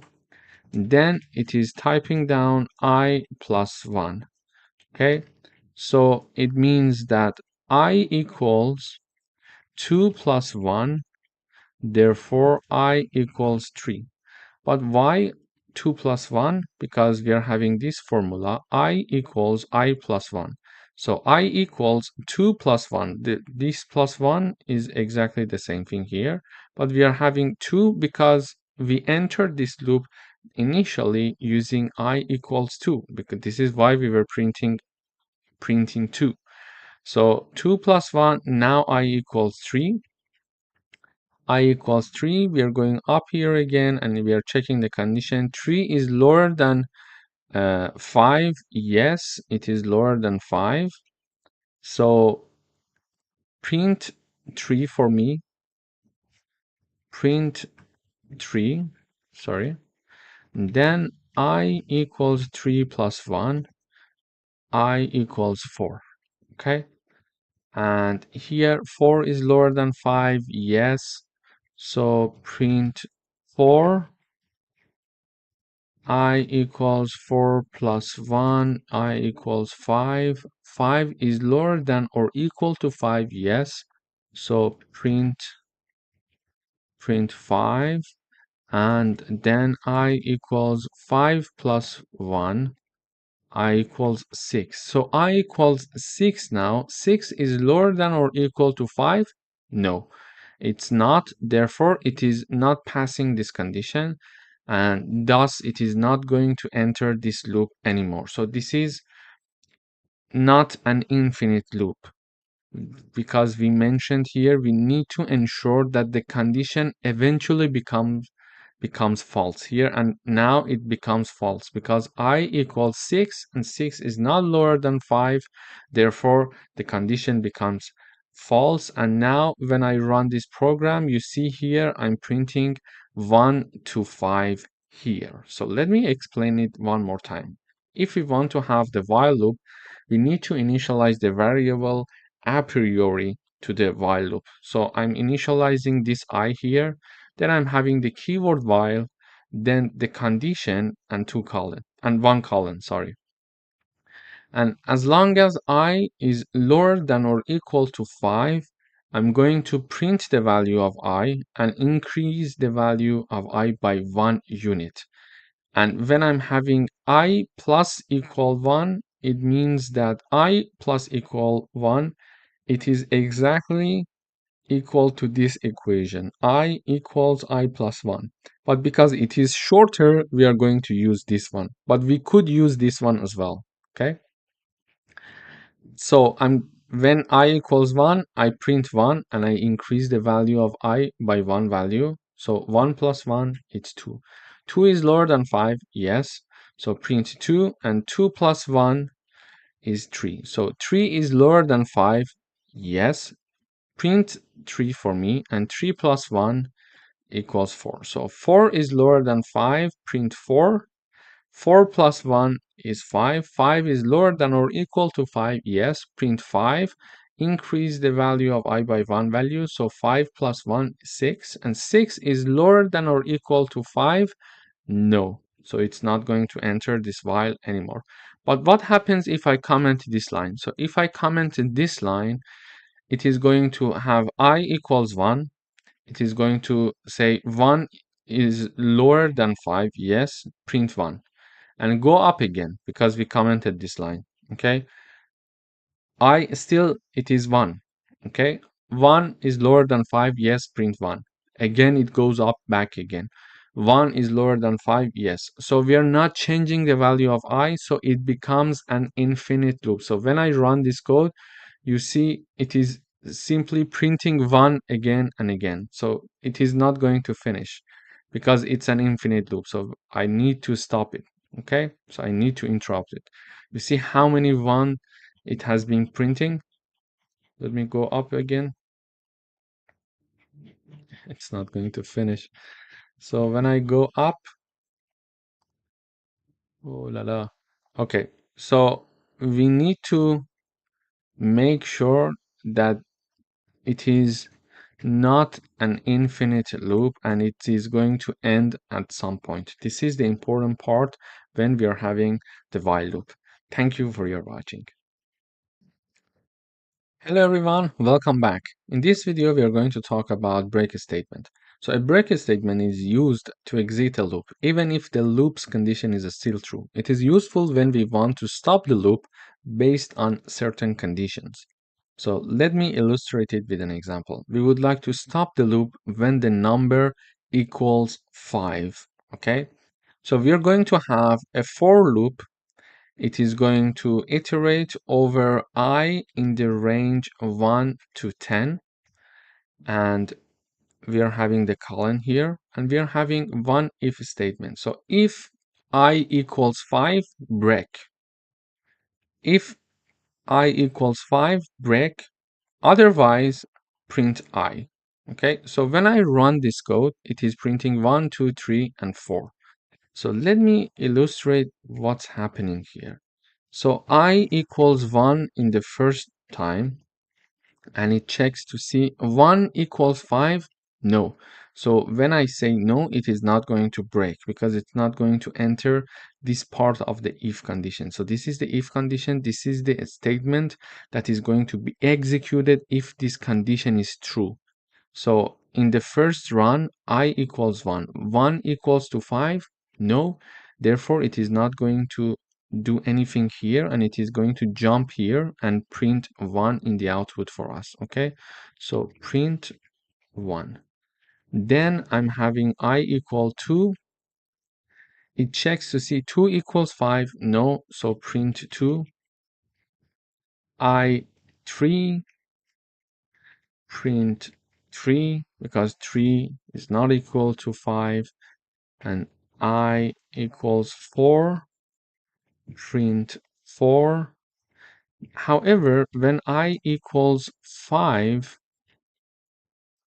it checks here. 5 equals 5. Yes? Yeah, that is true. So when 5 equals 5, it is going to execute this part of the code. So it is going to break. When it breaks, it means that it exits this for loop. Okay, so it is going to exit this part and it is going to come here where we have nothing more to execute. So this is why when I equals 5, it is not printing anything for us because this print comes after the break. But if this print comes before the break, it is going to also print the 5 for us. But it is now, let me put it here. So when I put the print here and I run the code, you see that 5 is also printed because when I equals 5, it is going to first print 5 and then checks to see if 5 equals to 5 and then it is going to break. Okay, so it's important for you to know where to put the break and how the output of the program could be different based on where you're putting the break. So when I have the break before the print, when I equals 5, it is not going to print 5. But when the print is before the if condition, it is first going to print 5, then break the loop, so it is not going to go for the I equals 6, 7, 8, and 9 because this loop was supposed to go from 1 to 9. I'm saying 1 to 9 because the endpoint is exclusive, so 10 is not going to be considered. It is going to go from 1 to 9. So it is when we are having I equal 5, it is breaking, so it is exiting the loop. Therefore, I equals to 6, 7, 8, and 9 are not executed here. Okay? So this is how we can use the break statement. When certain conditions are met, we can have the break and exit the loops. Thank you for watching. Hello everyone, welcome back. In this video, we are going to talk about continue statement. So the continue statement is used to skip the current iteration and move to the next one. It allows the loop to continue running but skips executing the rest of the code for the current iteration. Let me illustrate it with an example. So we would like to write a program that skip even numbers. Okay.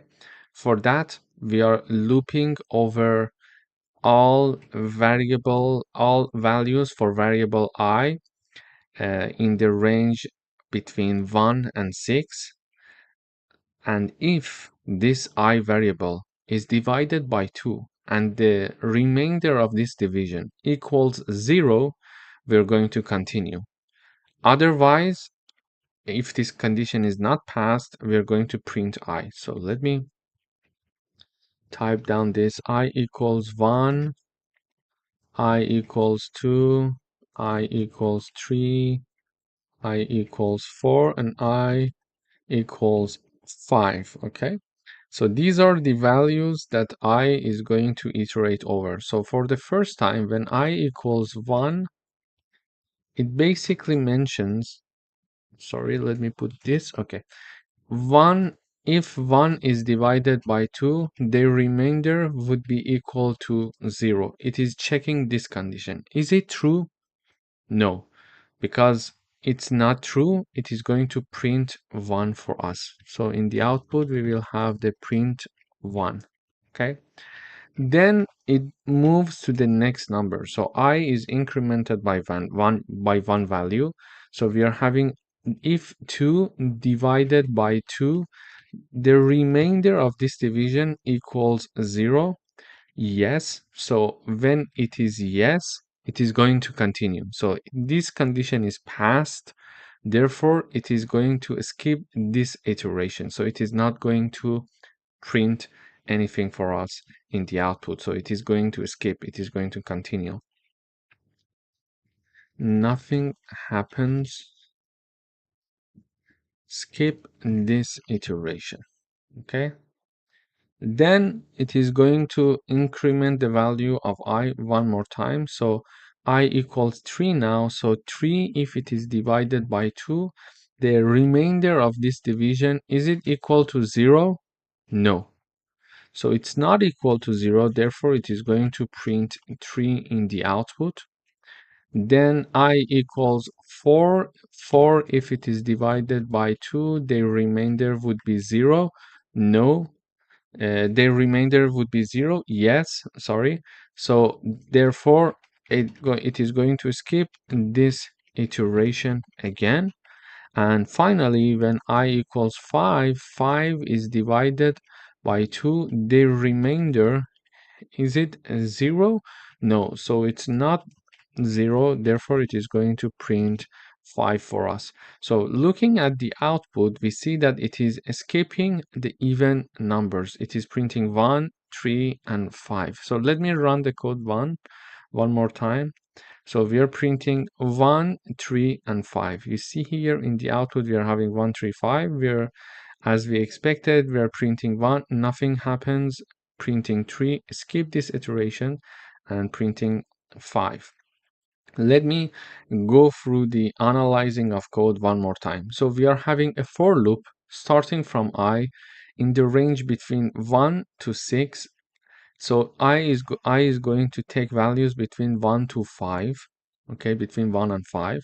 So in case that when we are entering this loop, if I is divided by 2 and the remainder of this division is equal to 0, do nothing and go back up and increase the value of I. Continue is doing basically this thing. Otherwise, print the value of I. So 1 divided by 2, the remainder is 0? No, because it's not an odd number. It's not an even number. So the definition of even number is when it is divided by 2, the remainder must be equal to 0. Therefore, when this does not happen, the number is odd. So by having this line, we can understand if a number is odd or even. So if one number is divided by 2 and the remainder of this division equals 0, it means that that number was an even number. So we are saying that 1 divided by 2, the remainder equals 0. No, so it's not 0, therefore it is not going to continue, it's not going to enter this condition, and it is going to print I, and I was 1, so it is printing 1 in the output, okay? Then I equals to 2. 2 is divided by 2. The remainder equals 0. Yes. When the answer is yes, continue. When the answer is yes, so this condition is passed, so it is entering this part. Okay, when entering this part, it says execute the continue statement. And continue statement means that do not execute the rest of the code for the current iteration. Okay, so for the current iteration, it does not execute the code. It goes back up and I is incremented by 1 value. So I equals 3 now. 3 divided by 2, the remainder equals 0. No, because the answer is no. It is going to print I here. It is not going to enter the continue part, okay? Because the continue part is going to be executed whenever this if condition is true whenever the statement of the if condition is going to be executed. So printing 3 here, and then for the 4, when I is equals 4, 4 divided by 2, the remainder equals 0. Yes, so continue and do not execute the rest of the code for current iteration. It goes back up, so nothing happens here as you see. I equals 5, 5 divided by 2, the remainder equals 0. No, so if the answer is no, print I for me, which is 5 here in the output. So this is basically how we can use the continue statement to skip the current iteration when certain conditions are met. Thank you for watching. Hello everyone, welcome back. In today's video, we would like to write a program that asks the user to enter the price of 3 items one by one, and we would like to use a loop to collect the prices and calculate the total cost. To do that, we are initializing a variable called total cost to be 0.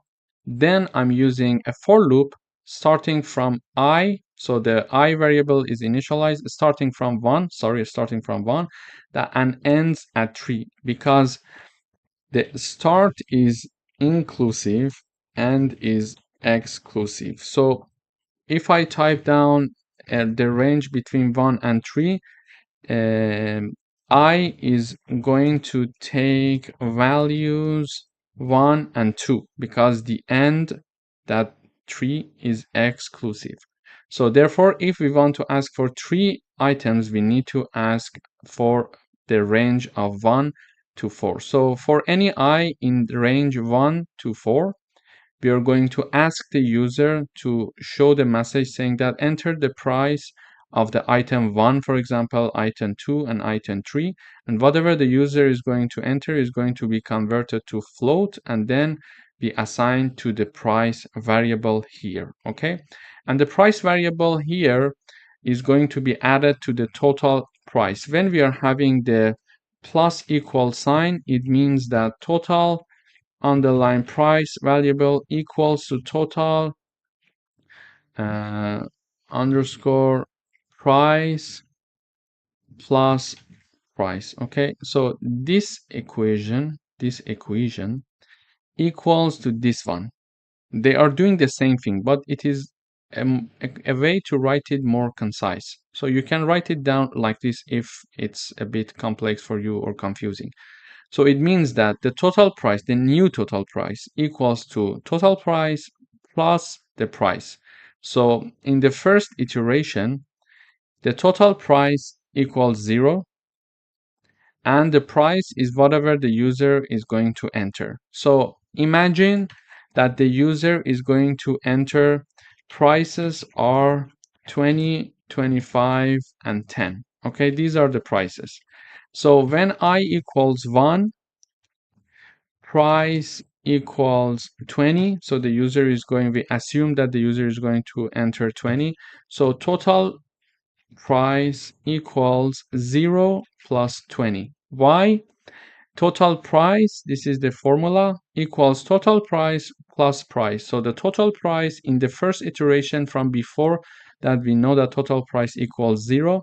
And then 20 is the number that we assume that the user is going to enter for the first product.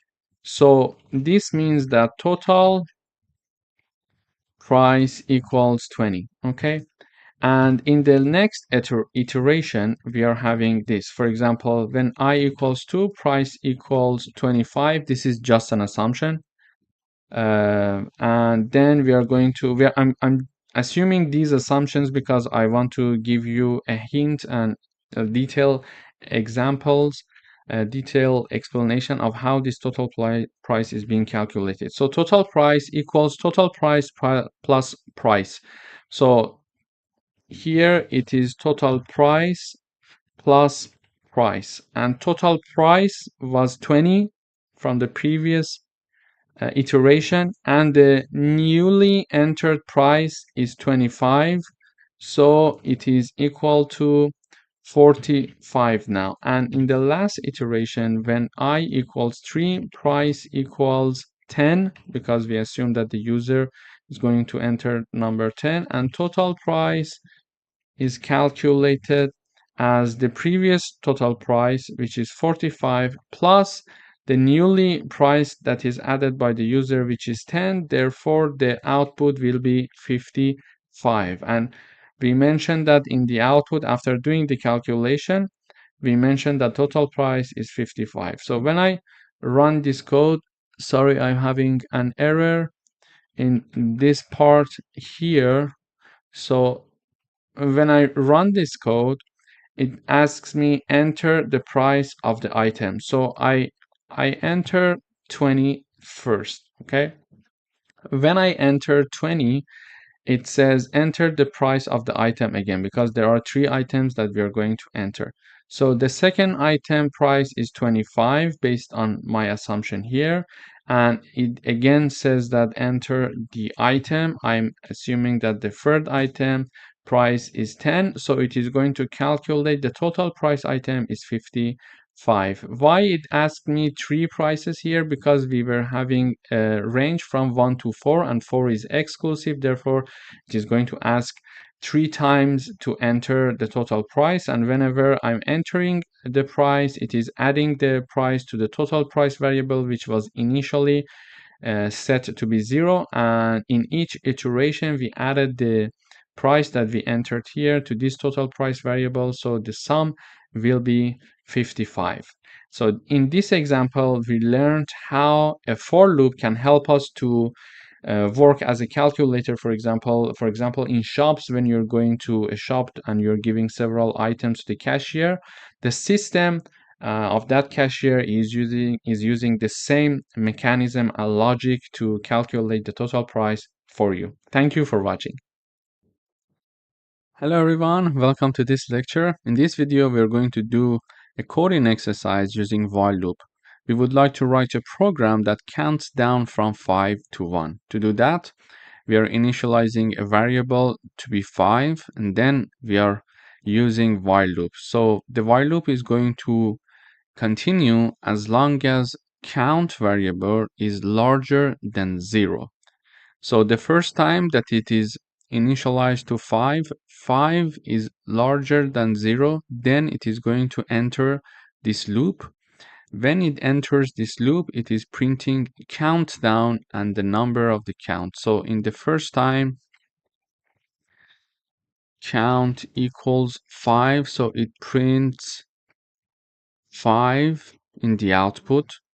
After that, it is decreasing the value of count by one value. We explained that when we are having, for example, these signs, it is equivalent to this count minus 1. Okay, so here it means that count equals 5 minus 1. Why? Because it is already initialized to 5 and we are decreasing its value by 1. Okay, so after this equation, count will be 4. So basically, in the first iteration, we are saying that count equals 5. 5 is larger than 0. Yes, it is true. Therefore, it enters the loop. It prints the value 5 for us, as we indicated here, and it decreased the value of count by 1 unit. So count is now 4. It goes back up. It checks the condition again. 4 is larger than 0. Yes. So count equals 4. So it prints 4, and now count equals 4 minus 1. Therefore count equals 3. Why? Because it was 4 already in this equation here. It was already 4 from the previous iteration minus 1, which is here. 4 minus 1, now count equals 3. So now it goes back up again to check the condition. 3 is larger than 0. Yes, therefore it enters the loop. It is saying that count is 3, so it is printing the value 3 and it is calculating 3 minus 1. Therefore count equals 2.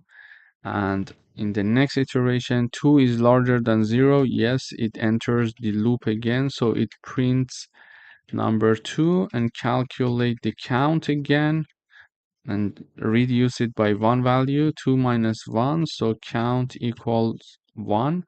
And now 1 is larger than 0. Yes, so count equals 1, print 1. And we are having 1 minus 1 equals, now count equals 0. So it goes back up again. It checks count is larger than 0. So count in the final iteration, it is 4. So 4 is larger than 0. No, it's not. Therefore, it's not going to enter the loop. Therefore, these two lines are not going to be executed, and it is going to print the last message in the terminal blast off. So when I run the code, we should see the same output as we anticipated here. So 5, 4, 3, 2, 1, and blast off. So 5, 4, 3, 2, 1, and blast off. As you see, we can use while loops in many practical examples in real world. For example, countdown. Thank you for watching. Hello everyone, welcome back. In today's video, we are going to learn how to print the words of a string one by one using a for loop. To do that, we are initializing a string called word and we are assigning the Python string to this word. And we are writing down a for loop and we are initializing a variable called a letter, and letter is going to iterate using the in keyword the word string. Okay, and then for each iteration it is going to print this letter for us. So in the first iteration, letter equals p in the second iteration, letter equals y. In the third iteration, it is going to be equal to t, then letter will be equal to h, then letter will be equal to o, and then letter will be equal to n. So this letter that we are having here is going to iterate over this word string, and it is going to print the letter here using the print function. So in the first iteration, letter is taking the P letter, then Y, then T, then H, then O, and then N. So when I run this code, I expect to see Python this a string, but one by one, letter by letter, it is being printed. And we already learned if we want to print this string in one line, we can simply use this syntax and we can say print and the word variable that is called word, it is going to print us the output of our string. So in this lecture, we learned how to iterate over a string and how iterating over a string can help us to print all the letters of a string one by one. And from before, we reviewed that if we want to print the whole string itself in one line, we can use the print function and put down the name of our variable that is containing that string and simply print out that string here for us. So here you see that the Python is being printed. Thank you for watching. Hello everyone, welcome back. In this video, we would like to write a program that prints the multiplication table for a given number. So my given number in this example is 5, and I'm looping over variable I ranging from 1 to 11. So it loops through numbers 1 to 10. And in each iteration, I'm printing out number multiplied by I equals number multiplied by I. So when I run this code, you see in the output, we are looping through 1 to 10. So we are looping from 1 to 2, 3, 4, 5 until 10. And my given number is 5. So we are having a multiplication table, of number 5 here. As you see, 5 times 1. So number times I, 5 times 1, 5 times 2, etc. equals, and the output is number times I that is being printed out here. So 5 times 1, it's 5, 5 times 2, it's 10, 5 times 3, it's 15. But how it is happening? So we know that number equals 5. Okay, it's a fixed number because we are not changing number. It's just a number that we set to be 5, and we can change it for another example if we want. But I is changing from 1 to 10. So when I equals 10, y equals 1, we are having 5 times 1 equals 5. Okay, then we are having I equals 2, 5 times 2 equals 10. Then I is incremented to 3, so 5 times 3, it's 15. Then I equals 4, so 5 times 4 equals 20. I equals 5. 5 times 5 equals 25. I equals 6. We are having 5 times 6 equals 30. We are having I equals 7. So 5 times 7 equals 35. I equals 8. 5 times 8 equals 40. I equals 9. So 5 times 9 equals 45. And finally, the last value for I is 10. So 5 times 10 equals 50. This is how this loop is being executed. So I starts from 1 and it ends at 10. So we started from 1 and it ends at 10. And in each iteration, the number equals 5, this variable number. Okay, it is a fixed value 5, so 5 is fixed, but I is changing and it is looping through 1 to 10, and the output is being printed out here using this formula, number times I.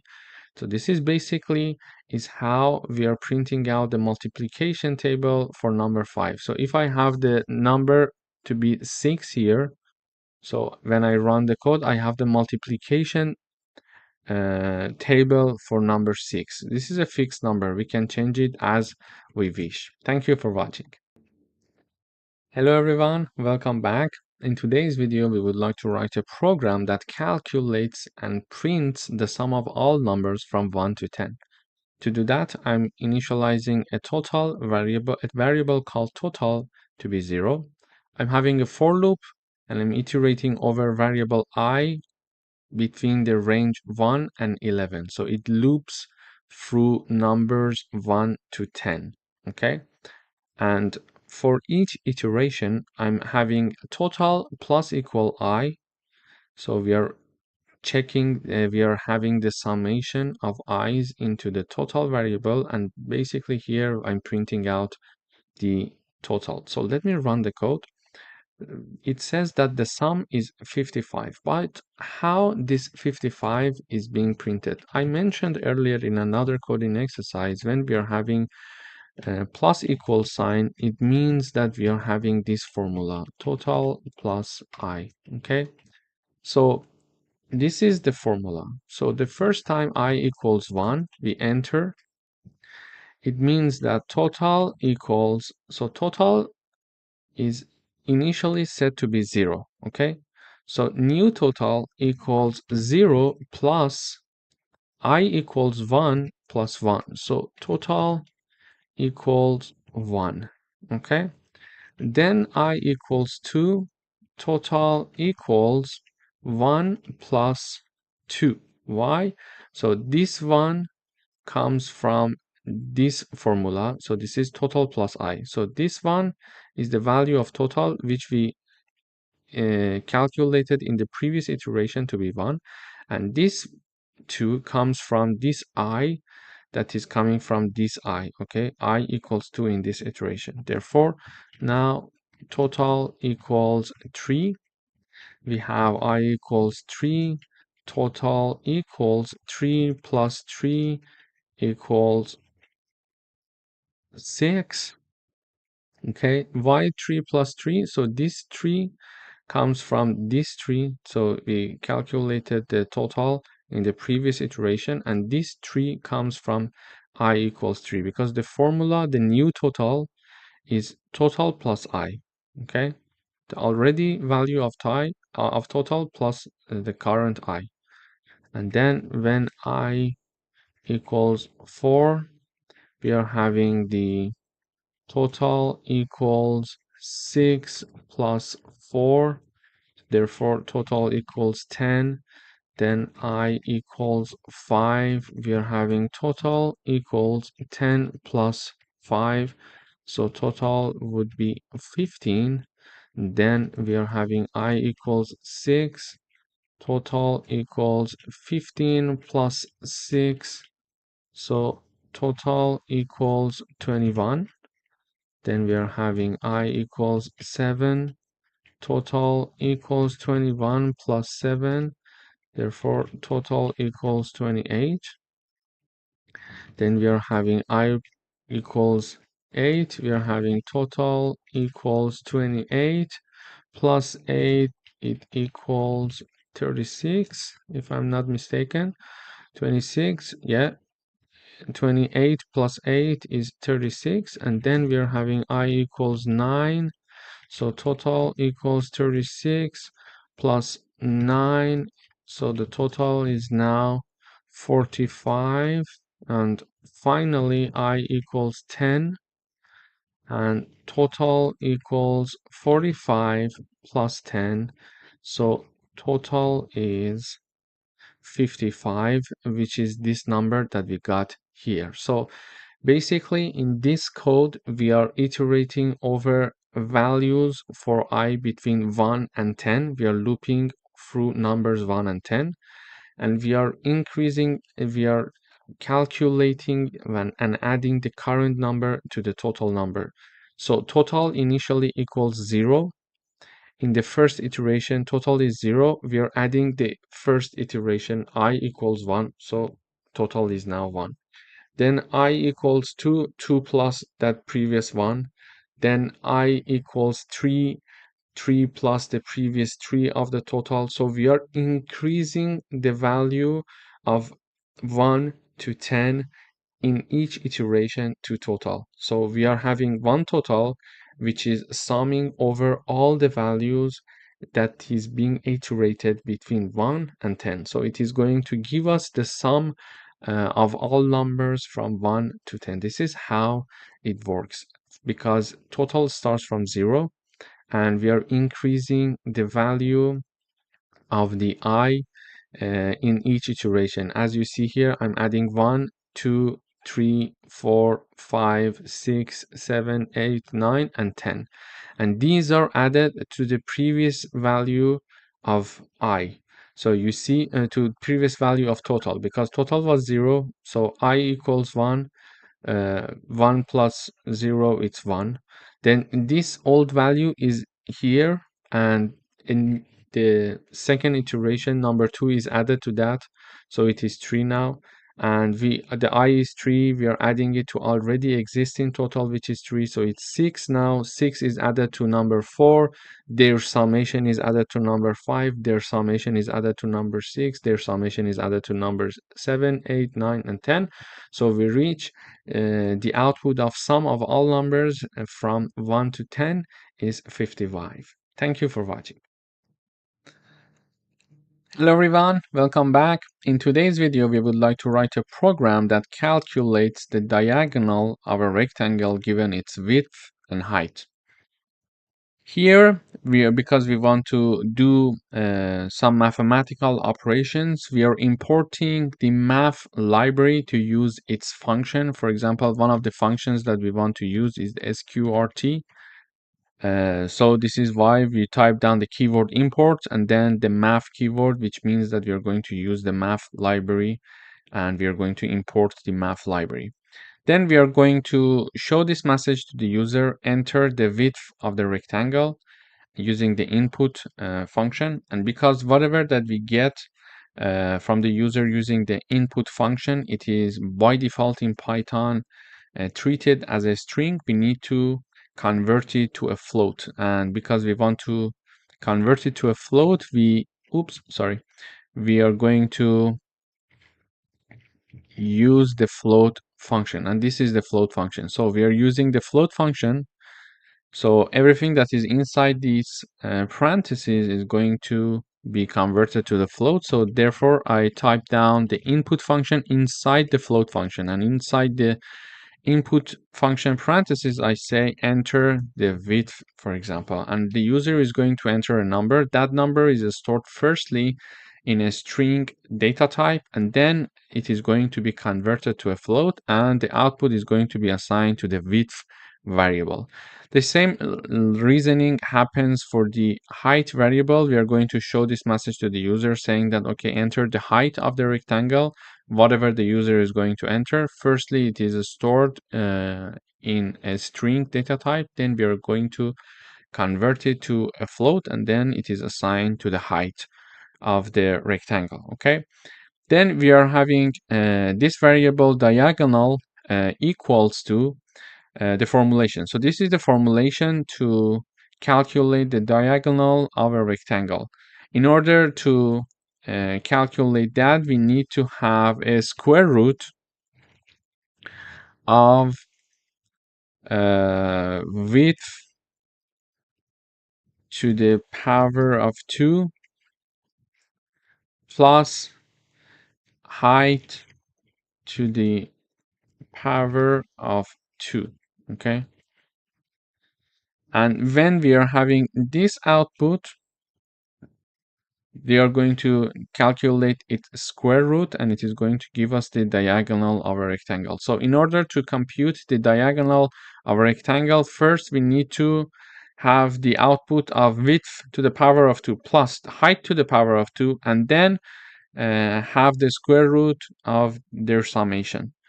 So this formula is written in Python like this. So we call this math function and we math library, sorry, and then the sqrt function, then width to the power of 2, star star 2 means to the power of 2, plus height to the power of 2, star star 2, and then the output is assigned to diagonal variable. And finally, using the print function, we are trying to print the output saying that the diagonal of the rectangle is, then I type down the name of the diagonal variable, so it is going to print the output for me. So I type down the width of the rectangle is 10, for example, and the height of the rectangle is, for example, 25, and it calculates the diagonal of the rectangle. It says the diagonal is 26. So this is how we can calculate the diagonal of a rectangle given its width and height using the math library and square root sqrt function and to the power of 2 in Python. Thank you for watching. Hello everyone, welcome back. In today's video, we would like to write a program that truncates a floating point number to its integer part without rounding. So to truncate means to remove the fractional part of a number, leaving only the integer part without rounding it up or down. For example, if we want to truncate number 3.9, the output would be 3. So how do we do that in Python? We're going to use the math library. So we type down import math, and then we are having this message being shown to the user, enter a floating point number. Then it is read using the input function from the user, and we learned that it will be by default a string. So we need to convert it to a float. Therefore, we type down the float function. And the right hand side is assigned, the output is assigned to the variable called number. Then in order to truncate the number, we type down math.trunc, trunc, and in parentheses, we type down the name of our variable. In this case, it is called number.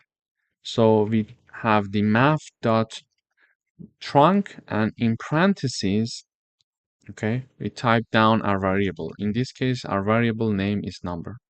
And the output is assigned to a variable called truncated. And then we are printing the truncated in the output. So when I run this code, it says enter a floating point number. So I type down 3.14. It says the output is 3. I type down, for example, 1.85. It says the output is 5. I type down, for example, 20.5. It says 20. So we learned now we can use the math library and using the trunc function to truncate a number easily for us.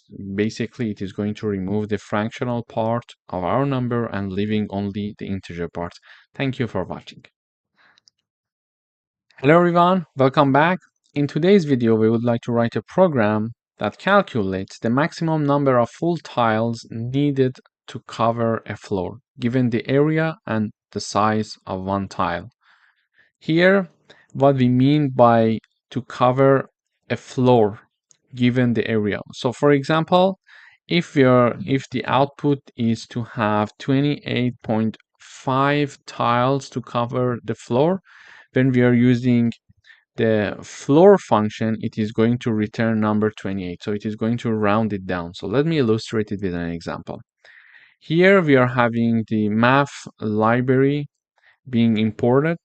We are showing this message to the user, enter the total area of the floor in square meter. And we are storing it in area variable. Then we are saying that enter the size of one tile in a square meter. And we are going to store it in tile size variable. Then the variable tiles needed equals math.floor. So this is the floor is the function of the math library. And in parentheses, we are calculating this area divided by tile underscore size. Basically, if I run this code, it is going to be something like this. So enter the total area of the floor. So imagine that my For example, the room that I would like to cover it with tile is 20 square meters. And for example, enter the size of one tile in a square meter.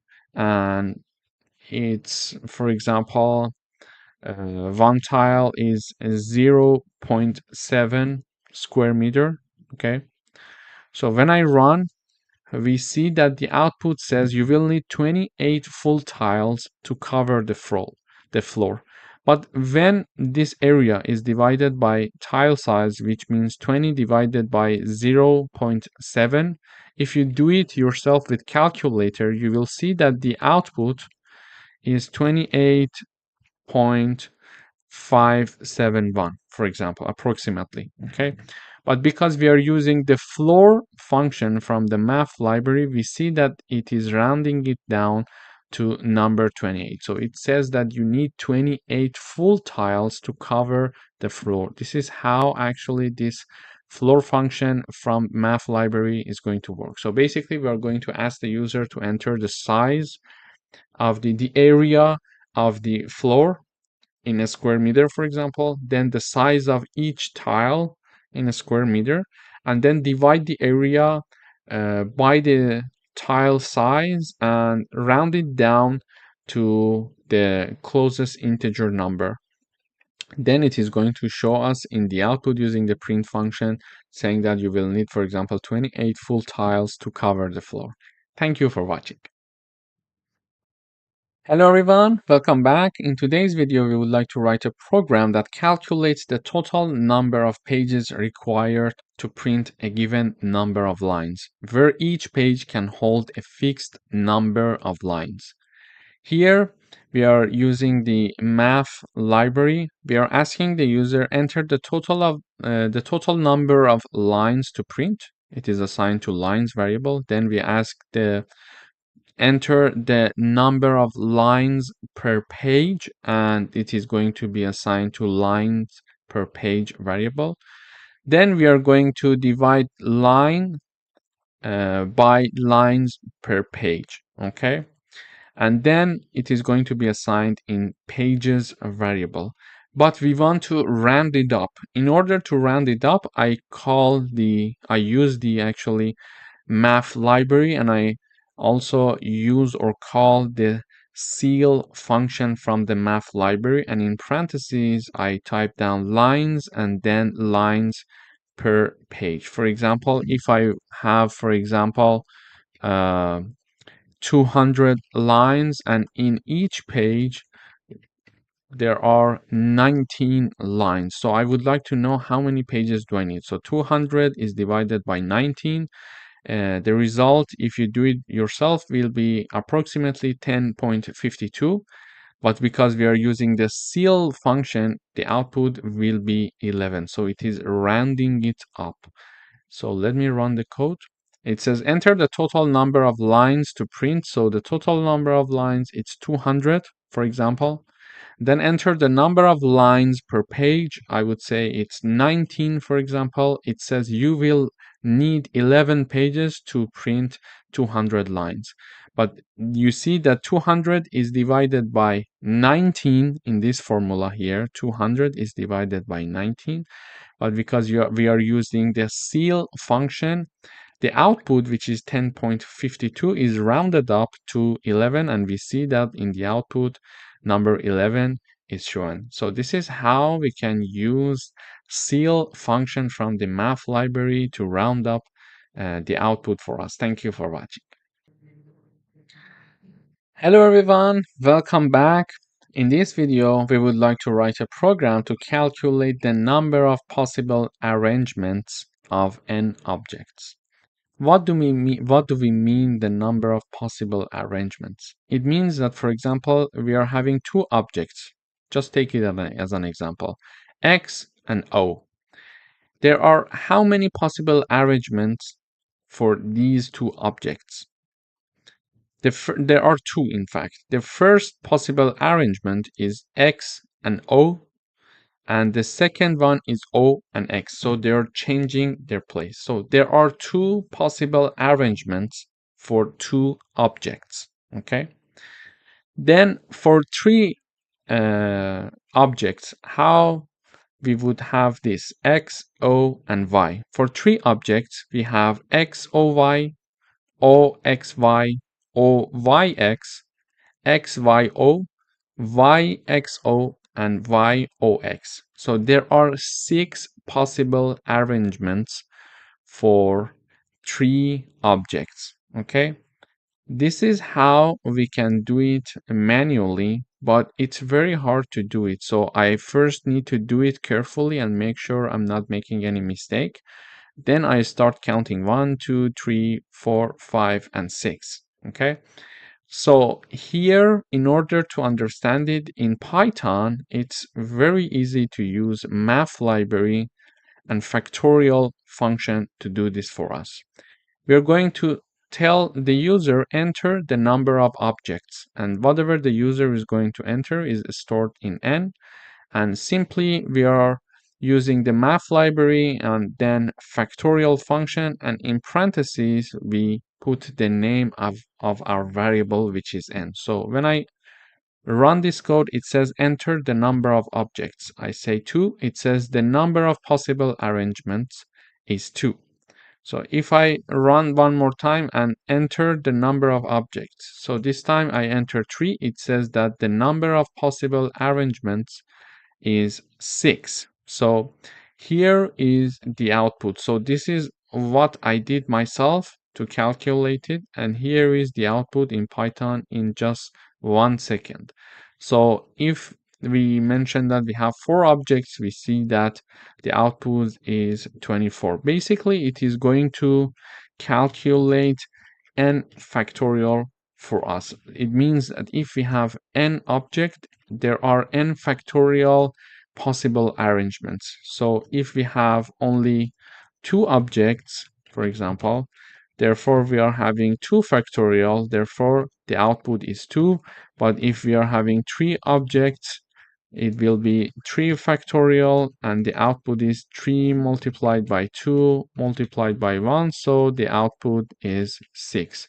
And when we are having 4 objects, the output is 4 factorial, and it means that we are having 24 possible arrangements. And it's very hard to compute it when we are dealing with a large number of objects. For example, if we are going to have, for example, 5 objects, we see that the possible arrangement, is 120. Then if we are having, for example, 8 objects, we see that the possible arrangement is 40,320. So we see that it's very useful to do things in Python. It's easier and it will give us a solution very fast.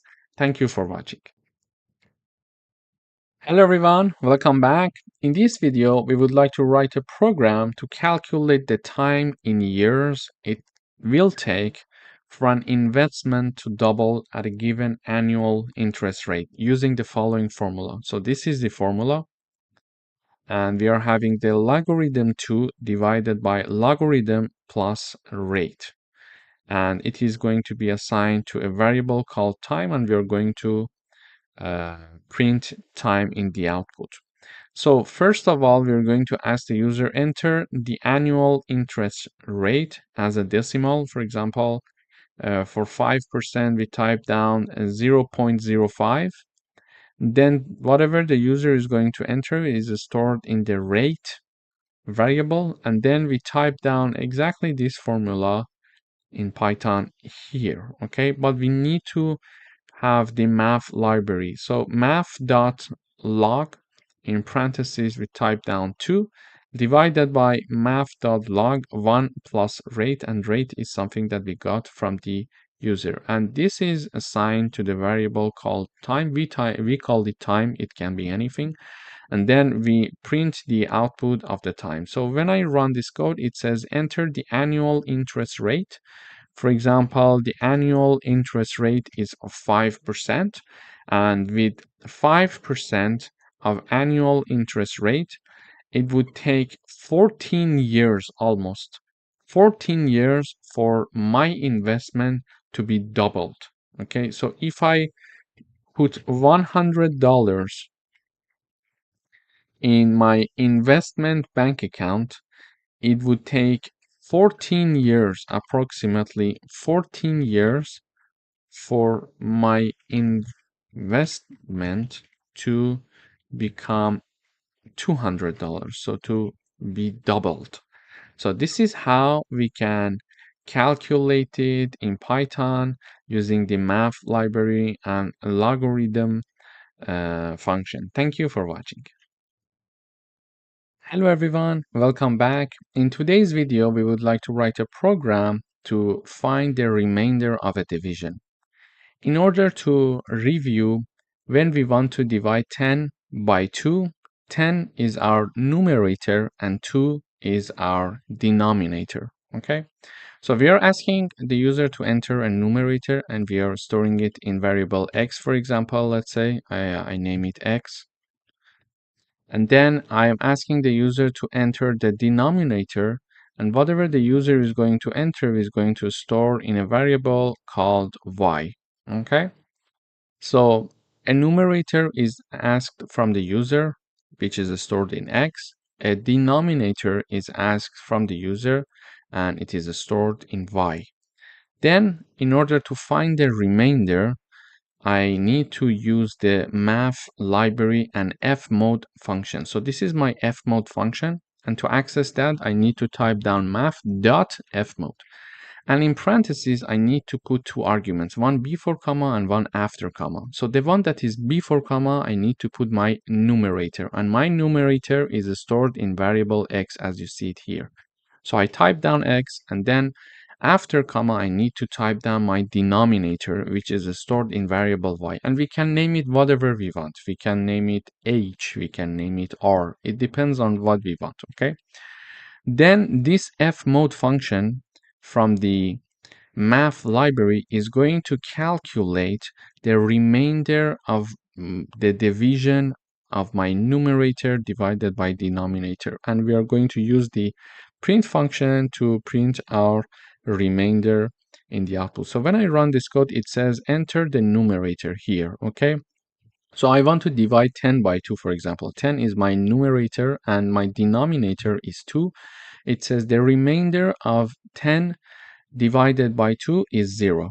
Yes, okay. So if I type down my numerator to be 11 and my denominator to be 2, now we see the remainder of 11 divided by 2 is 1. So using the fmod function from the math library, we can easily find the remainder of a division. Thank you for watching.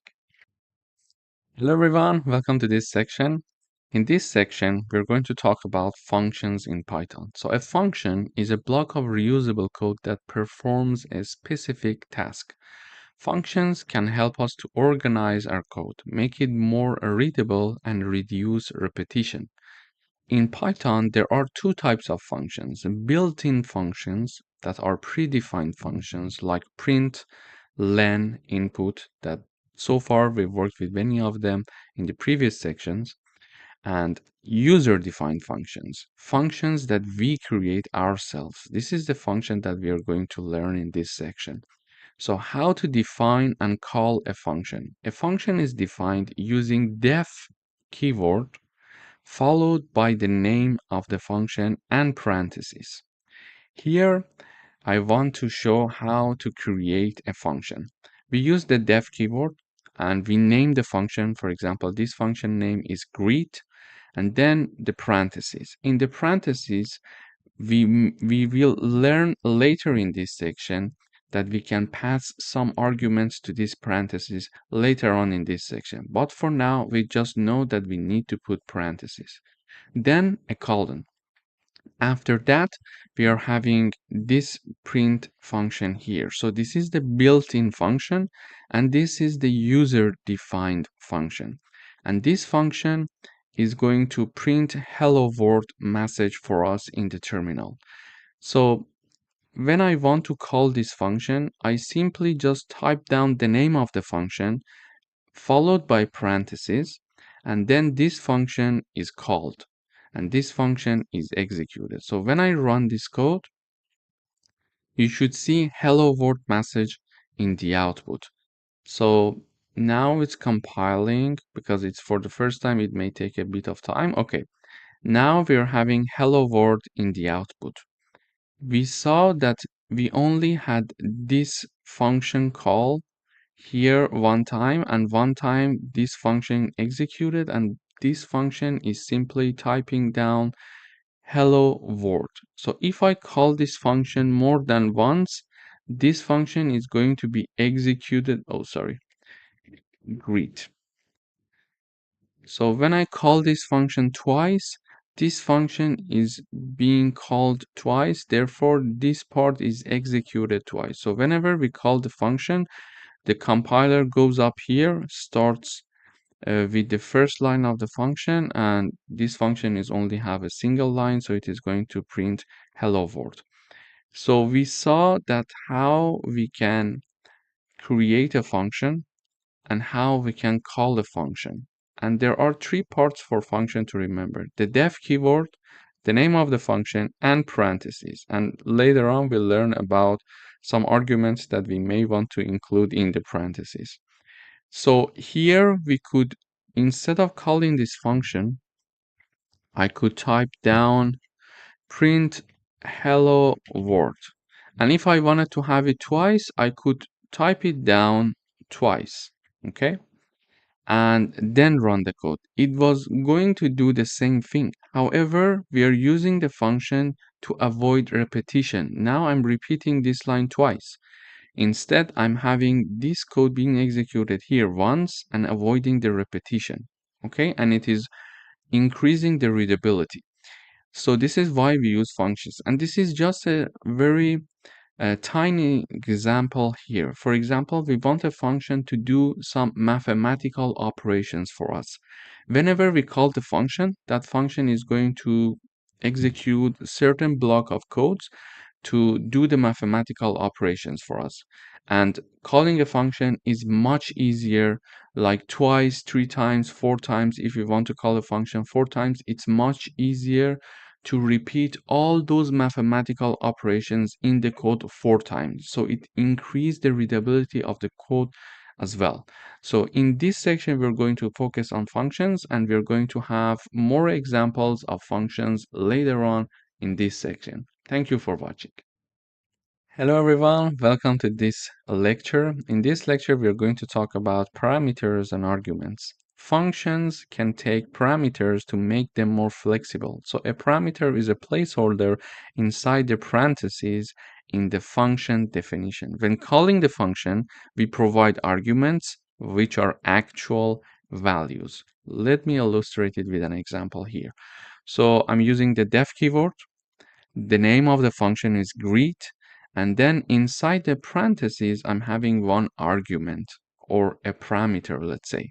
Okay, so this parameter is called name. This function, when it is called, it is going to execute this line of code. It is going to print hello message followed by the name that is passed to this function as an argument. Okay, so this function is going to type down hello message and then type down the name. But what is this name? So when in the main part I'm calling this function, in the parentheses I'm passing Alice. Okay, and this Alice, when the greet function is called, this Alice is going to be passed to the greet function as an argument. And here in the greet function, Alice is stored in the name parameter.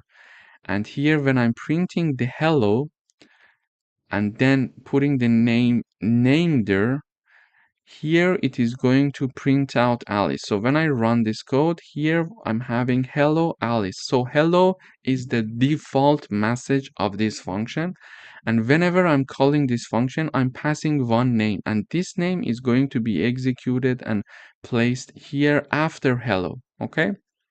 And then I'm calling the function one more time, and this time I'm passing Bob as the argument. So when I pass the Bob here, the greet function is going to be executed, and Bob is going to place in the name parameter, and the name parameter now holds the Bob value, Bob string, and then it is going to print the message hello and then the Bob here. So we saw that how we can call a function with an argument. But in this case, because this function is having an argument in the parentheses, can I just call the function without any arguments? So let us run. It should be, the answer should be no. So when I run, I'm having an error here.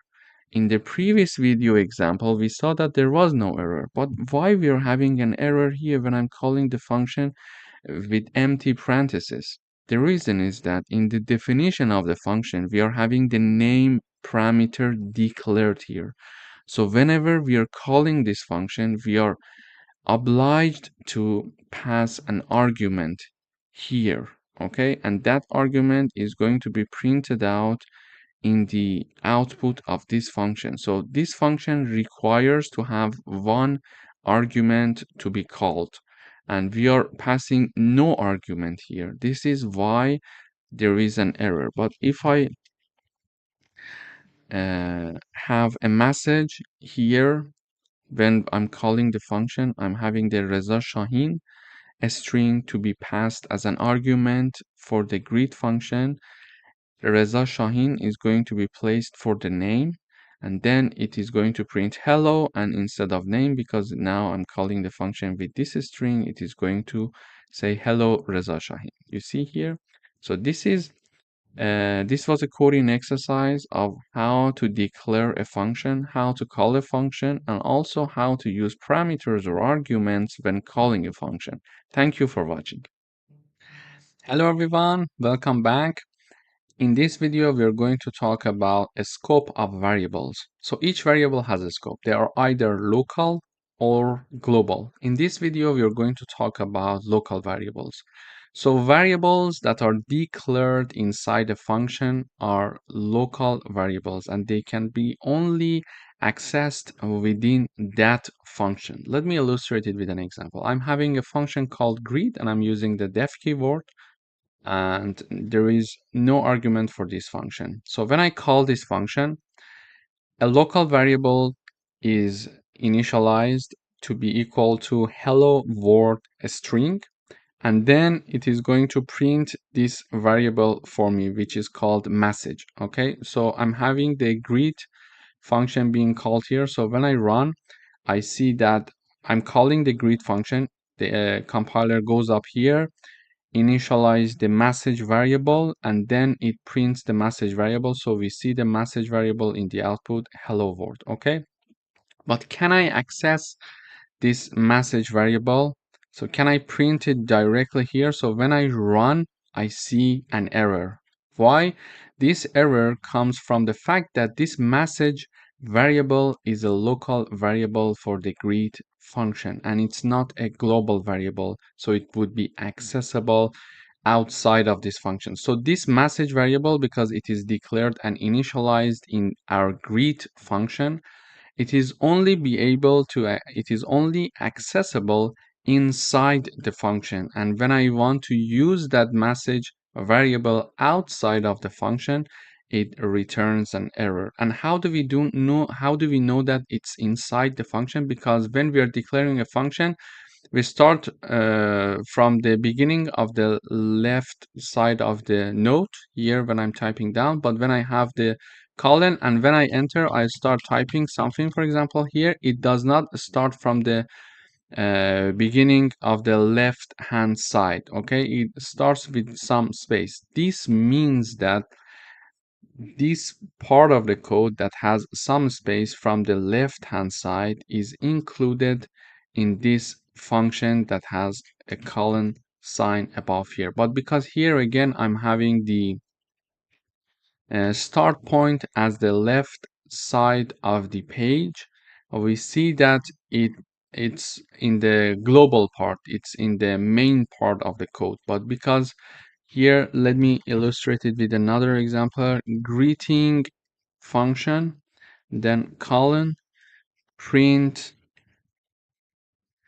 hello from the greeting function. Okay, and when I come here and I call this greeting function, Let me run the code. It says hello from the greeting function. It is being printed out here. Why? Because this part is a part of this greeting function. How? Because we see that there is a space there. So this is a part of the above line. Okay, but here that I'm calling this greeting function, there is no space from the left side, so it's not a part of the greeting function but an independent part.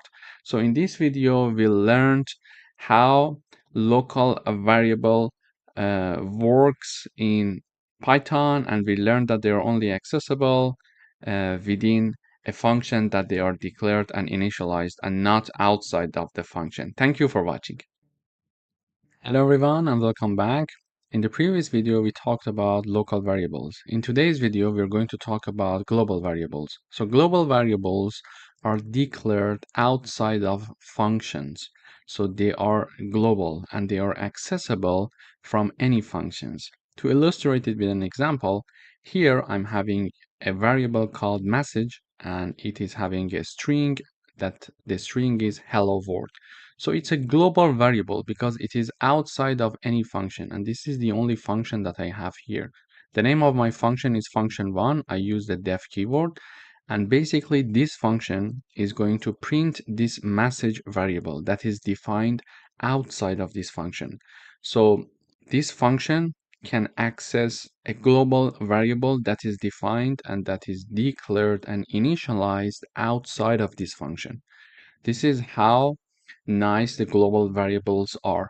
So I call the function1 here, and I expect to have the output message in the output because this function is going to print the message variable, and this message variable is saying hello world. Therefore, when I call this function, I expect to see the message hello world in the output. Also, I can have another print function here that is printing out the message function in outside of any function. So it is also globally trying to access a global variable. So when I run this code, I see two hello world message being printed out in the terminal. So in this lesson, we learned how to declare and initialize a global variable, and we learned that we can access a global variable inside a function even though that variable is declared and initialized outside of that specific function. Thank you for watching. Hello everyone, welcome back. In today's video we are going to have a coding exercise that have local and global variables together in one example.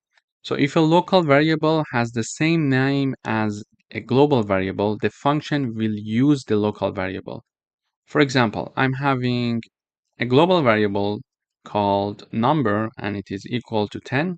Then I'm having a function called modify number and I'm using the def keyword. In this function, basically, I am initializing a variable called number and it is equal to 5. Then it is going to print this variable number for me in the output. So I call in the main part, I call this modify number function. So it is declaring and initializing a local variable called number, and it is going to print its value, which is 5. And then I'm printing out the outside function, and then I'm trying to print the global variable number. So when I run this code, I see that inside function equals 5. So we see it here, inside function, the number variable equals 5. The outside function, the number variable equals 10. And the reason is why in this function now we are not accessing the variable number which is global. The reason is that we didn't declare global number and then start modifying, for example, number equals, for example, 10. This is why when we are not typing down this line of code, when we are typing down only the declaration of a variable like number which has the same name as the global variable, it is going to consider it as a local variable. However, if I comment this part and I have this part right here and this part right here, I'm using this line for the declaration of the global variable inside my function, and then I'm having this global variable equals to 20. So now the global variable has been modified to 20. So when I run this code, I see inside function the variable is 20, and outside function the variable is also 20. So this is very important to use the global number uh, creation and declaration of the global variable inside the function if we want to use this global variable inside of the function. Otherwise, if we just type down the declaration without the global keyword, it is going to consider that you're declaring a new variable, a new local variable inside of this function. So this is why when I'm having only the declaration equals to 5 and then printing out the number variable, it is printing 5 for me in the inside of the function, but outside of the function, when I'm printing the number variable, it is accessing this global variable. Thank you for watching. Hello everyone, welcome back. In this video, we're going to write a program that declares a function that takes a number as a parameter and prints whether it's an even number or odd. So here is my function. I'm using the def keyword to declare my function, and I'm having the name of the function called check even odd, and I'm having one argument for this function that we call it number. It could be x, it could be y. We can get to choose this number, okay? And this function is basically checking to see a number if it's even or odd. In order to understand if a number is even, we need to do a division. So when this is a definition of an even number, when a number is divided by 2 and the remainder of this division equals 0, it means that that number is even. Otherwise, that number is odd. So let me write it down for you. If a number is divided by 2 and the remainder of this division equals 0, it means that number is an even number.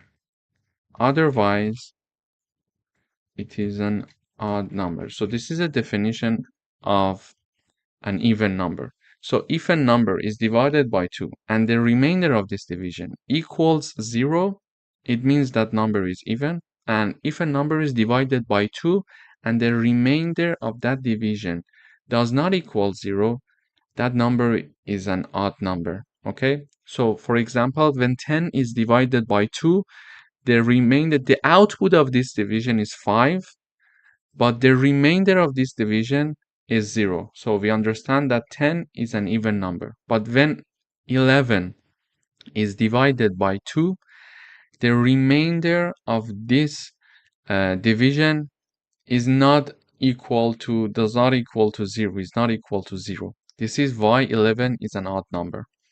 So now we want to define a function that checks whether a number is even or odd. To do that, we are having one if-else condition here. So the number that is passed to this function, we are having this operation on that number. So this number is divided by 2. And we are checking to see if that number that is passed as an argument to this function, it is divided by 2. And it's the remainder of this division equals 0. We are checking the if condition. If this happens, print even. Otherwise, print odd. So it checks to see if a number is passed to this function. That number is divided by 2. Its remainder equal to 0. If this statement is true, then this part is true. Then it is going to enter this if condition and it is going to print even. Otherwise, it is going to print odd for us. Let me illustrate it with an example. So I call this check even odd function, and I'm passing number 10 as the argument. And I'm calling this function one more time, and I'm calling the function, I'm passing the argument that is 7. So let me run the code. So when I run the code for the number 10, I see even in the output. When I have the number 7, I see odd in the output. So one thing to remember is that I'm using the modular sign here. So the modular sign is going to return the remainder of a division. So this number is divided by this number. When I'm using this modular sign, it means that if this number is divided by this number, print me the remainder. Okay, give me the remainder. So when I'm having, let me illustrate it with an example. So when I have 10 divided by 2 here, when I run this code, you see number 5 in the output, okay? 10 divided by 2. But when I have print 10 modulo 2 and run this code, we have the output 0. What does it mean? It means that if 10 is divided by 2, the remainder of that division is what number? This is 0. Okay, so this is how the modulo sign is going to help us to understand the remainder of a division. It was a very good example. And now we see that here I'm having this block of code being executed whenever we call this function. Just imagine that we were not using the function. So I'm calling the function 2 times using 2 lines. Okay. And this part of the code is written only once. So if I wanted to not have a function, and every time that I was checking a number to see if it's odd or even, I had to write these 4 lines. So whenever, for example, I want to check 10 numbers, each time I had to write 4 lines of code. So 10 numbers multiplied by 4. So 40 lines to check 10 numbers if they are odd or even. However, here I'm having only 4 lines being written only once. And when I'm calling that function, I'm just using 1 line to call this function to do the mathematical work for me. So if I want to call this function 10 times, it will take 10 lines plus these 4 lines that are written only once. It will be 14 lines of code. However, if I want to this mathematical operations, these 4 lines for 10 numbers to be checked, the result will be 40 lines of code. And this is just a simple example. So it is very useful to use functions to reduce the repetition in our code and therefore increase the readability. Thank you for watching. Hello everyone, welcome back. In today's video, we would like to write a program that declares a function that takes 3 numbers as parameters and returns the largest number. I'm declaring my function using the def keyword. The name of my function is find_max, and it is taking 3 arguments, a, b, and c, and they're separated by commas. And basically, this function is going to return the maximum number among these 3 numbers. So this is a user-defined function. The user-defined function in this example is find max because we are defining this function, okay? But we are having one built-in function as well. If you remember, we discussed this in the introduction.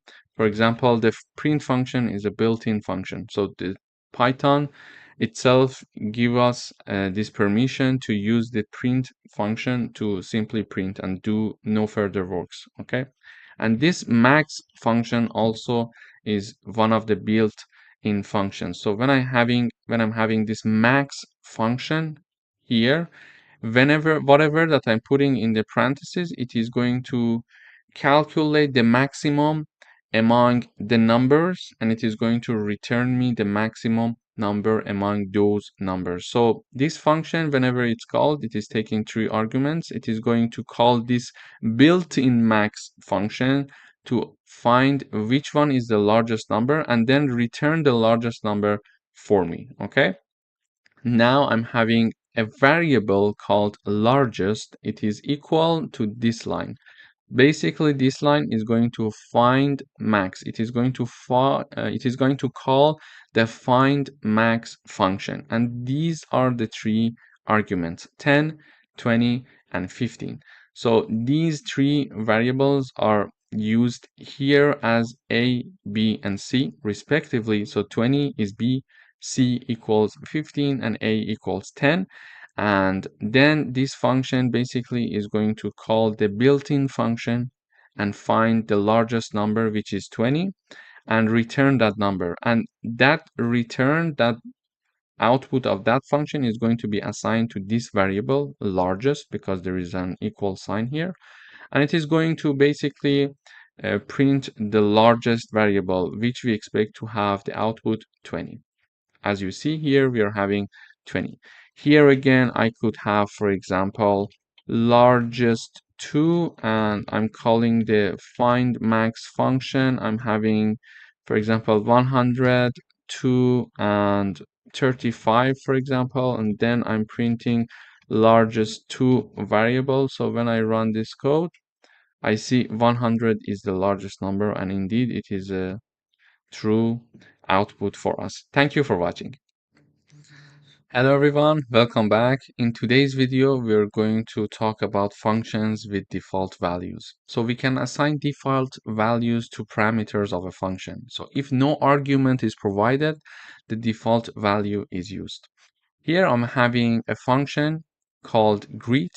I'm declaring it using the def keyword, and I'm having a parameter here, but this is a bit different from what we saw so far. Previously, we were having a function, for example, called def hello, and it was having the name, and it was printing in the output for us the hello message, and then, and then the name. Okay, this is what we saw so far. So when I call this hello function, let me comment these two lines. So when I call this hello function and I'm having an argument here, so when I call it, it says hello Reza, okay? And when I call this function with no argument, there is an error here, and we saw that that this error will come up when we are having an argument in the parentheses for the function when we are declaring it, okay? So in order to avoid this error, we are going to have functions with default values. So here I'm having a function called greet with default values. So it has the name again, it has the same argument.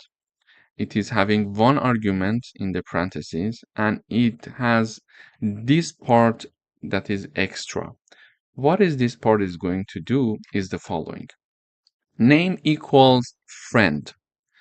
And this function, when it is called, it is going to print hello and then print out the name that is used when calling this function. However, we can call this function with an argument and without an argument. So when I call this function with an argument, it is going to say, for example, hello Reza. But when I call this function without any argument, it is going to say hello friend. This is a function with default parameters or default values. So when I call this function now, so let me comment this part. So when I call the greet function, and I'm having Charlie here as the argument being passed to this function, and when I run this code, it is going to say hello Charlie, okay? But here, when I call this function and I put nothing in the parentheses, if I call the hello function with empty parentheses, we saw that there will be an error. Why? Because it requires an argument. But when I call this function greet, it requires an argument indeed as well. But when I call it with empty parentheses, it is going to by default set this friend string equal to name and assign it to the name, and then consider that name in the output. Whenever I call this function with no argument, it is going to use this default value. This is why we call them functions with default parameters or default values. So let me run the code. Now I'm calling this function and I'm passing no argument. It says hello friend. In the next line, I'm calling the function and passing an argument. It says hello Charlie. Okay, so let me review it one more time. Functions with default values are like this. When we are calling the function with an argument, it is going to place the argument here. So when I call the function with the Charlie argument, Charlie string, it is going to set Charlie to name, and then in the output says hello Charlie, as we see in the code here. But when we have the greet function being called with empty parentheses, it is going to by default use the friend keyword here and put it equal to name and print hello friend in the output. Okay, so this is how a function with default value would work.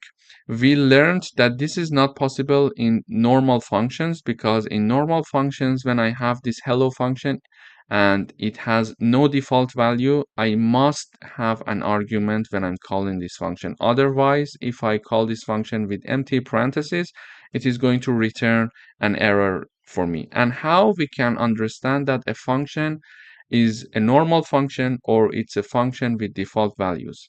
It's a good question if you're having it. This is the answer. So this part shows us, okay, this is a function with default value. This is a sign for us to understand. When we see this equal and certain value equals to, for example, the argument of the function, we should understand, okay, this is a function with default value. So when I call this function with my own argument, it is going to use my argument. But when I call this function with no argument, it is going to use a default value itself for that function. Thank you for watching. Hello everyone, welcome back. In today's video, we are going to have a coding exercise with functions with multiple return values. So functions in Python can return multiple values. Here is an example. I'm using the def keyword to declare my function, and I'm having a function called get sum and product. And in parentheses, it takes two arguments.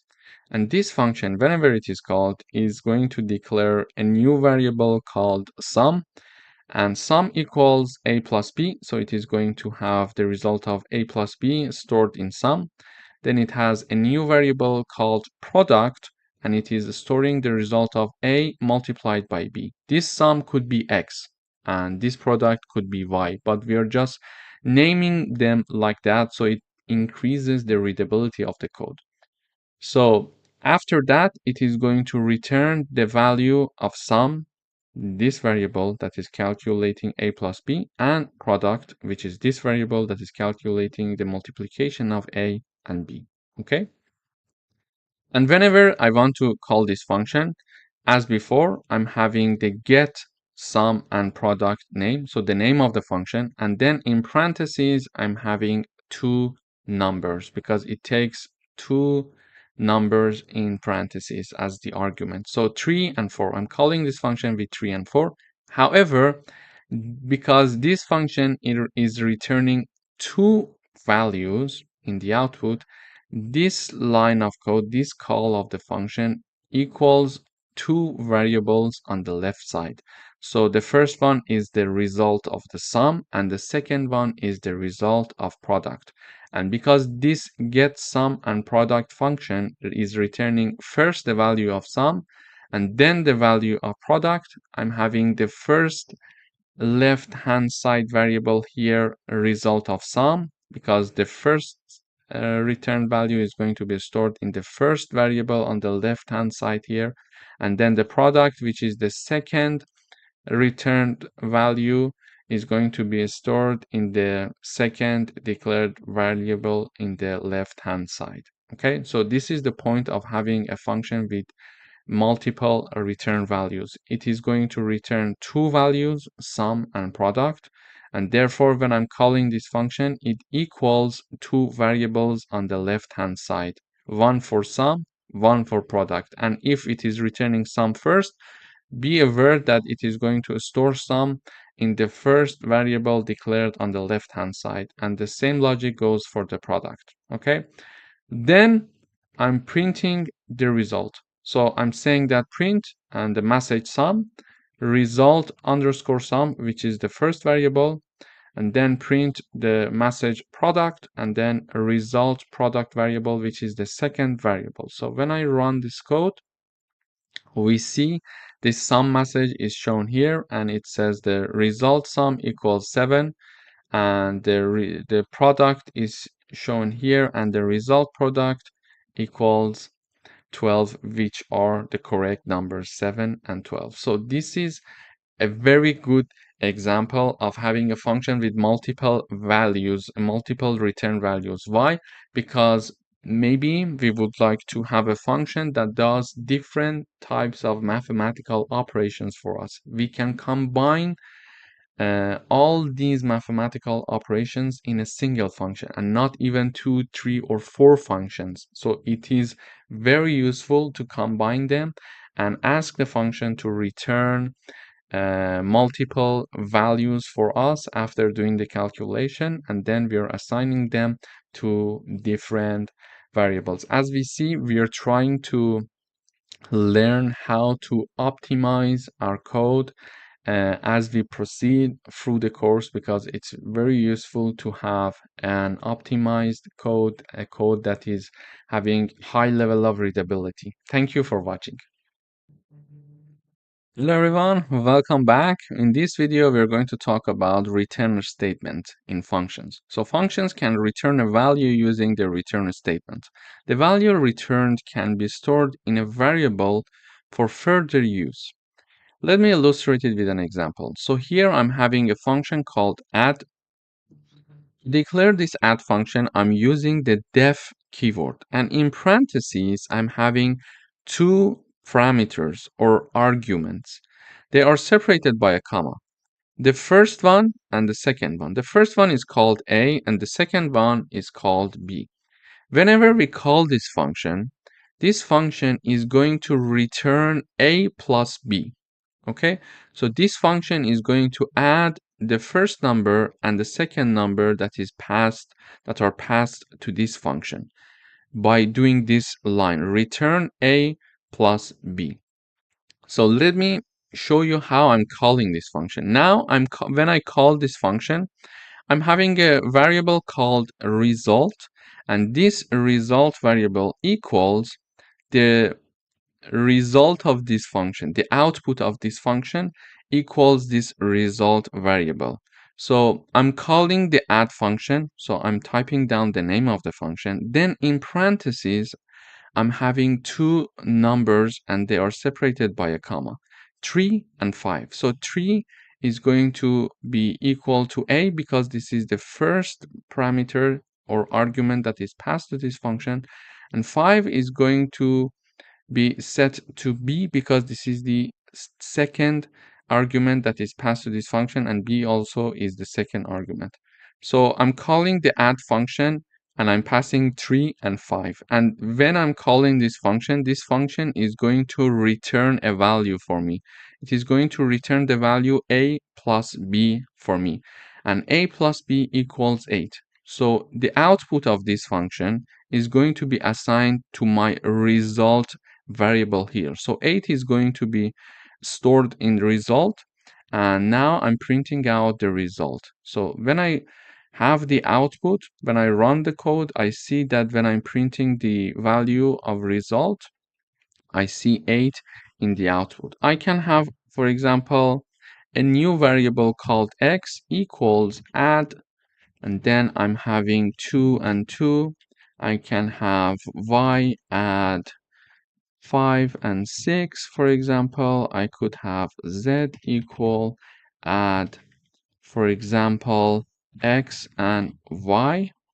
And in the output, I would like to have the result of x, then x, print the result of y, then print y, and then finally I want to show the result of z and have the z here. So what I'm doing here is that, again, like the result variable, I'm declaring 3 new variables, x, y, and z. I'm calling the add function, asking the function add to perform the a plus b with 2 numbers, 2 and 2. So when I call this add function, the first 2 is placed for the a, the second 2 is placed for the b, and a plus b is going to be returned when I'm having this line, and the result of the return, the output of the function is going to be stored in x. So I expect the value of x will be 4. Then I'm calling the function another time and assigning the result to variable y. And when I'm calling the function, I'm having 5 and 6. So 5 is a and 6 is b. 5 plus 6, the result is 11. So I expect to have the 11 for the y. So 11 is the output of this function, and this is going to be assigned to variable y. And then I'm calling the function one more time, this time with the variable x and variable y, and they are previously taken 2 values. So I expect the result will be 15 because x is 4 and y is 11. So x is now placed for the a and y equals b. So 4 plus 11 equals 15. So when I run this code, I see the result of x. So here also I'm printing out the output of x, y, and z. The result of x equals 4, which we expected. The result of y equals 11, which we expected. And the result of z equals 15, which we expected. So this is how we can have a return statement in a function to give us some output of the function, and we store that output in, for example, certain variables for further use here. And also we learned how functions can be useful, because now I'm performing this line of code a plus b one time only, but I'm using it 4 times in my code. Instead of typing down these mathematical operations 4 times, I'm just calling it with different parameters. So it is much easier to have a function to do the job for us, and we have different part of the code where we call the function to do that job for us. So we don't have any repetition. We are having the mathematical operations being written only once. This is how it can reduce the amount of code that you're going to write, and this is how it is going to improve the readability of your code, because you're typing down the operations one time, but when we are going to have like 10 times of this operation, instead of having it 10 times being repeated in the code, and it would be not very easy to read, it would be hard to follow. Okay, another time I'm having for example, a plus b, another time I'm having 2 plus 2, 5 plus 6, x plus y, etc. Instead of having these, I'm just calling the function, and the code is being reused several times, and it is being written one time only. So this is how useful the functions are in Python. In the next videos, we're going to dive deeper into this concept. Thank you for watching. Hello everyone, welcome back. In this video, we're going to write a program that declares a function And this function takes a temperature in Celsius as a parameter and returns the equivalent temperature in Fahrenheit. Here is my function. So I'm using the def keyword to declare my function. This is the name of my function called Celsius to Fahrenheit. And in the parentheses, it is taking one parameter or argument, and I just name it Celsius. We can call it X, we can call it Y, whatever we want. And this function is basically is going to return the value of this statement. This statement is the following. Celsius times 9 divided by 5 in parentheses plus 32. So this is the very famous formula, and we know it from before, that is going to take a Celsius degree and convert it to Fahrenheit. So this is the formula to do that. For example, this Celsius could be, for example, 30, and I want to know 30 degrees in Celsius is what is the temperature of equivalent of 30 degrees in Celsius in Fahrenheit. So this is the Celsius value, so 30 for example, and then using this formula we can get the output of the Fahrenheit temperature. Now to do the job for me, I'm having a variable called temp. I call it X for the sake of simplicity. So I'm having a variable X, and we are calling this Celsius to Fahrenheit function. We're calling this function using the argument 25. What does this 25 mean? This means that I'm having 25 degrees in Celsius and I want to know its equivalent in Fahrenheit. And it is going to call this function with 25 equals Celsius. So 25 is multiplied by 9 divided by 5 in the parentheses, and then plus 32. The output is going to be returned. So when I call this function, this is doing this part for me and return its value. So, and the return value is assigned to X variable. Okay, we are assigning it to X variable. And finally, I'm printing out the X variable. So when I run the code, I see the equivalent of 25 degrees in Celsius is 77 degrees in Fahrenheit. We could try like 18 degrees in Celsius and find its equivalent in Fahrenheit. And we see its equivalent in Fahrenheit is 64.4. So this is how we can take a number and do some mathematical operations on that number and return the output. In particular, in this example, we learned how to get a number as the degree in Celsius and do certain mathematical operations to convert the Celsius number to the Fahrenheit number and return the output. And the returned output is stored in variable X, and then we are printing out the X variable. Thank you for watching. Hello everyone, welcome back. In today's video, we would like to write a program that declares a function that takes two numbers as parameters and print their sum. I'm declaring the function called add numbers, and I'm using the def keyword, and in parentheses I'm having two parameters, a and b. And whenever this function is called, it is going to print the value a plus b for me. To call this function, I'm typing down the name of the function, and then I'm typing down two numbers, so 3 and 7.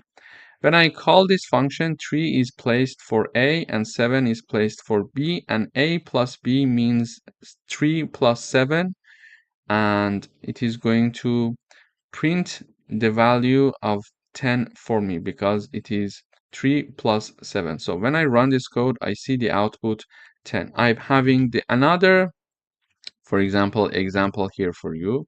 I'm having add numbers, meaning that I'm typing down the name of the function. I'm passing two numbers, 10 and 20. I run this code, the output is 30.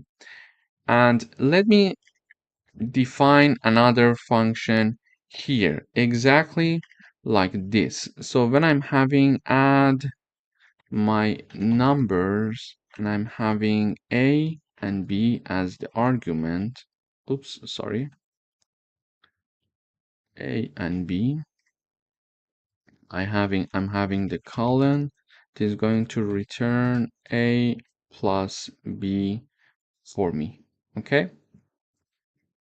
So when I call this add my numbers function with two values like 100 and 200. So if I run this code, I see the output is 300.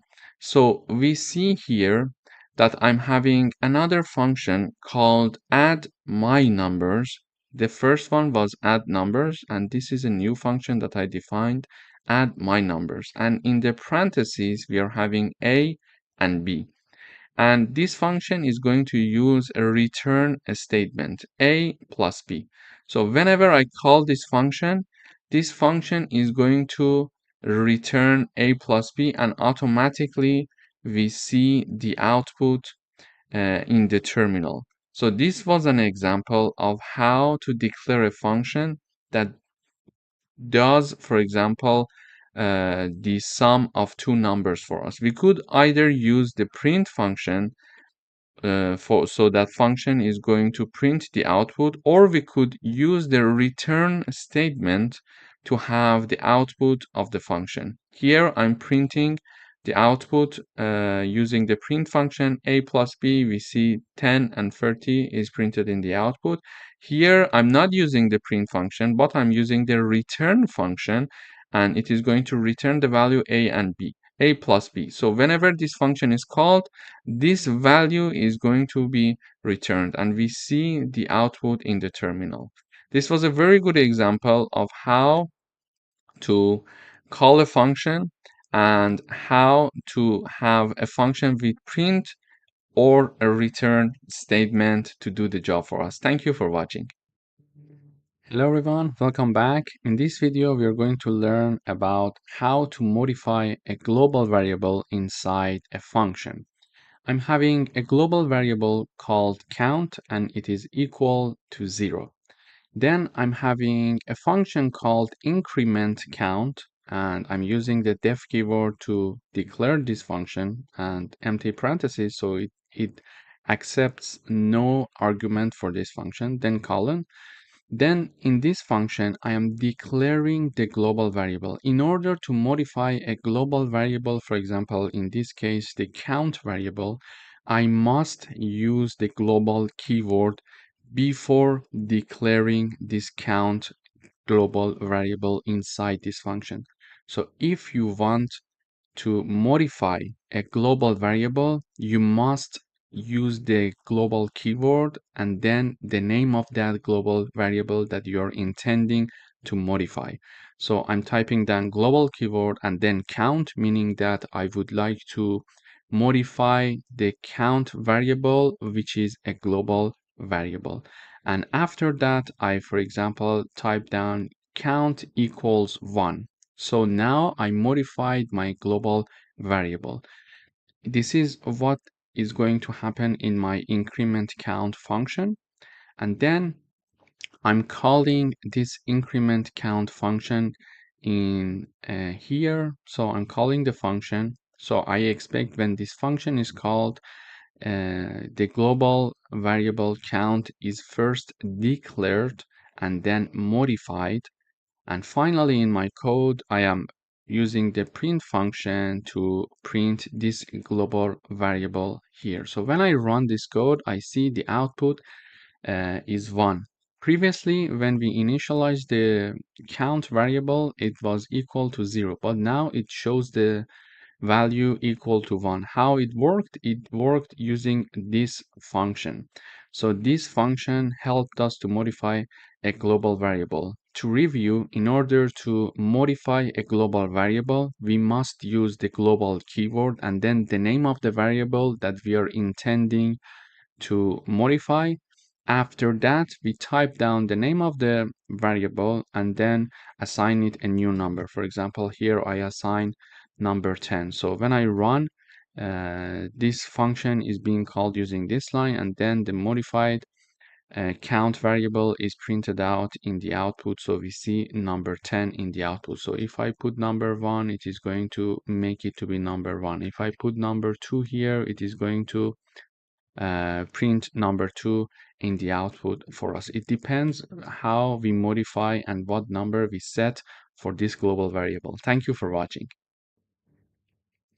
Hello everyone, welcome back. In this video, we would like to write a program that define a function called calculate, which takes two numbers and return their sum, difference, and products. So it is going to have multiple return values. To do that, I'm having the calculate function being declared here using the def keyword, and it accepts two arguments, a and b. Basically, this function is going to return three values. Each value is separated by a comma. So the first return value is a plus b, the second return value is a minus b, and the third return value is a multiplied by b.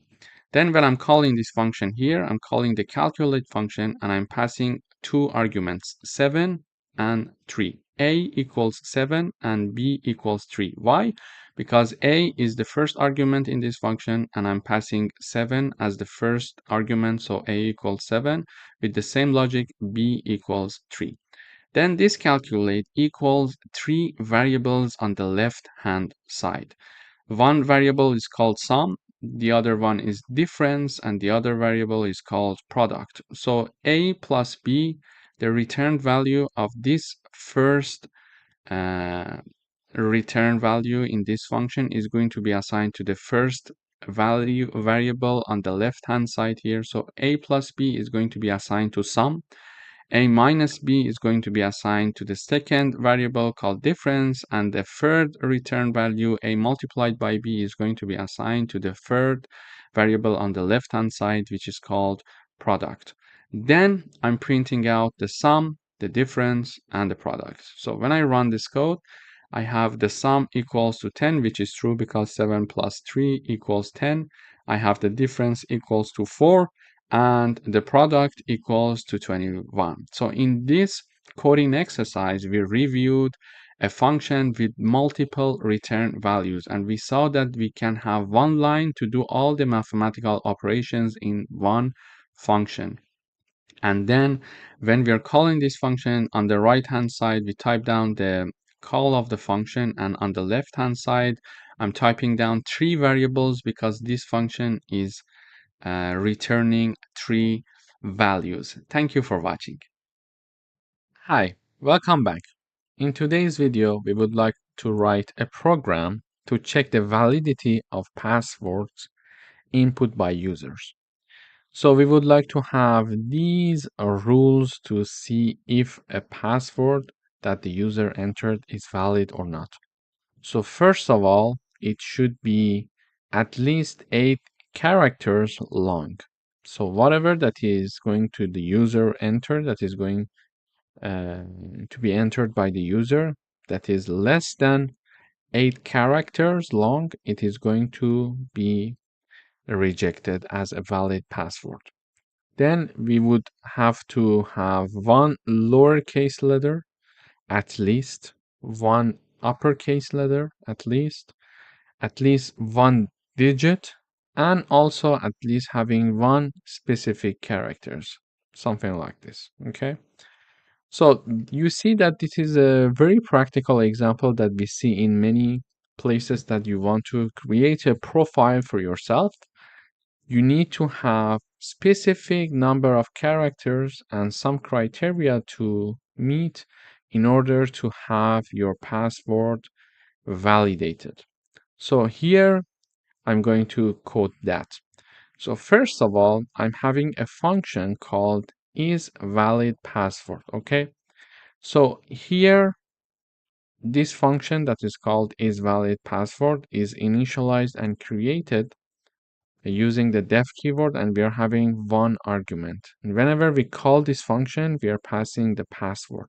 Okay, then when we enter this function, the first thing that we need to do is to check the length of the password. Using the length function, we can understand The user input is how long, how many characters are included. If the number of characters or the length of the enter password by the user is less than 8, we are going to have this message being shown to the user. Password must be at least 8 characters long. So we are going to check the first criteria using this part of the code. Okay.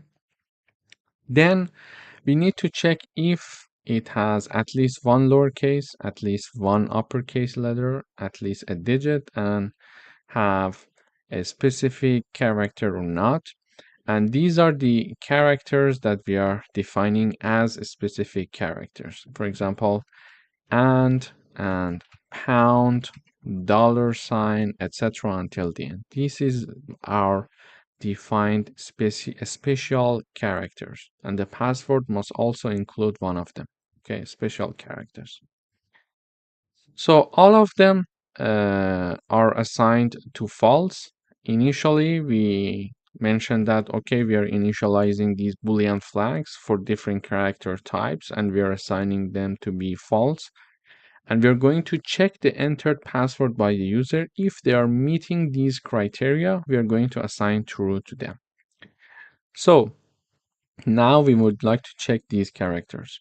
First of all, we check each character in the password. So for each character that is in the password that the user entered, we're going to check if that one character is having a lowercase. If this happens, we are going to mention, okay, it assigned true to has lower Boolean variable. It was initialized to be false. But now that we see that the entered password by the user has one lowercase, we are going to assign true to it. And we check also to see if there is at least one character that is uppercase. If this is true, we are going to assign true to has upper, which was initialized to be false. Then we are going to have the is digit. And also for this character, we see if at least there is one character that is a digit. If so, we are going to assign true. And also we are going to have here another for loop. So saying that, okay, for the character, for each character that is in password, if that character is inside this, okay, if it equals to any of these signs. If so, assign true to has special Boolean flag variable. And this part is just for checking the character in the password. And then in order to validate all the conditions, we are going to have an if not condition here. So for example, we mentioned that if we don't have the lowercase, meaning that, for example, if the has lower variable after this for loop is still equal to false, it means that the password that the user entered is not having at least one lowercase character. Therefore, we are going to return this message. Also, we are checking to see if has upper is still false. We are going to show this message. You need to have at least one uppercase letter. If there is no digit, we are going to show this message. If there is no special character, there is going to be this message. And finally, we're going to say, okay, password is valid if all of these criteria has been met. Okay. So let me run the code once and we're going to analyze the code one more time. So initially, we're going to ask the user to enter a password. We're going to assign it to the variable called password. And using the print function, we are calling the isValid password function and passing the argument password. Okay, so password is the argument for the isValid password function. We are passing the password as the argument of isValid password, and all of this is inside a print function because the output of this function, whenever it is called, the output of this function must be printed. This is why we are having the print in the output. So when I run the code, it says enter a password. I would say, for example, Reza, for the moment. It says password must be at least 8-character long. So my password is not validated. Why? Because it checks to see if the first condition is this. Is it having 8 characters at least? No, it's not. Therefore, it is saying that it must be at least 8 characters. So I would say now Reza Shahin. Now it at least has 8 characters. I enter. It says password must contain at least one lowercase letter. So here is the message. Okay. Password must contain at least one lowercase letter. This is exactly where the output, what the output is showing here. Why? Because the has lower Boolean variable is initialized to be false. And now here I am going through all the characters of the password. For example, I'm going through R, then E, then Z, then A, etc. until the end, and check if any of them is in lowercase. If so, we're going to assign true to has lower. But this message is only shown when this has lower Boolean variable is not assigned to be true. It is assigned to be false still. So in this for loop, we couldn't find any character that is uppercase, therefore that is lowercase, sorry. Therefore, true has never been assigned to the has lower variable, and therefore we are having this condition being true, so has lower is false, and this message is shown. Okay. So I run the code one more time. I have Reza Shahin, and the last n is a lowercase. Therefore, we are meeting that condition. Okay, lowercase letter is at least one lowercase letter is included. So when I enter, it says this message. You see, password must contain at least one digit. Password must contain at least one digit. So what is the problem with this password? This password has at least the 8 characters, yes.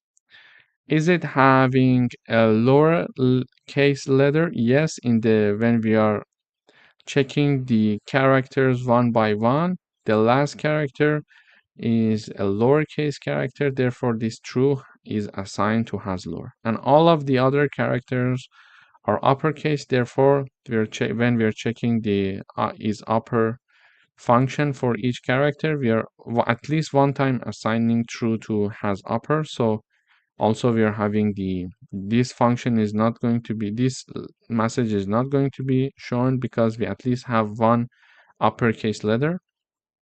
But here we are checking to see if any of the characters that I entered for my password is a digit or not. So because I was not having any digit, this condition never became true, and this true has never been assigned to has digit Boolean variable. Therefore, here it says has digit Boolean variable. Is it false? Yes, it's false. Therefore, it is going to return this message.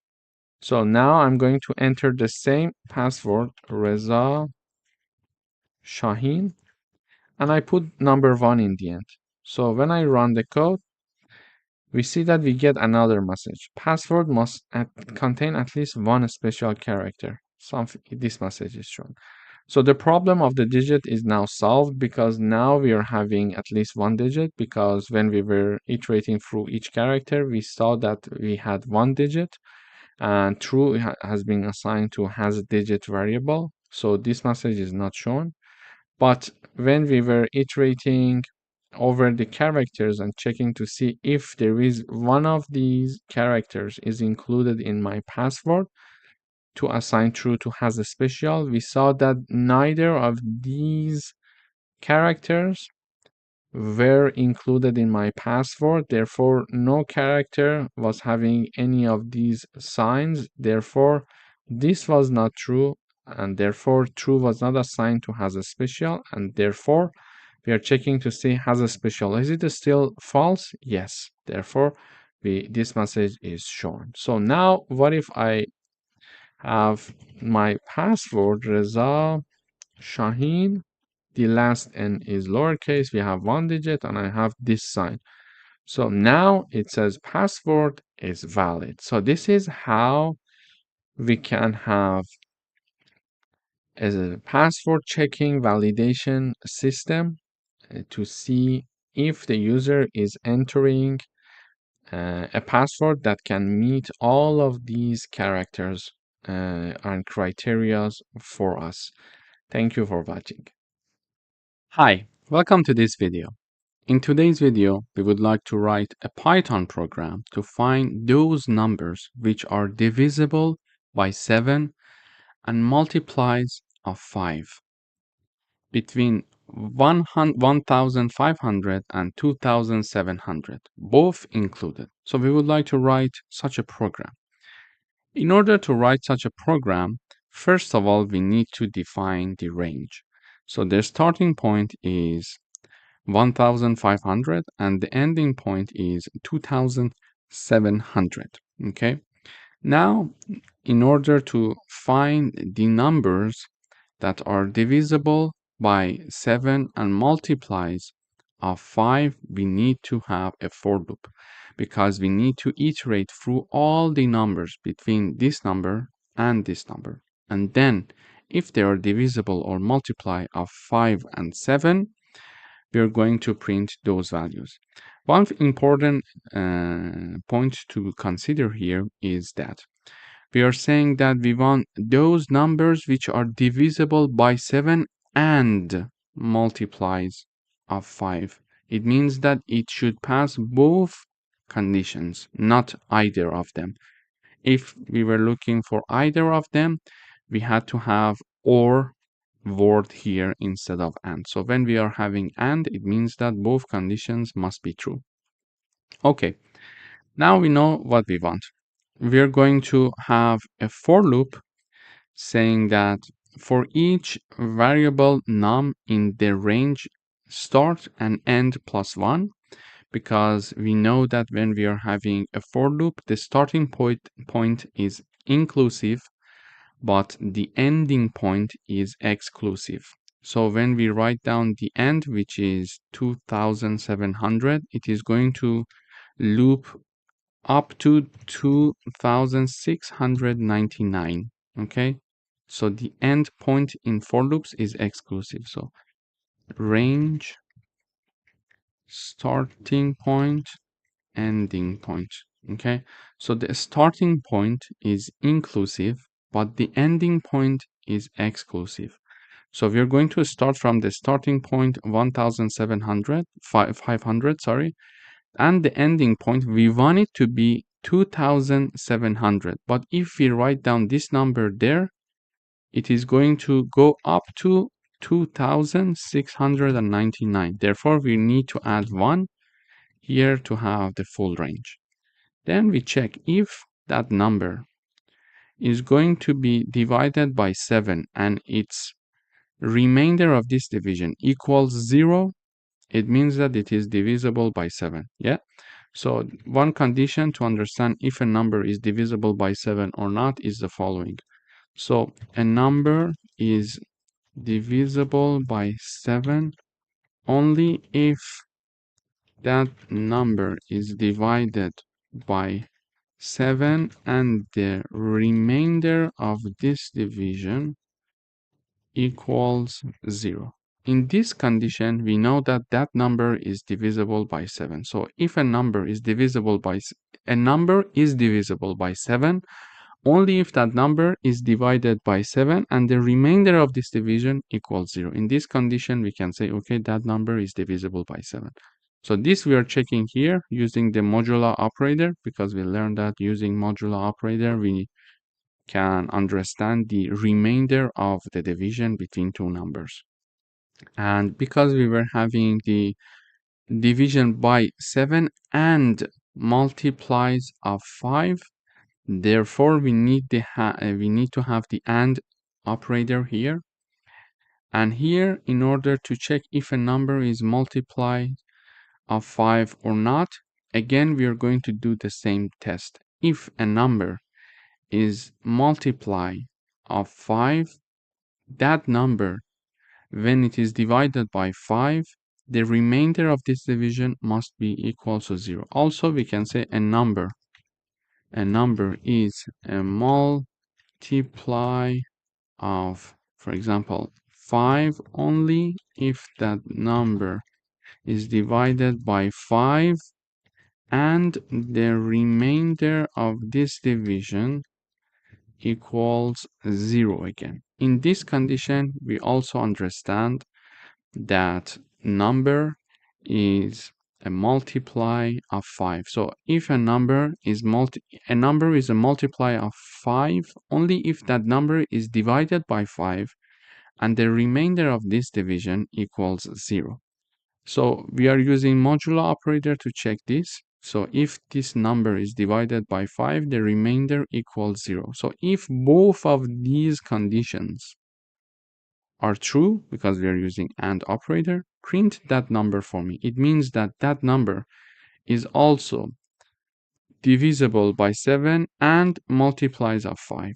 So print that number for me. And this is the message I'm going to print. Here we are saying that numbers divisible by 7 and multiplies of 5 between 1,500 and 2,700 is the following, for example. And then we are doing this for loop to and in each iteration we are going to understand if that number is divisible by 7 and multiplies of 5. If yes, print that number. If no, go up and go for the next iteration. So when I run this code, we see that, for example, numbers divisible by 7 and multiplies of 5 between 1,500 and 2,700. These are the numbers: 1505, 1540, 1575, 1610, 1645, etc.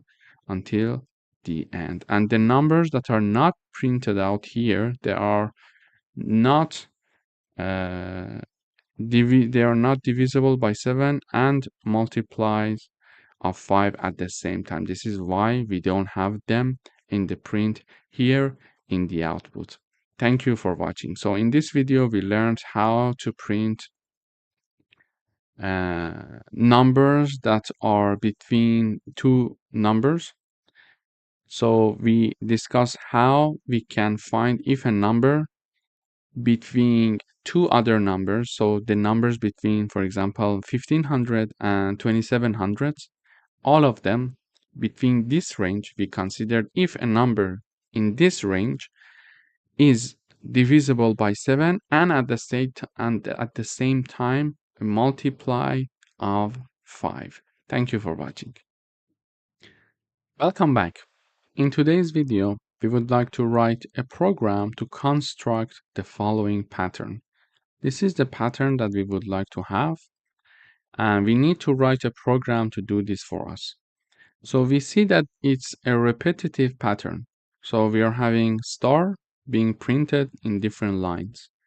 We can either do it manually. For example, we can have this print star. We can have this. And then in the next line, we can have the print. Now 2 stars, for example, with a distance, etc. until the end. But it's not a very efficient way of doing it. In order to do that, we learned that repetitive tasks are very good to be done using loops. So we are going to use loops here in this example to do the job for us. So first of all, we see that what is the maximum number of rows that we see here. So we are what is the number of columns that we are having here. So here it's only one column. Here we are having first column, 2 column, third column, fourth column, and the fifth column. So we are going to have up to 5 columns. So in one row, first we are having 1 star. In the next row, we are having 2 stars. In the next row, we are having 3 stars. So the maximum number of stars that in one row we can have is 5. This is why we are having our n equals to 5. The maximum stars that are there in one single row is 5. So we are having n equals to 5. Now, let's start the work. We said that for repetitive tasks, it's better to use loops. Here we are going to have a for loop with our iterating variable I for each I that is in the range of 1 and n plus 1, because we learned that when we are having the range, the starting point is inclusive, but the ending point is not inclusive, okay? Therefore, we are having the ending point, which is 5 plus 1 here. And in each iteration, we are going to print the star with the repetition, with the number of I. What does it mean? It means that, for example, when I equals 0, when I equals 1, sorry, because we are starting from 1, print 1 star, okay? But if I equals 2, print 2 star, 2 star, with 1 space between them. Why? Because we are having it here. So we are having a star and then a space multiplied by I. It means that whatever the value of I is, multiply it with this. Okay, so this is going to be printed as large as the value of I. If I equals 1, it is going to be printed once. If I equals 2, it is going to print it 2 times. A star with a space. Okay, if it's 3, it is going to print the star with a space 3 times. Therefore, here, when we are having the I equals 1, we are having 1 star being printed. When we are having I equals 2, we are having 2 star being printed. And then it goes up, you increase the iterating variable, I equals 3, it is going to print 3 stars, then 4 stars, until it is 5 stars, okay? So now let me run the code. We see that in the first iteration, we are having I equals 1 because the starting point is 1. We are having 1 star. Then I equals 2. We are having 2 stars, 3 stars, 4 stars, until the end 5 stars, because we are having the endpoint exclusive. 5 plus 1 is 6. And we are going to have, therefore, up until 5 inclusive. And we are going to have this print. So this print is the first half of the pattern. Okay, so this part is now created. Now what we need to do is to have a for loop, another for loop to print us the stars, the remaining stars, and in each iteration, now instead of increasing the number of stars, reducing the number of stars. Okay, so in order to do that, we are having the second half iteration, an iteration for the second half of the pattern. So we are having a for loop for each I in the range n minus 1 and 0. So it is going to start from 4. Let me have a comment here. Range. So it is going to start from 4 and it is going to continue up until I equals 0, but because it's inclusive, it is going to go one number before that, which is 1. And in this iteration, the point is this. We are going to reduce the iterator variables. So by default, I, when it is equal to 1, in the next iteration, it is going to be 2. In the next iteration, it is going to be 3, etc. But when we indicate that this number, the third argument, we are going to start from 4, I equals 4. In the next iteration, I will be equal to 3 because we are reducing one value from it at each iteration. In the next one, I equals 2. In the next one, I equals 1. And we are going to stop there. Why? Because the ending point is 0 and the ending point is exclusive. So the last number before that is when I equals 1. Okay, so we are having a for loop for each I in this range, starting from 4, ending at 0 exclusive, and in each iteration we are going to reduce the value of I by 1 unit. Then in each iteration we are going to print again stars to the number of I. For example, when we are having 4, I equals 4, we are going to have the 4 stars with 1 space between them. Then in the next iteration, I equals 3, we are going to have 3 stars. Then I equals 2, we are going to have 2 stars. Then I equals 1, we are going to have 1 star. But why we started from n minus 1? Because already we have the row which has 5 stars, which is here in our pattern. So the next row is having 4 stars. So the next for loop that we are writing should have the starting point from the 4.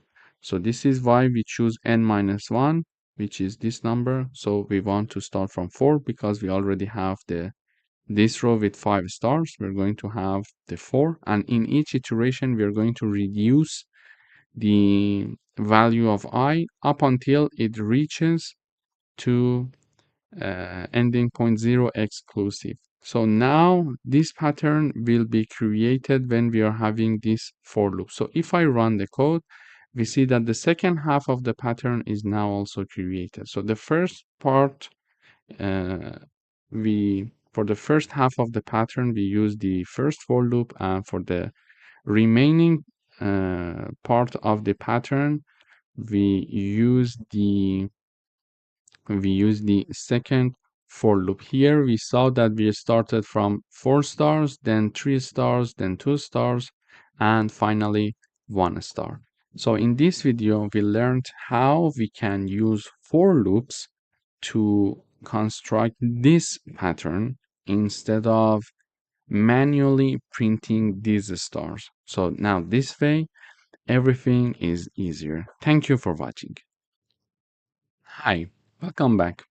In today's video, we are going to write a Python program that asks a user to enter a string, and we would like to reverse the entered string by the user and print the reversed version of that string, or let's say phrase.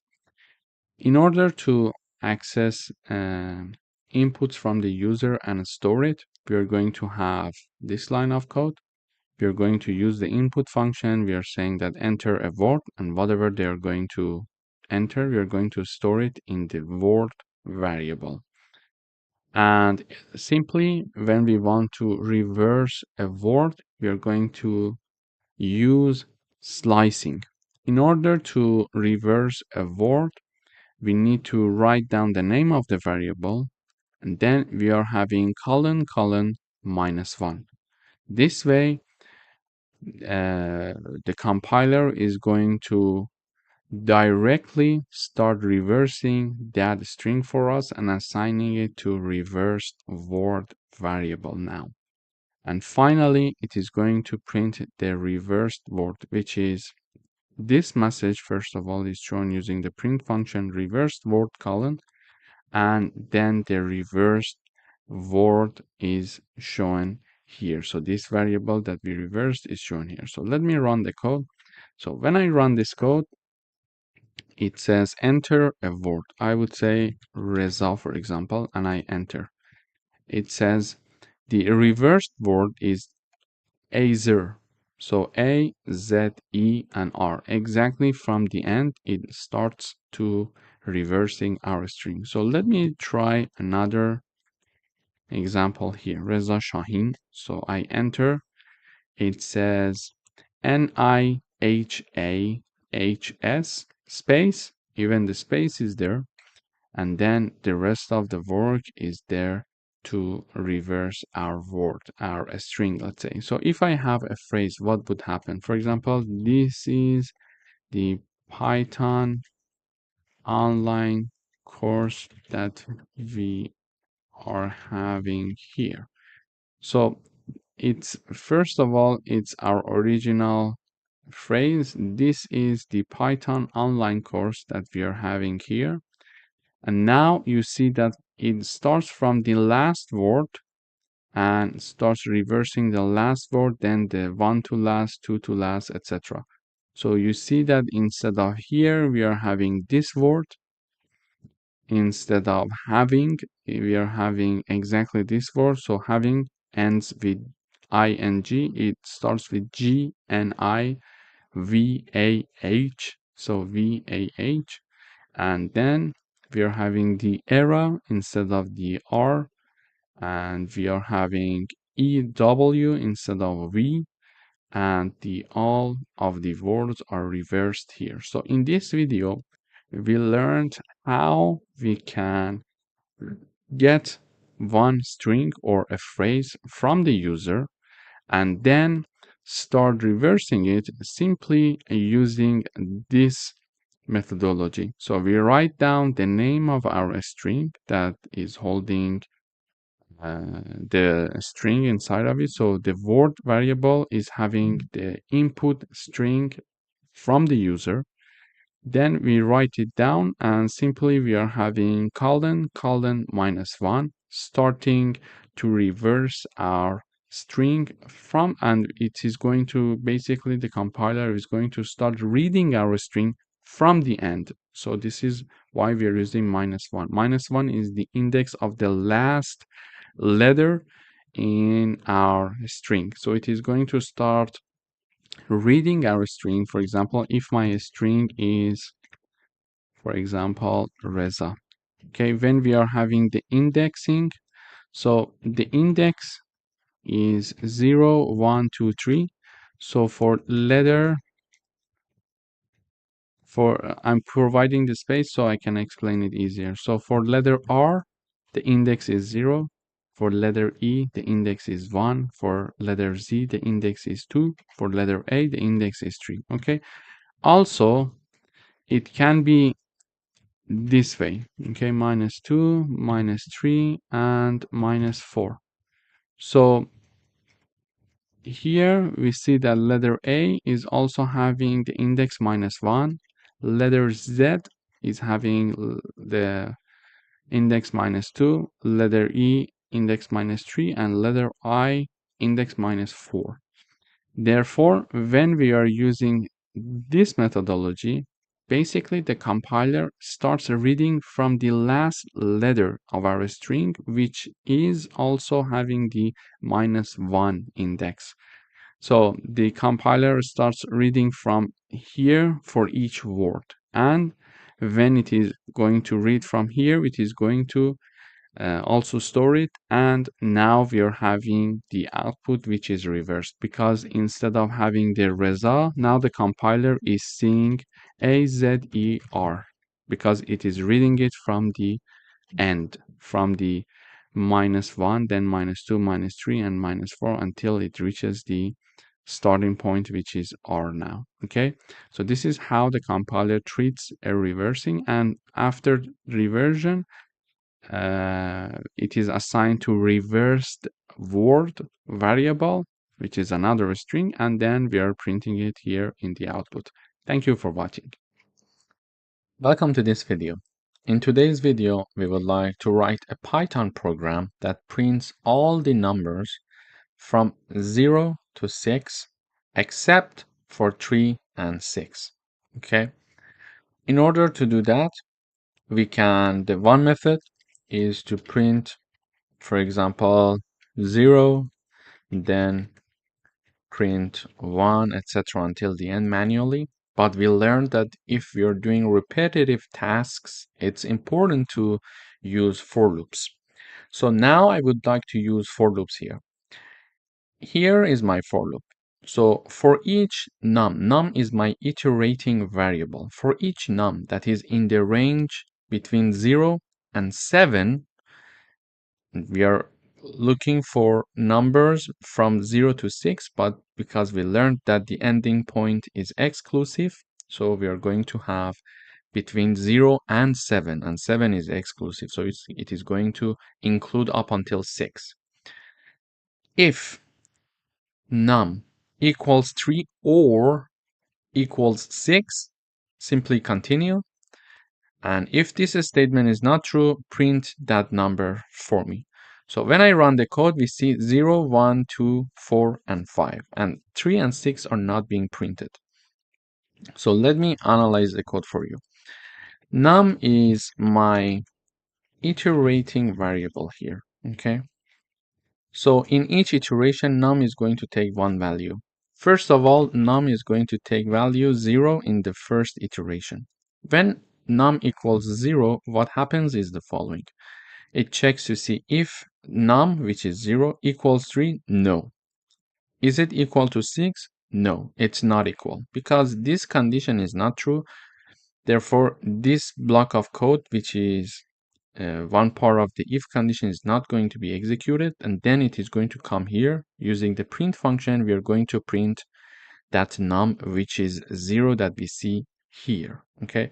And this end keyword helps us to have all the prints in one line rather than having them in different lines. So if I remove this, for example, when I run, you see that they are not in one line.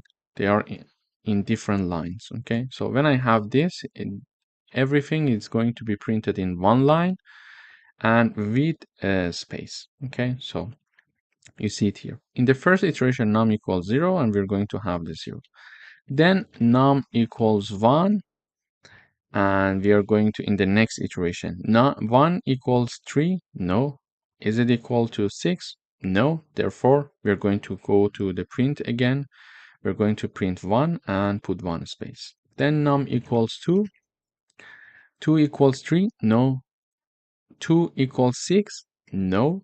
Therefore, we're not going to go to this part and we're going to print. Simply, we are saying that, okay, 2 is printed with 1 space.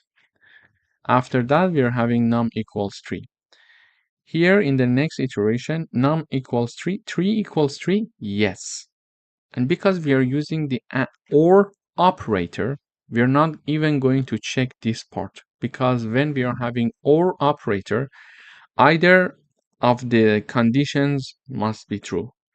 So we don't care if it's the first one or it's the second one. If one of them is true, we are going to have the result to be true, okay?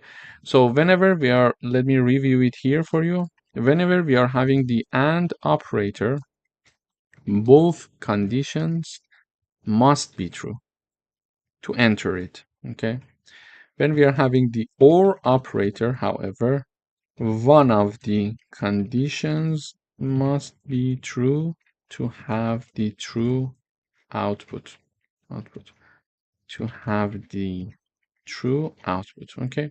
So when we are having AND operator, both conditions must be true to have the true output. But when we are having the OR operator, one of the conditions must be true to have the true output. So we are having the OR operator, and one of the conditions, either this one or this one, must be true. And num equals 3 means that 3 equals 3, so it's true. Therefore, we are going to continue and execute this part of the code. So when this condition is true, we are going to say, okay, so we enter this if condition, and the code in the if condition is continue, meaning that do nothing, skip, okay? So nothing will happen, and we are getting out of the if, and we are going to increase the num one more time. So we are having num equals 4. This is why when num equals 3, nothing happens actually. When num equals 3, we are using the key word that is continue, meaning that, okay, carry on, skip, and do nothing. And when we say continue, okay, it is going to go for the next iteration where we are having num equals 4. So num equals 4, we enter the this part again. So 4 equals 3, no. 4 equals 6, no. So this part is not executed, and we are printing 4. Then num equals 5. We are having this condition is not true because 5 is neither equal to 3 nor to 6. We are going to print 5. And finally, we are having num equals 6. So we are saying that num equals 3, no. Or num equals 6, yes. Therefore, continue, enter this part and use the keyword continue. So we are going to continue and do nothing, skip. This is why nothing is being printed here in the output when we are having that num equals to 6. And this can be true for many other situations. For example, we can have num1 in range, for example, between 0 and 101. Let's say between 0 and 100 we want to investigate, but because the ending point is exclusive, I'm saying 0 and 101 colon. Then we check, for example, if num1 divided by 2 equals 0. In this situation, print, for example, the number is even, and we can have this condition here. So when I run the code now, we see that, okay, let me also print the code. Okay, we see that the number is even, the number is even. So also I need to have the num1 in each iteration, so it is going to show me which number is even. So when I run the code, it says the number is even. It's 2, 4, 6, 8, 10, etc. until the end, you see. So we see that here I'm having a for loop from 0 to 100, and if that number, that iterating variable in each iteration is divided by 2 and the remainder of this division equals 0, it means that that number is even, and we are going to print that number. So this is another exercise combining the concept of for loop and if conditions. Or we could say if it was divided by 7 and the remainder of the division equals 0, it means that that number is divisible by 7. So we can say divisible by 7. So if we want to print the numbers that are divisible by 7 between 0 and 100, we can run this code. We see that all the numbers that are divisible by 7 are printed here in the output. And also we could say, for example, if the number is divisible by 7, continue, do nothing, okay? Otherwise, print the number for me. So print the num, and we are going to have also the end keyword to have all the numbers in one line. So when I run the code, okay, we are having a very large range, so we are having a lot of output. Let me reduce the range. So when I run the code, we see that, okay, here let me first comment this part. So now if I run the code, we see between the range of 0 and 50, all the numbers that are divisible by 7, we're not printing them here. And we are printing all the numbers except those that are divisible by 7. Okay, we see 1, 2, 3, 4, 5, 6, 7 we don't have. Then we have 8, 9, 10, 11, 12, 13, and 14 we don't have. 21, for example, we don't have. 28 we don't have, etc. until the end. So this is how we can combine the concept of for loops and if conditions in order to check certain conditions and continue and skip and do nothing in certain conditions and do something else in other conditions. Thank you for watching. Welcome back. In today's video, we would like to write a Python program that accepts a string and calculate the number of digits and letters. For example, when I run the code, it says enter a string. I write down Reza Shahin, and it says the number of letters, it's 10, and the number of digits it's 0. Okay, so we would like to write a program to calculate number of letters and digits. Okay, in order to do that, first of all, we're going to start with this message. We're using the input function to show this message to the user, enter a string, and then we are going to ask the user to enter a string, and whatever the user is going to enter, we are assigning it to text variable.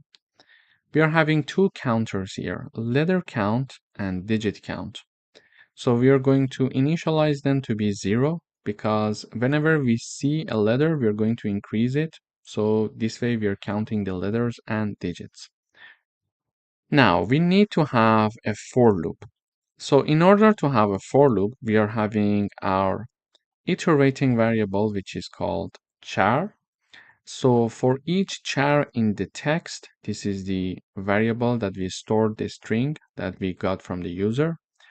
If that character is a letter, increase the value of letter count by 1. And if that letter is a digit, if that character, let's say, is a digit, increase the digit count. And we are going to use the is alpha and is digit function to do that. Basically this function is going to help us to see if one character is a letter or it's a digit. So in order to understand if a char is a letter, we can use the is alpha function, meaning that, for example, if the name of my character is char, like this, char.isAlpha is going to tell us the answer is true or false. If it's true, it means that this character is a letter. If the output is false, it means that this character is something else. It's not a letter, let's say.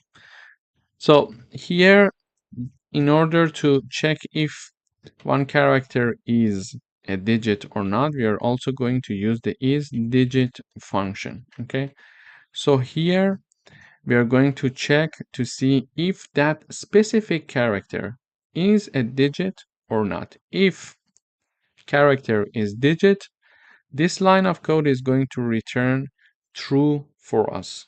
If that character is not a digit, it is going to return false for us. So here we are iterating through each character of my string here, text, and checking each character one by one. So I say that character, in the first iteration. For example, let's say, let me run the code one more time. I say my string is Reza. It says we are having 4 characters. Let me say Reza 1. Okay, it says 4 characters, 1 digit. So now let's see how it works. In the first iteration, my character equals R because my string is Reza 1. Okay, in the first iteration, the char equals R. And then we check to see if R is a letter. What is the answer? Yeah, it's true. So because this statement is true, we are going to enter the if condition and we are going to increase the value of letter count by 1. So letter underscore count plus equal 1, meaning that we are going to increase it. Then in the second iteration, char equals E.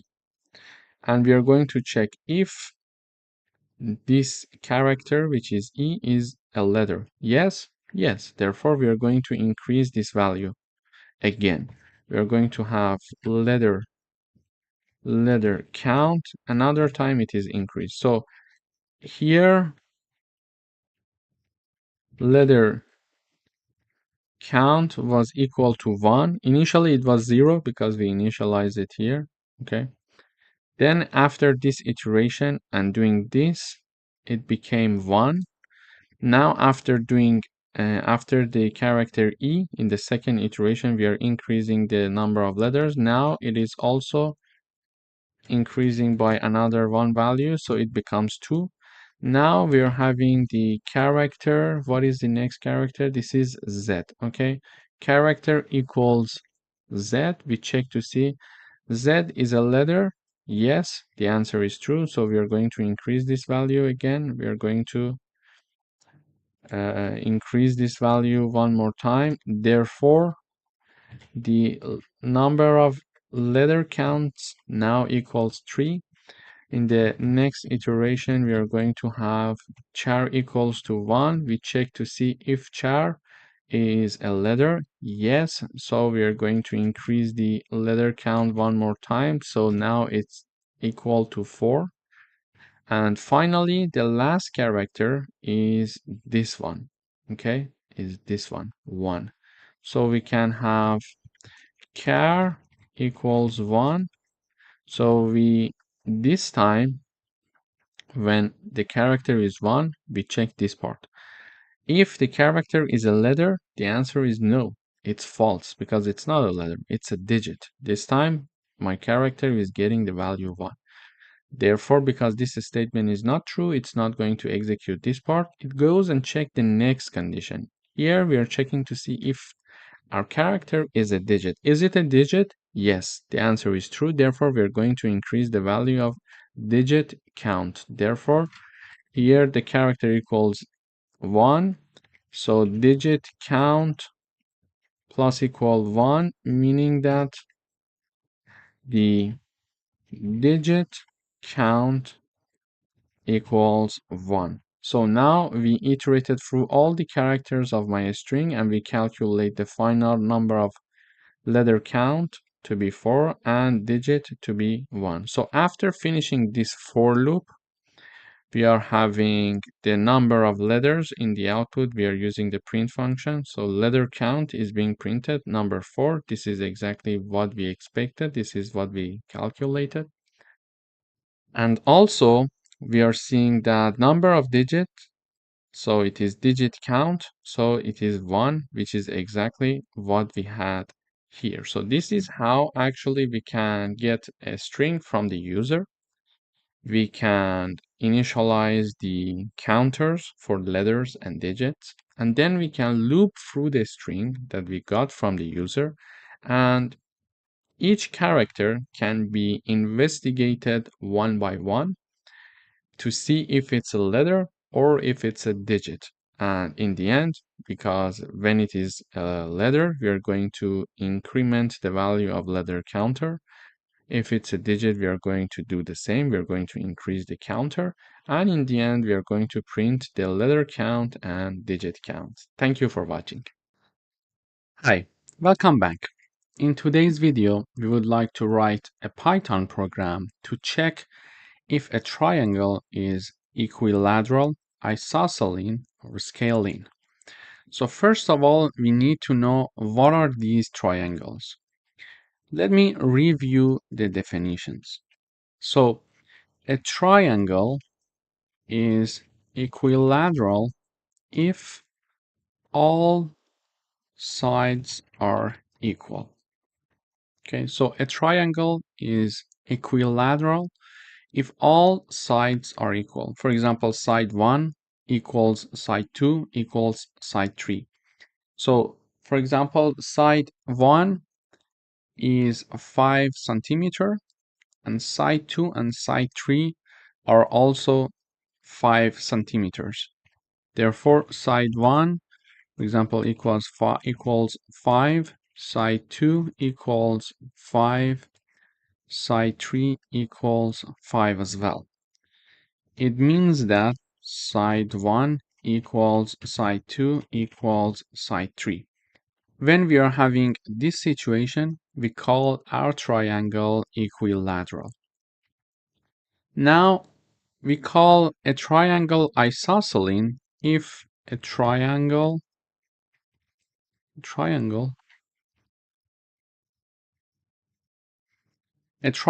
is isosceles if two of the sides are equal. Okay, it means that, for example, side 1 equals 5, side 2 equals 5, and side 3 equals, for example, 10, for example. So these two sides are equal. This is why that we can call this triangle isosceles.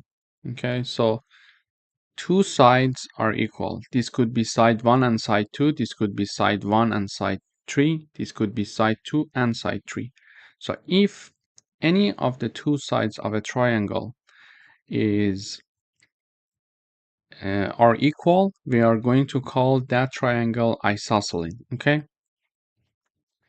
Then we are going to have the scaling triangle, meaning that neither of the sides are equal. So a triangle is scaling if neither of the sides are equal, meaning that side 1, for example, equals 2, side 2 equals 3, and side 3 equals 4, for example. In this situation, we are going to call this triangle a scaling.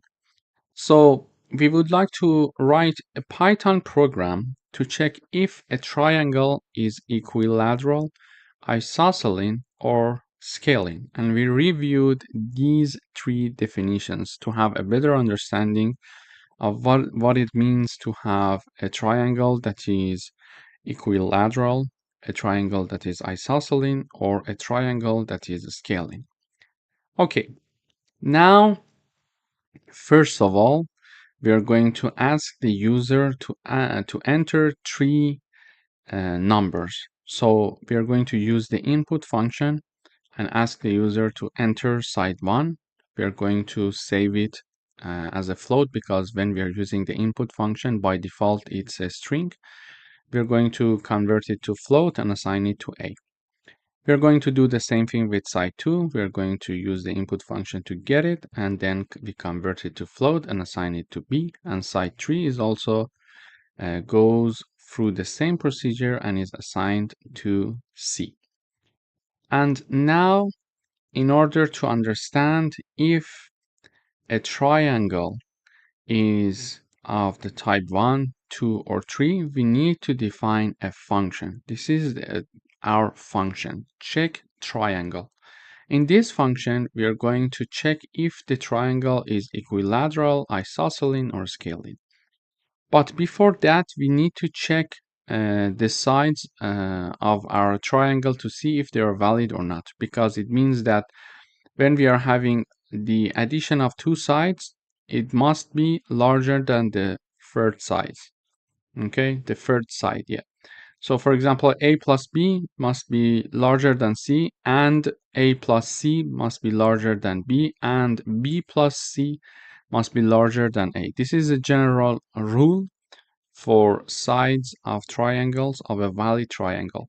So first of all, we are going to check this. If this part is true, we are going to call the check triangle function. Otherwise, if this statement is not true, it means that we are not even having a valid triangle.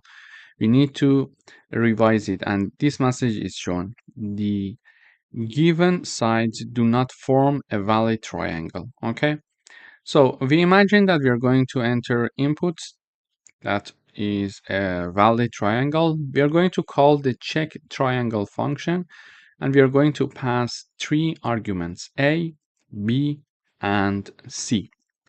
So the check triangle function is called using three arguments, a, b, and c. So we check to see if the sides, all of them are equal. So a equals b equals c. If this statement is true, we are going to print this message. The triangle is equilateral. Okay.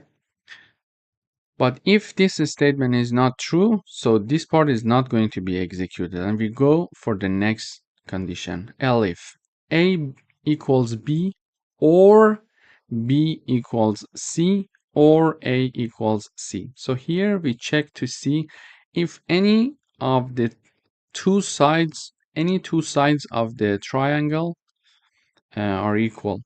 So a equals b, or b equals c, or a equals c, because if any of these conditions is true, it means that we are having an isosceles triangle. So we check all the sides 2 by 2 if they are equal. If we at least have two sides that are equal, it's an isosceles triangle.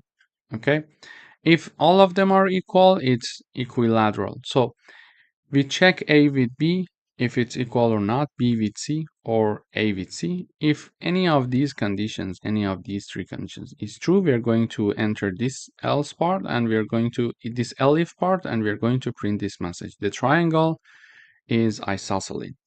Otherwise, if neither this condition nor this condition is true, it means that the triangle is scaling. So we are going to print the scaling message in the output. Okay, so this is how we can check the type of our triangle. So let me run the code first. It says enter side 1, I say 5, enter side 2, I would say 5, enter side 3, I say 5. So all of the sides are equal. We expect to have this message. The triangle is equilateral. So when I enter, it says the triangle is equilateral. So we call the check triangle function and we see with these three arguments, and then we check here A equals B equals C. Yes, so the triangle is equilateral. Then this message is shown.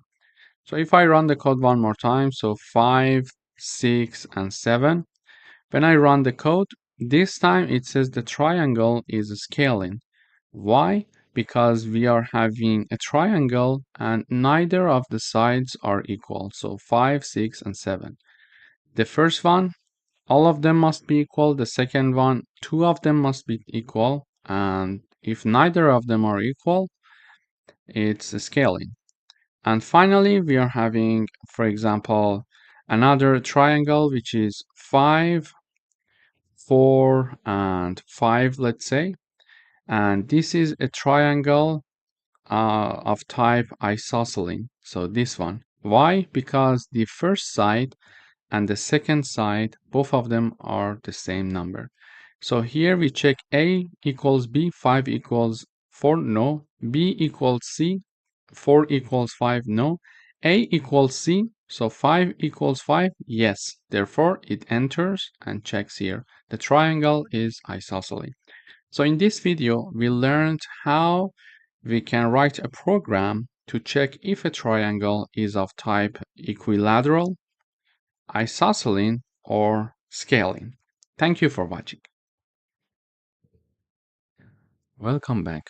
In today's video, we would like to write a program to count the number of characters in a string. In order to do that, I would like to define a function that is going to do the counting of each character. So in each character, frequency is counted inside this function, char frequency. What I'm going to do here is the following. For example, when I run the code, it says enter a string. So I write down Reza, for example. When I enter, we see that it says R, the frequency is 1, E, the frequency is 1, Z, the frequency is 1, and A, the frequency is 1. So our program counts the number of frequency of each character. When I run the code one more time, I type down Reza R, for example. This time it says we are having two R, one E, one Z, and one A. So here, first of all, I ask the user to enter a string. And we use input function to get the string from the user. We assign it to text. Then we are having the call of the function of the char frequency. This is the name. And we are passing text variable as an argument of this function. And the output of this function is assigned to variable called frequency, okay, which is a dictionary. But let's see what's happening inside this char frequency function. When we call this function, the compiler comes here. It checks the name of the dictionary, the name of the function, and okay, so this is the function that was called. When this function is called, this part of the code is going to be executed. So first of all, we are creating a dictionary to store character count. And as a reminder, when we are having a dictionary, we're going to have key values. Okay, so a dictionary is having key value pair. It means that, for example, for the key one, we are having value one.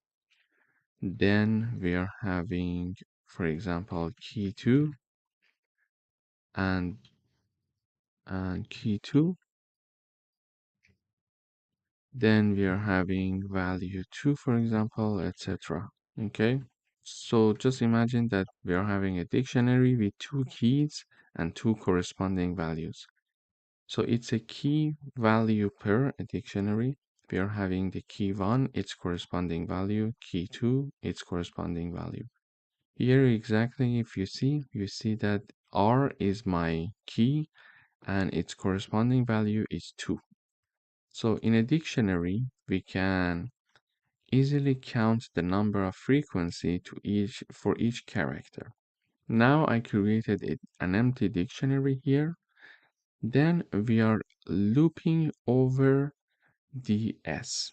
So for each character that is in S. And what is S? S is exactly what we passed as argument to call the function. And what did we use to call the function as an argument? This is the text, which is what the user entered. So the entered string by the user is stored in text. We pass text as an argument for the char frequency call of function. Here we just name it s, and we are now looping over the string that the user enters. So we are looping over the string that the user entered. Okay. Now that we are looping over each character of a string that the user entered, just imagine the string is Reza R. Okay. Now, for example, in first iteration, character equals R. So we are looping over R. Then in the next iteration, character equals E, character equals Z, equals A, and equals R. So in each iteration, we move forward character by character. Now we are saying that for each character in the string, if character is inside the frequency dictionary, what does it mean? It means that, for example, we are checking to see now that in the first iteration, char equals R, okay? We want to see if R is in frequency dictionary, okay? In order to check that, we need to check the keys of my dictionary. And first of all, in beginning, initially, this dictionary is empty. So when in the first iteration, when we are having the character R and we are checking to see if R is inside the frequency, the answer is false because initially it's an empty dictionary. So there is nothing inside that. Okay. Now that this statement is not true, we are not going to execute this part of the code and we go to the else part. When we go to the else part, now we are having the value of that character in the frequency dictionary equal to 1. Okay, so we are creating one element for the frequency dictionary here. So what's happening here is the following. So now frequency dictionary is having one key and its corresponding value. Okay, let me repeat it one more time. So what's happening here is the following. So first of all, we started by looping over the string that the user entered. So we are having the character by character, we are looping over the string. For example, if the string is Reza R, first we start by R. We check if R is in the frequency dictionary. The answer is no, because initially it's an empty dictionary. So this part of the code is not executed. We go to the else part. Here we are creating a key for this dictionary, which is R, and we assign its value to be 1. Okay? And after this has been implemented, we go up, we move to the next character, and next character is now E. So now the next character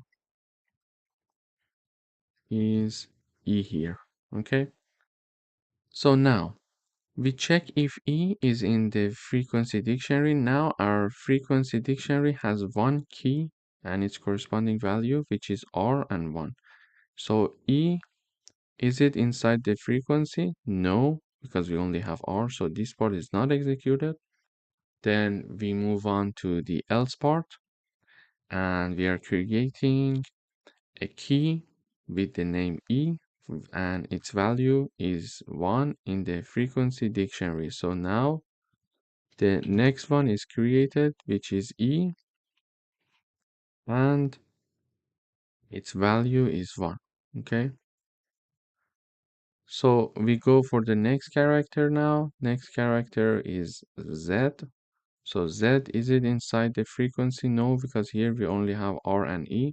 So we go to the else part, and we are creating another key which is called Z, and its value is 1 in the frequency dictionary. We do the same with A. So A is not existing already there. We are creating one uh, and assign it to the A key.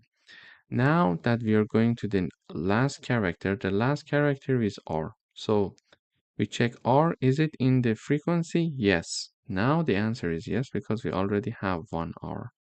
So in this case, we are going to increase its value by 1. Okay. So we are going to increase the value of the R key in the frequency dictionary by 1. So it is already 1. We are going to increase it by another 1 unit, so it will become 2. Okay, so let me repeat the last part. We are going to have the last iteration. So the last iteration is over R. We check to see if R is already there. Yes, R is already there. So R is there. So this statement is true. We check to see if this character is already in the frequency dictionary. Yes, therefore we are going to increase the value of R in the frequency dictionary by 1. So it was already 1. We are adding another one. It will become 2. This is how this function is going to count the number. So the number of frequency of each character. So in this frequency dictionary, now I have R equals 2, E equals 1, Z has the Z has the value 1, and A has the value 1. So A, Z, E, and R, they are my keys. As we said, it's a key value pair, and it's 2, 1, 1, and 1. It's their corresponding value. As we expected here, we saw the same thing in the output. So we were here. So here we called the function. We did all this computation, and in the end, we are returning the dictionary frec, okay, or let's say frequency. We are returning this dictionary. So we created this dictionary and we are returning it now, okay, and the return dictionary is assigned to this frequency variable, which is itself a dictionary. Now we would like to display character frequencies. So everything is inside this dictionary now, frequency, because the output of the function was assigned to this variable. Now we are having that. We are looping over characters and values. Let's say we call count here. These two are my iterating variables, character and count. And they're going to iterate over the keys and values respectively. Okay, keys and values, keys and values. For example, this char, iterating variable is going to iterate over all the keys, R, E, Z, A, and this count variable is going to iterate over their corresponding values 2, 1, 1, and 1. Okay. In frequency.items, when we are having the frequency.items, frequency is the name of the dictionary. .items means that the items function is going to help us to iterate over the keys and values. Now, in each iteration, we are going to print the character with its corresponding value. So in each iteration, we see R, for example, and its corresponding value is 2. So R is my character, its corresponding value is 2. We're printing it. Then in the next iteration, we are having E and 1. So E and 1, Z and 1, and A and 1. So this way, we are having a function to count the frequency of characters. And also in the end, to display these character frequency, we are using a for loop to iterate over key and value pairs of my dictionary. So in this video, first of all, we reviewed dictionaries, we reviewed how they are created, and we learned that a dictionary is a key value pair, and then we learned how to count the number of frequency of different keys in a unique dictionary. After that, we learned how to iterate through key value pair in a dictionary. Thank you for watching. Welcome back. In today's video, we would like to write a Python program to get a string made of first and last two characters of a given string. So if the string length is less than 2, return empty string instead. Or we can say, or a message, return an error message. Okay. So here is my code. When I run, it is going to return the first two and last two characters of a given string. For example, I'm calling the function using this string Python. What I get in the output is PYON. So the first two characters and the last two characters. I called it using hi Reza. I say I get hi, the HI and ZA in the end. And when I call the function with the string less than 2 characters, I'm going to get this message. It must have at least 2 characters. Okay, so this is my code. But how can we do that? So here I'm having a function called first and last two. It accepts one parameter. Whenever we call this function, we need to have one parameter. So here I call this function first and last two with the argument Python. So I'm calling the function with a string. Here, first of all, in the function, I check to see if the length of the argument that is passed to call this function is less than 2 or not. So if it's less than 2, we are going to return this message. It must be at least 2 characters. Okay? So if the length is less than 2, it is going to show this message. But if it's not less than 2, we're going to return this part. And what is this part? Basically, this part is having a new string being returned with the first two characters and the last two characters of the S string. So for example, if my string is Python, here what's happening in the return, it is returning the S2 plus S minus 2, okay? And basically this part is going to create a new string that is py, which is the first two characters of my string Python, which is py, plus the last two characters, because we are having the index minus 2, okay? So the last two characters plus on, okay? So this one will become PYON in general in the end. So this is what we have as the output, as you see here. But why -2?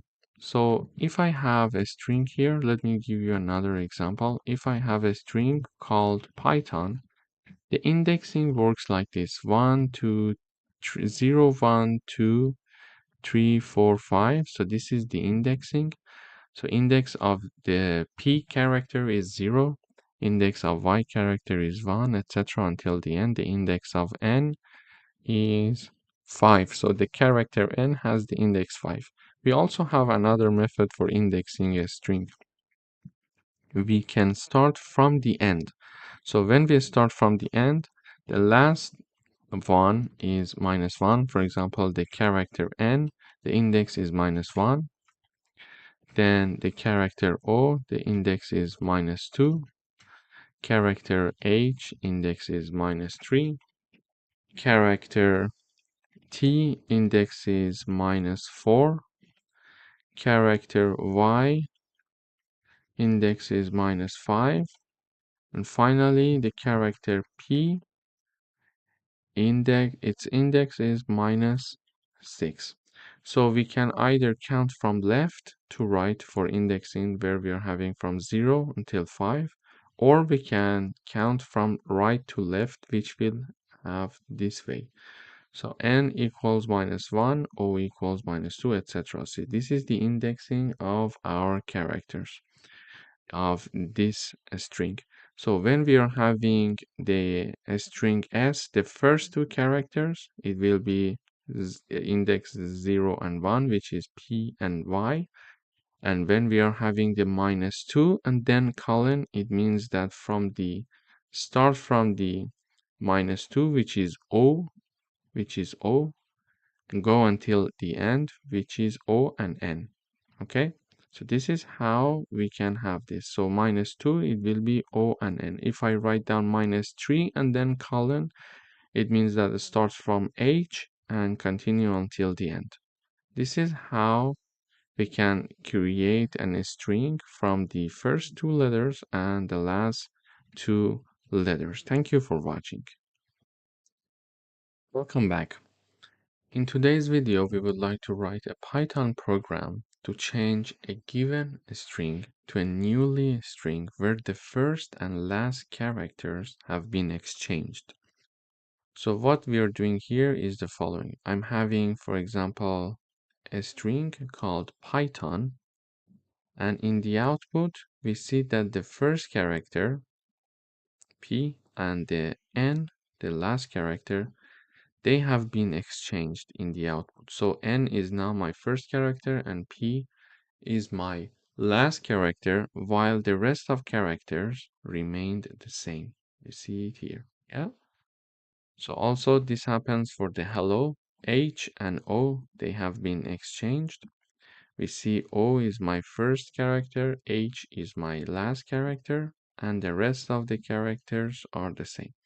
And if we are having a character with less than 2, length of less than 2, let's say, we're going to have this message, not long enough, not long enough. So what we are doing here? First of all, we are calling the swap first last function. And this function, what is it going to do? It's going to create a new string, and it is going to exchange the first and last letters. So swap first last function, we are calling it with an argument s. Here when I call this swap first last function, I'm having a string as argument that is passed.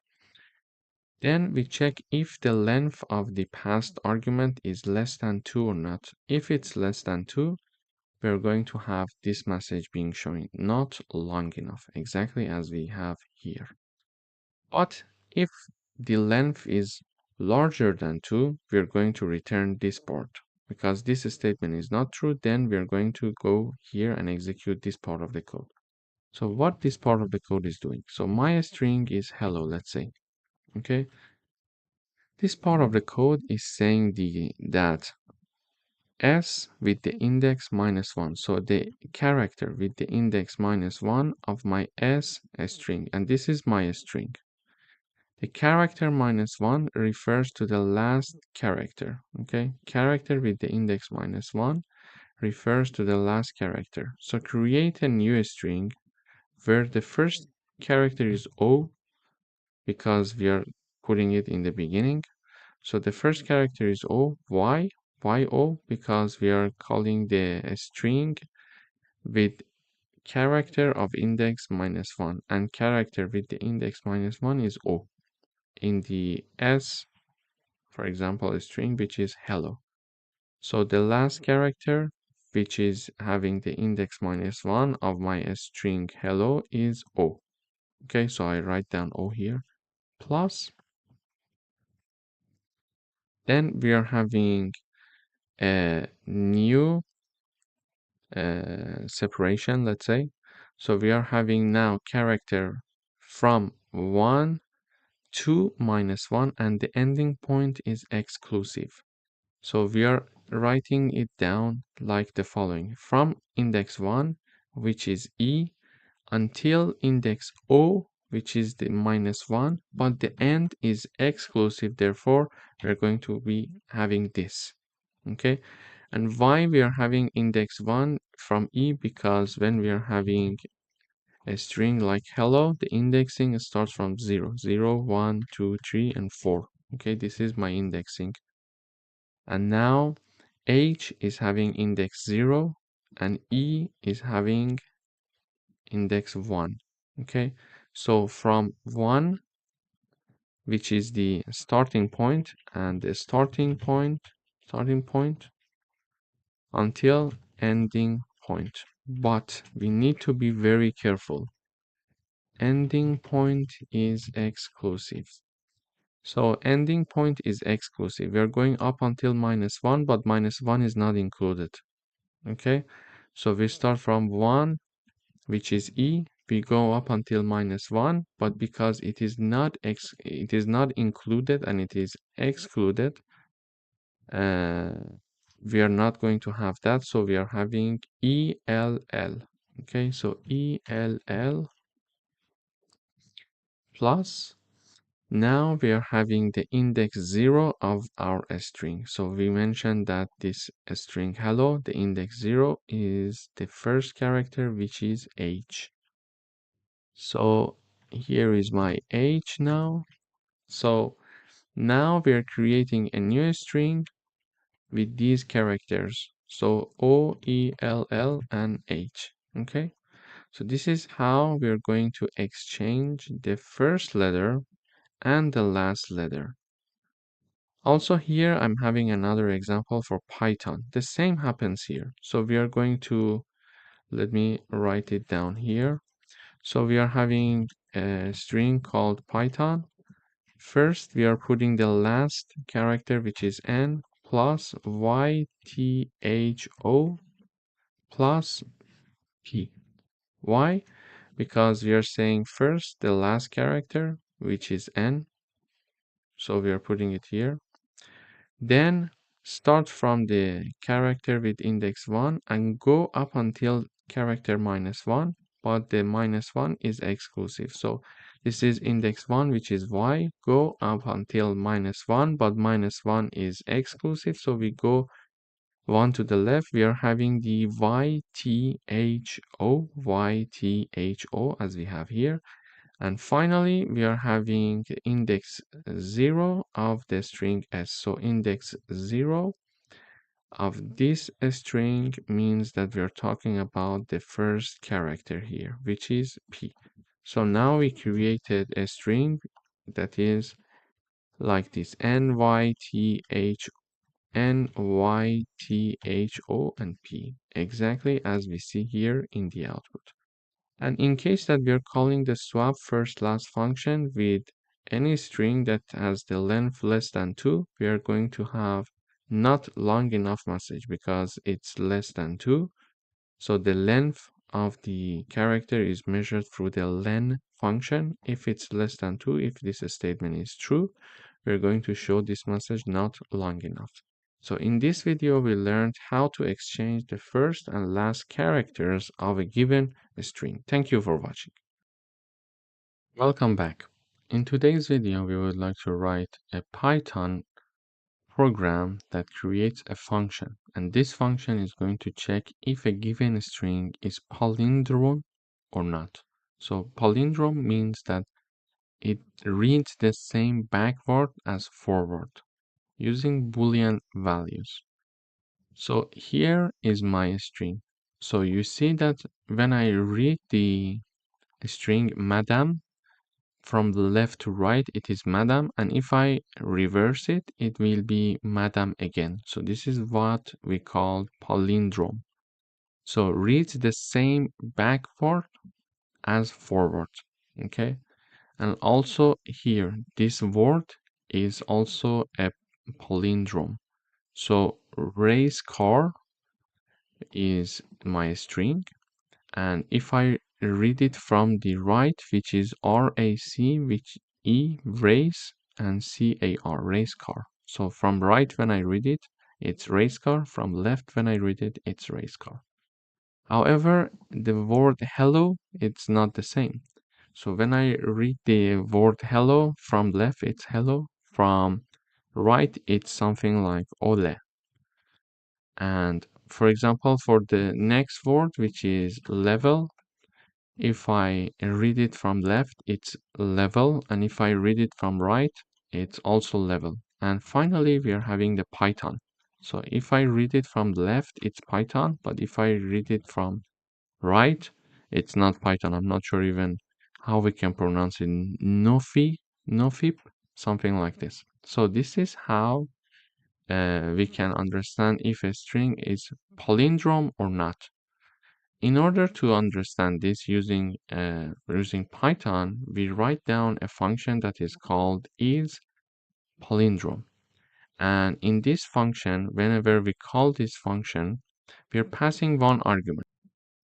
So we call this palindrome function with one argument called s. So whenever I call this function, I'm having one string. So the string is madam here. So isPalindrome race car. So whenever I call this function, I'm having one argument being passed. So in this function, first of all, we use the def keyword to declare our function. This is the name of the function, and this is the arguments of the function.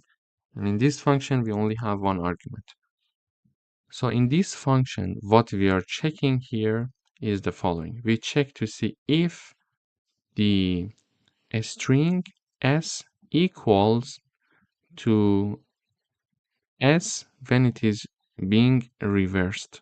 So it checks to see if s string equals to its reversed version, and its reversed version is colon minus 1. Okay, s colon minus 1. This is the reversed version. Whenever I want to reverse a string, I'm going to do this. Okay, so now because this function, let's say this code will help me to reverse my string, I'm checking to see if my original string equals its reversed version. Okay, so here we check to see if it equals its reverse version. And when I call this isPalindrome function with the madam string, or let's say argument or parameter, the output is true. Why? Because the original string, which is madam, is equal to its reversed version. Then we are having the race car, it's also true, but for hello, it's false. For level, it's true. For Python, it's false. So one thing here to mention is the following. So for example, if I have my string equals Reza, okay, this is my string, then my new string equals my string colon minus 1. So now print the reversed string is, then I would like to have my new string being printed. So when I run this code, you see that my original string is Reza. I want to reverse it. So now that I want to reverse it, I create a new string called my new string, and my string, which is Reza, is reversed using colon colon minus 1. And now I'm printing my new string, and you see that it is reversed. Other. It's the reversed version of Reza. Okay? So this is how we can reverse a string. So here we are exactly doing the same thing. In this function, we are having the original string and checking to see if it equals its reversed version. If this part is true, if they are equal, we are going to have the true in the output. If they're not equal, we are going to have the false in the output. So in this video, we learned how we can check if a string is palindrome or not. Thank you for watching. Welcome back.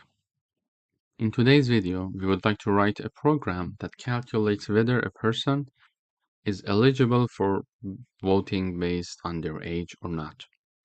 Here is my function. So it is called can underscore vote, and it needs one argument.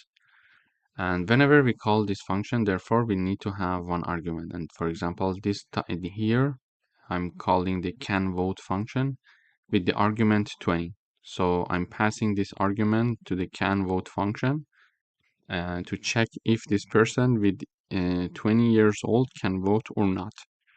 Also with the age 18, also with age 16. So we're going to have three inputs to check whether the person can actually vote or not. So here, whenever this function is called, this code is executed and checked, investigated, let's say, these if parts. So first of all, we are checking to see if the age that the user entered or the age that we are investigating is larger than or equal to 18. If so, if this condition is true, it means that we are eligible to vote, because this is the only condition that we are defining here. So this person is larger than, it's more than 18 years or equal to 18, that person can vote.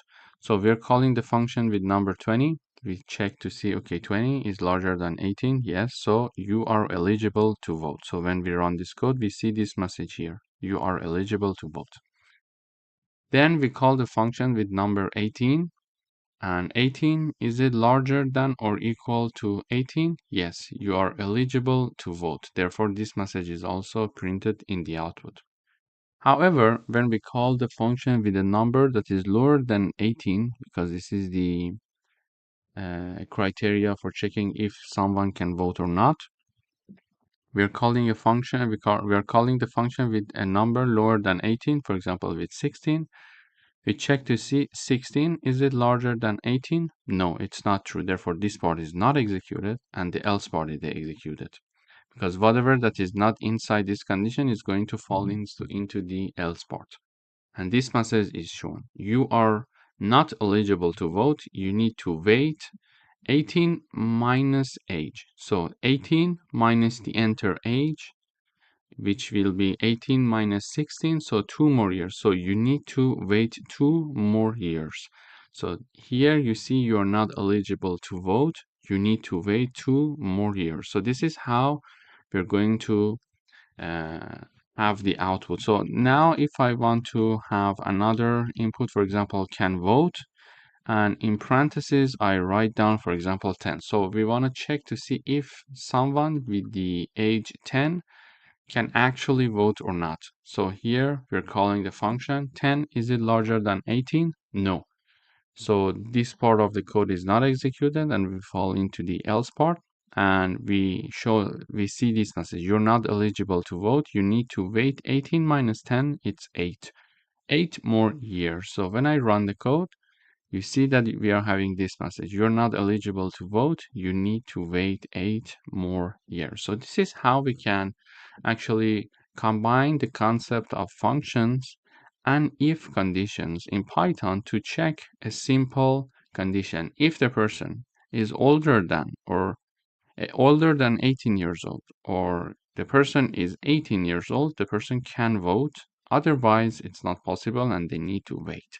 and how much they need to wait, the difference between their age and the number 18. Thank you for watching.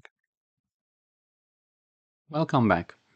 In today's video, we would like to write a Python program that creates a function. And this function is called factorial. This function needs to calculate the factorial of a number that is a non-negative integer. So whenever I call this function, I need to have an argument being passed. So here I'm calling the factorial function and I'm having one number, for example, number 5. It means that I would like to calculate the factorial of 5. So here, when this function is called, n equals 5 in this part, and 5 is it lower than 0? If it's lower than 0, show this message, invalid input. Please enter a non-negative integer, okay? However, if it's not lower than 0, do the following. Assign a new variable, initialize a new variable called result, and it is equal to 1.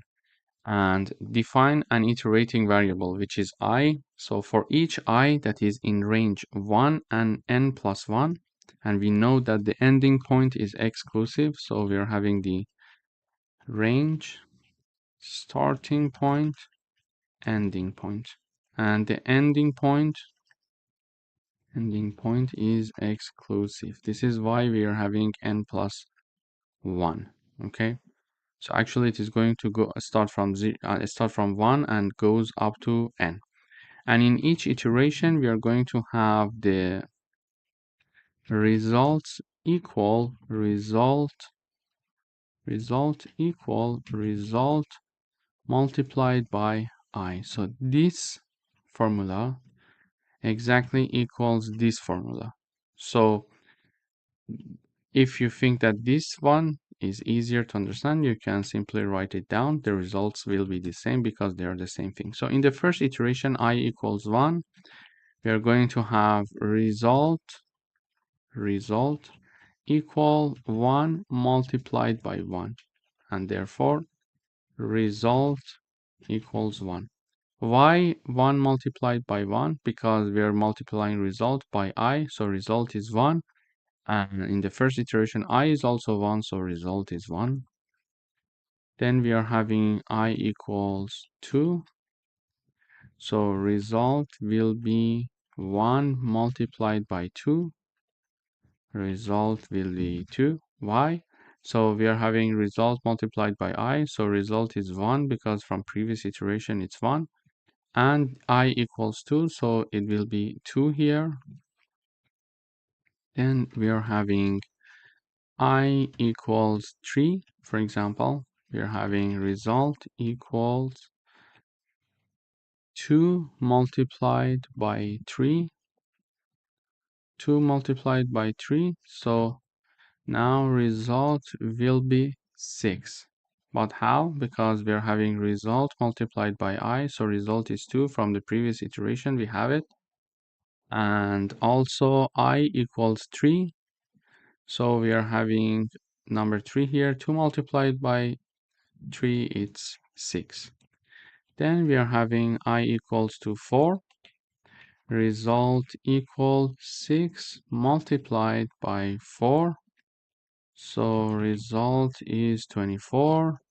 And finally, in the last iteration, we are having I equals 5. So result 24 multiplied by 5, and the result will be 120. So result will be 120. So in the last iteration, we are having result multiplied by I. So result from previous iteration is 24 and I is 5. So we are having 24 multiplied by 5. It means that we are going to have the result equals 120. And because now I equals 5, we wanted to continue up until n plus 1, and n plus 1 is exclusive. So n was 5. Oops, sorry. So n was 5. We were supposed to go from 1 to 5 plus 1, which is 6. So 6 is exclusive. So we are going to go up until 5. So I is going to start from 1 and it is going to continue up until 5 because we wanted to calculate the factorial of number 5. Okay, so after finishing this loop, we are going to return the result, which is 120. So we're going to return it and therefore print this because we called this function with the argument 5, so it is going to return the result. So we're going to have the print 120 in the output. And next time I call this function with number -3. So when I call this function with number -3, it comes here. We check first of all to see if -3 is lower than 0. The answer is yes. So we are having this message being shown in the output. Invalid input. Please enter a non-negative integer. So this is why we see this message in the output. So basically in this code, we learned that we can have the calculation of different numbers factorial. For example, we can have factorial of, for example, 3.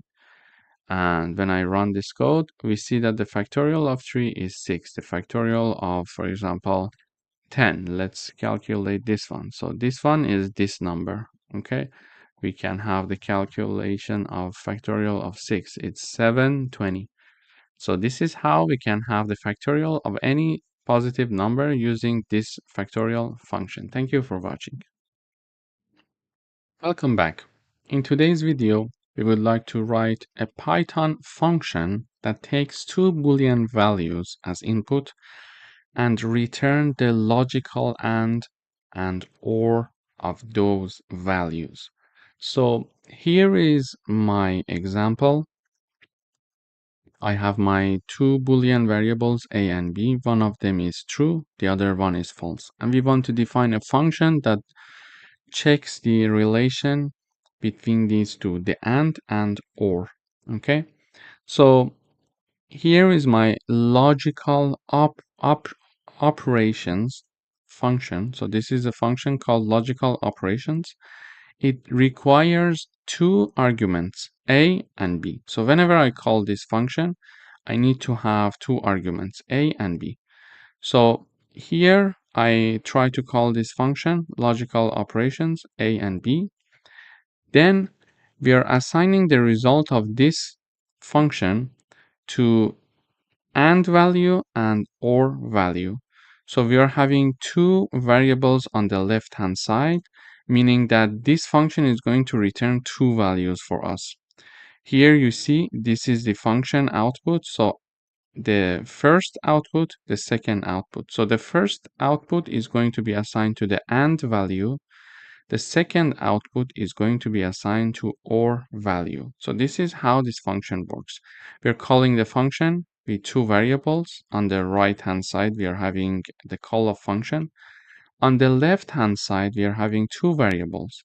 It means that this function is going to return two values for us, and or. Okay, so it is returning also two values. After doing the calculation by this function, these two values are assigned to add and or values. Finally, we are showing the and value and or value. So what does this function do? Logical operations. Two variables, let's say two arguments are required for this function. So a and b. First of all, we are checking the relation between a and b. So a and b, the relation is either true or false. It is assigned to and result. A or b, the output can be true or false, and it is assigned to or results. But the question is when it is going to be true, when it is going to be false. So when we are having a equals true, b equals false, when we are having the AND operator, both conditions must be true to have an output of true. Okay, so when we discuss AND operator, if both of them are true, the result is true. So let me write it this way. True and true, it's true. True and false, it's false. False and true, it's false. And we are having false and false, it's false. So when we are discussing the AND operator, both of the conditions must be true so that we can have the output to be true.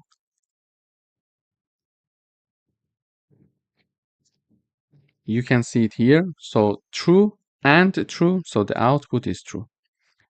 But if one of the conditions is false, for sure the output will be false. So when we are having true and true, the output is true.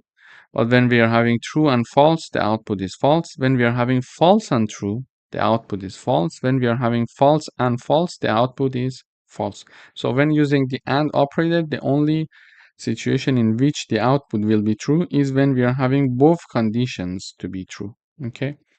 But what about the OR operator? So when we are having the OR operator, when we are having true or false, the output is true.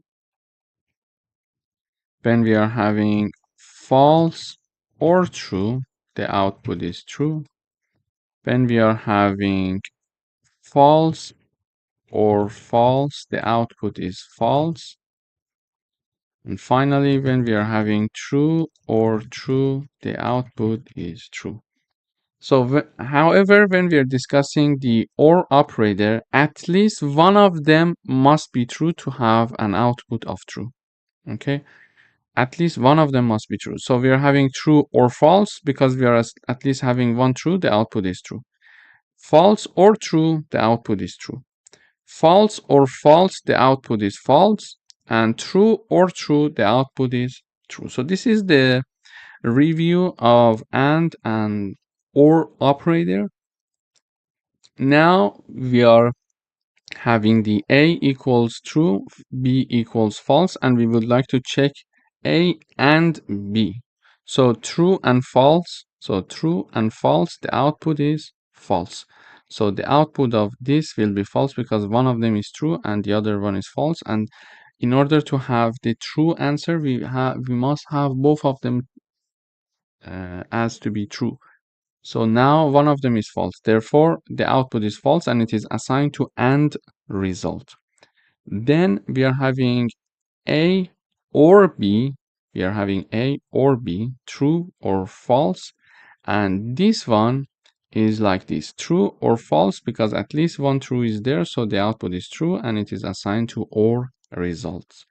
Then we are returning these two values, AND results and OR results. We are assigning to AND value and OR value. And then we are printing the output. And in the output, we see the AND result is false as we expected, and OR result is true. So this is how we can have a function that takes two Boolean values as input and return the AND and OR logical and OR of these two values. Thank you for watching.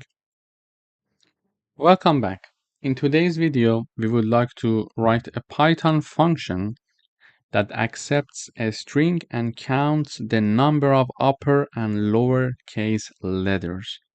So here is my string, hello world, and I'm calling a function called count upper lower. This is the name of the function, and I'm passing my string as argument.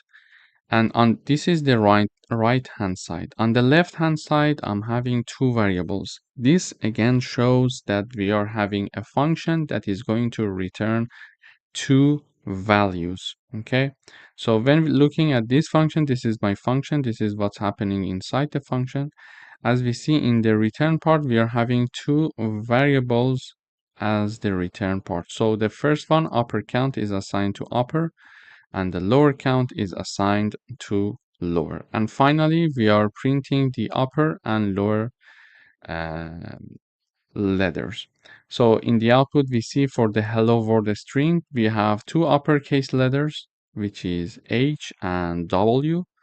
Then we are having the lowercase letters, which is 8. But how can we do that? So this place is where we call the count upper lower function, and we pass the string as argument. So when this function is called, we are having two variables being initialized. So upper count and lower count, both of them are initialized to be 0. Then we are having a for loop in order to count the uppercase and lowercase letters. We can do it manually, but it's hard, so this is why we use for loops. In order to do that, we are having a for loop iterating over s, which is the argument, which is here the text, and text is holding our string. Okay, so we are iterating over this string character by character. In the first iteration, we are having H. In the second iteration, we are having E. In the third iteration, we are having L, etc. until the end. So in the first iteration, let's say, let me write it here. First iteration, character equals H, okay? And we are checking to see if that H is uppercase letter. Using the isUpper function, we can understand that. If this statement is true, add one value to the upper counter, which was initialized to be 0. So H is an upper letter, so add one value to the upper count. Therefore, the upper count now is 1. Upper count is now 1. Okay, so we continue with the rest of the letters. Now that we want to continue with the rest of the letters, in the second iteration, we are having the char equals to E. Okay, so now char equals to E. Here we check if E is uppercase letter. Is it true? No, it's not, because it's not uppercase letter. It's lowercase. Therefore, this part is not executed. We go here, so we check if E is lowercase letter. Yes, the answer is true. So we are adding the one value to the lower count variable. So lower count is now equal to 1 as well. Okay, so this is the lower count now. So we go for the third iteration. For the third iteration, we are having the char equals to L. Yes? Okay, so char equals to L. We check L, is it uppercase? No, so this part is not executed. L, is it lowercase? Yes. So now that it's lowercase, we're going to add another one value to lower count. So it was initially 1, now we're going to, initially it was 0, then it was 1, and now we added another one, now it's 2. And this way we are going to continue the iteration over the remaining characters of this string. Therefore, we are going to keep track of the uppercase letters and lowercase letters. And finally, that we finish the for loop here, we are having the updated upper count variable and lower count. So basically the upper count should be 2 because we are having only H on W, and the lowercase letter should be 8. So in the end, it will be 8. And finally, we are returning these upper count and lower count variables, which are assigned to upper and lower variables respectively. Finally, we are showing them in the output here. Thank you for watching. Welcome back. In today's video, we would like to write a Python function to check whether a number falls within a given range or not. So here is my number, num equals 10. We are here calling the isInRange function here, and we are passing three arguments. First of all, we're passing our number, which is 10, then starting point and ending point of our range. So we would like to see if this num is inside this range or not. And again, I call this function one more time, and I would like to check the same num to be if it's inside this range or not. This is how we're going to proceed with the program. So is in range function is called with three arguments, number, starting point, and ending point. And finally, in this function, we're going to do a work that is very straightforward.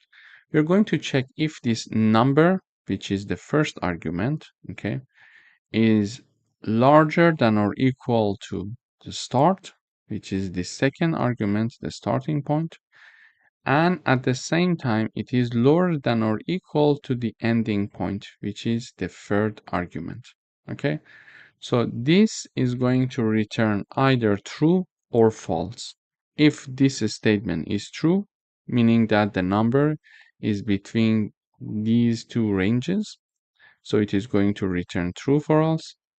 If this number is not passing these two conditions, so it means that it's not larger than or equal to start or and lower than or equal to end, it is going to return false. So when I run the code, first of all, we see true. So we are passing number 10, 5, and 15. Basically here we are checking to see if number 10 is lower than or equal to 15 and it is at the same time larger than or equal to 5. This is what we are checking here. Okay, and the answer is true. Indeed, 10 is larger than 5 and lower than 15. So it is going to return true. This is true for us. Then we are having the same number being checked being checked to see if it's between 11 and 20. So here we are saying 11 and this is 10 and this is 20. Okay, so here we check if 10 is larger than 11 and lower than 20. It is lower than 20, but at the same time it must be larger than 11. So it's not, therefore it's not going to return true, so the output is false. It's like AND operator. Both of the conditions must be true to have a true output. For example, we could have another example here is in, for example, 21 and 30. So when I run the code, the answer is false because we check to see if 10 is larger than 21 and lower than 30. Yes, it is lower than 30, but it's not larger than 21. This is why the answer will be false again. So this is basically how we can check to see if a number is actually is falling within a given range or not. Thank you for watching. Welcome back. In today's video, we would like to write a Python program to count the occurrences of each word in a given sentence. So here is my sentence. Hello world, hello everyone. This is a word of coding. This is my sentence. And in the output, we see hello is being repeated 2 times, word is being repeated 2 times.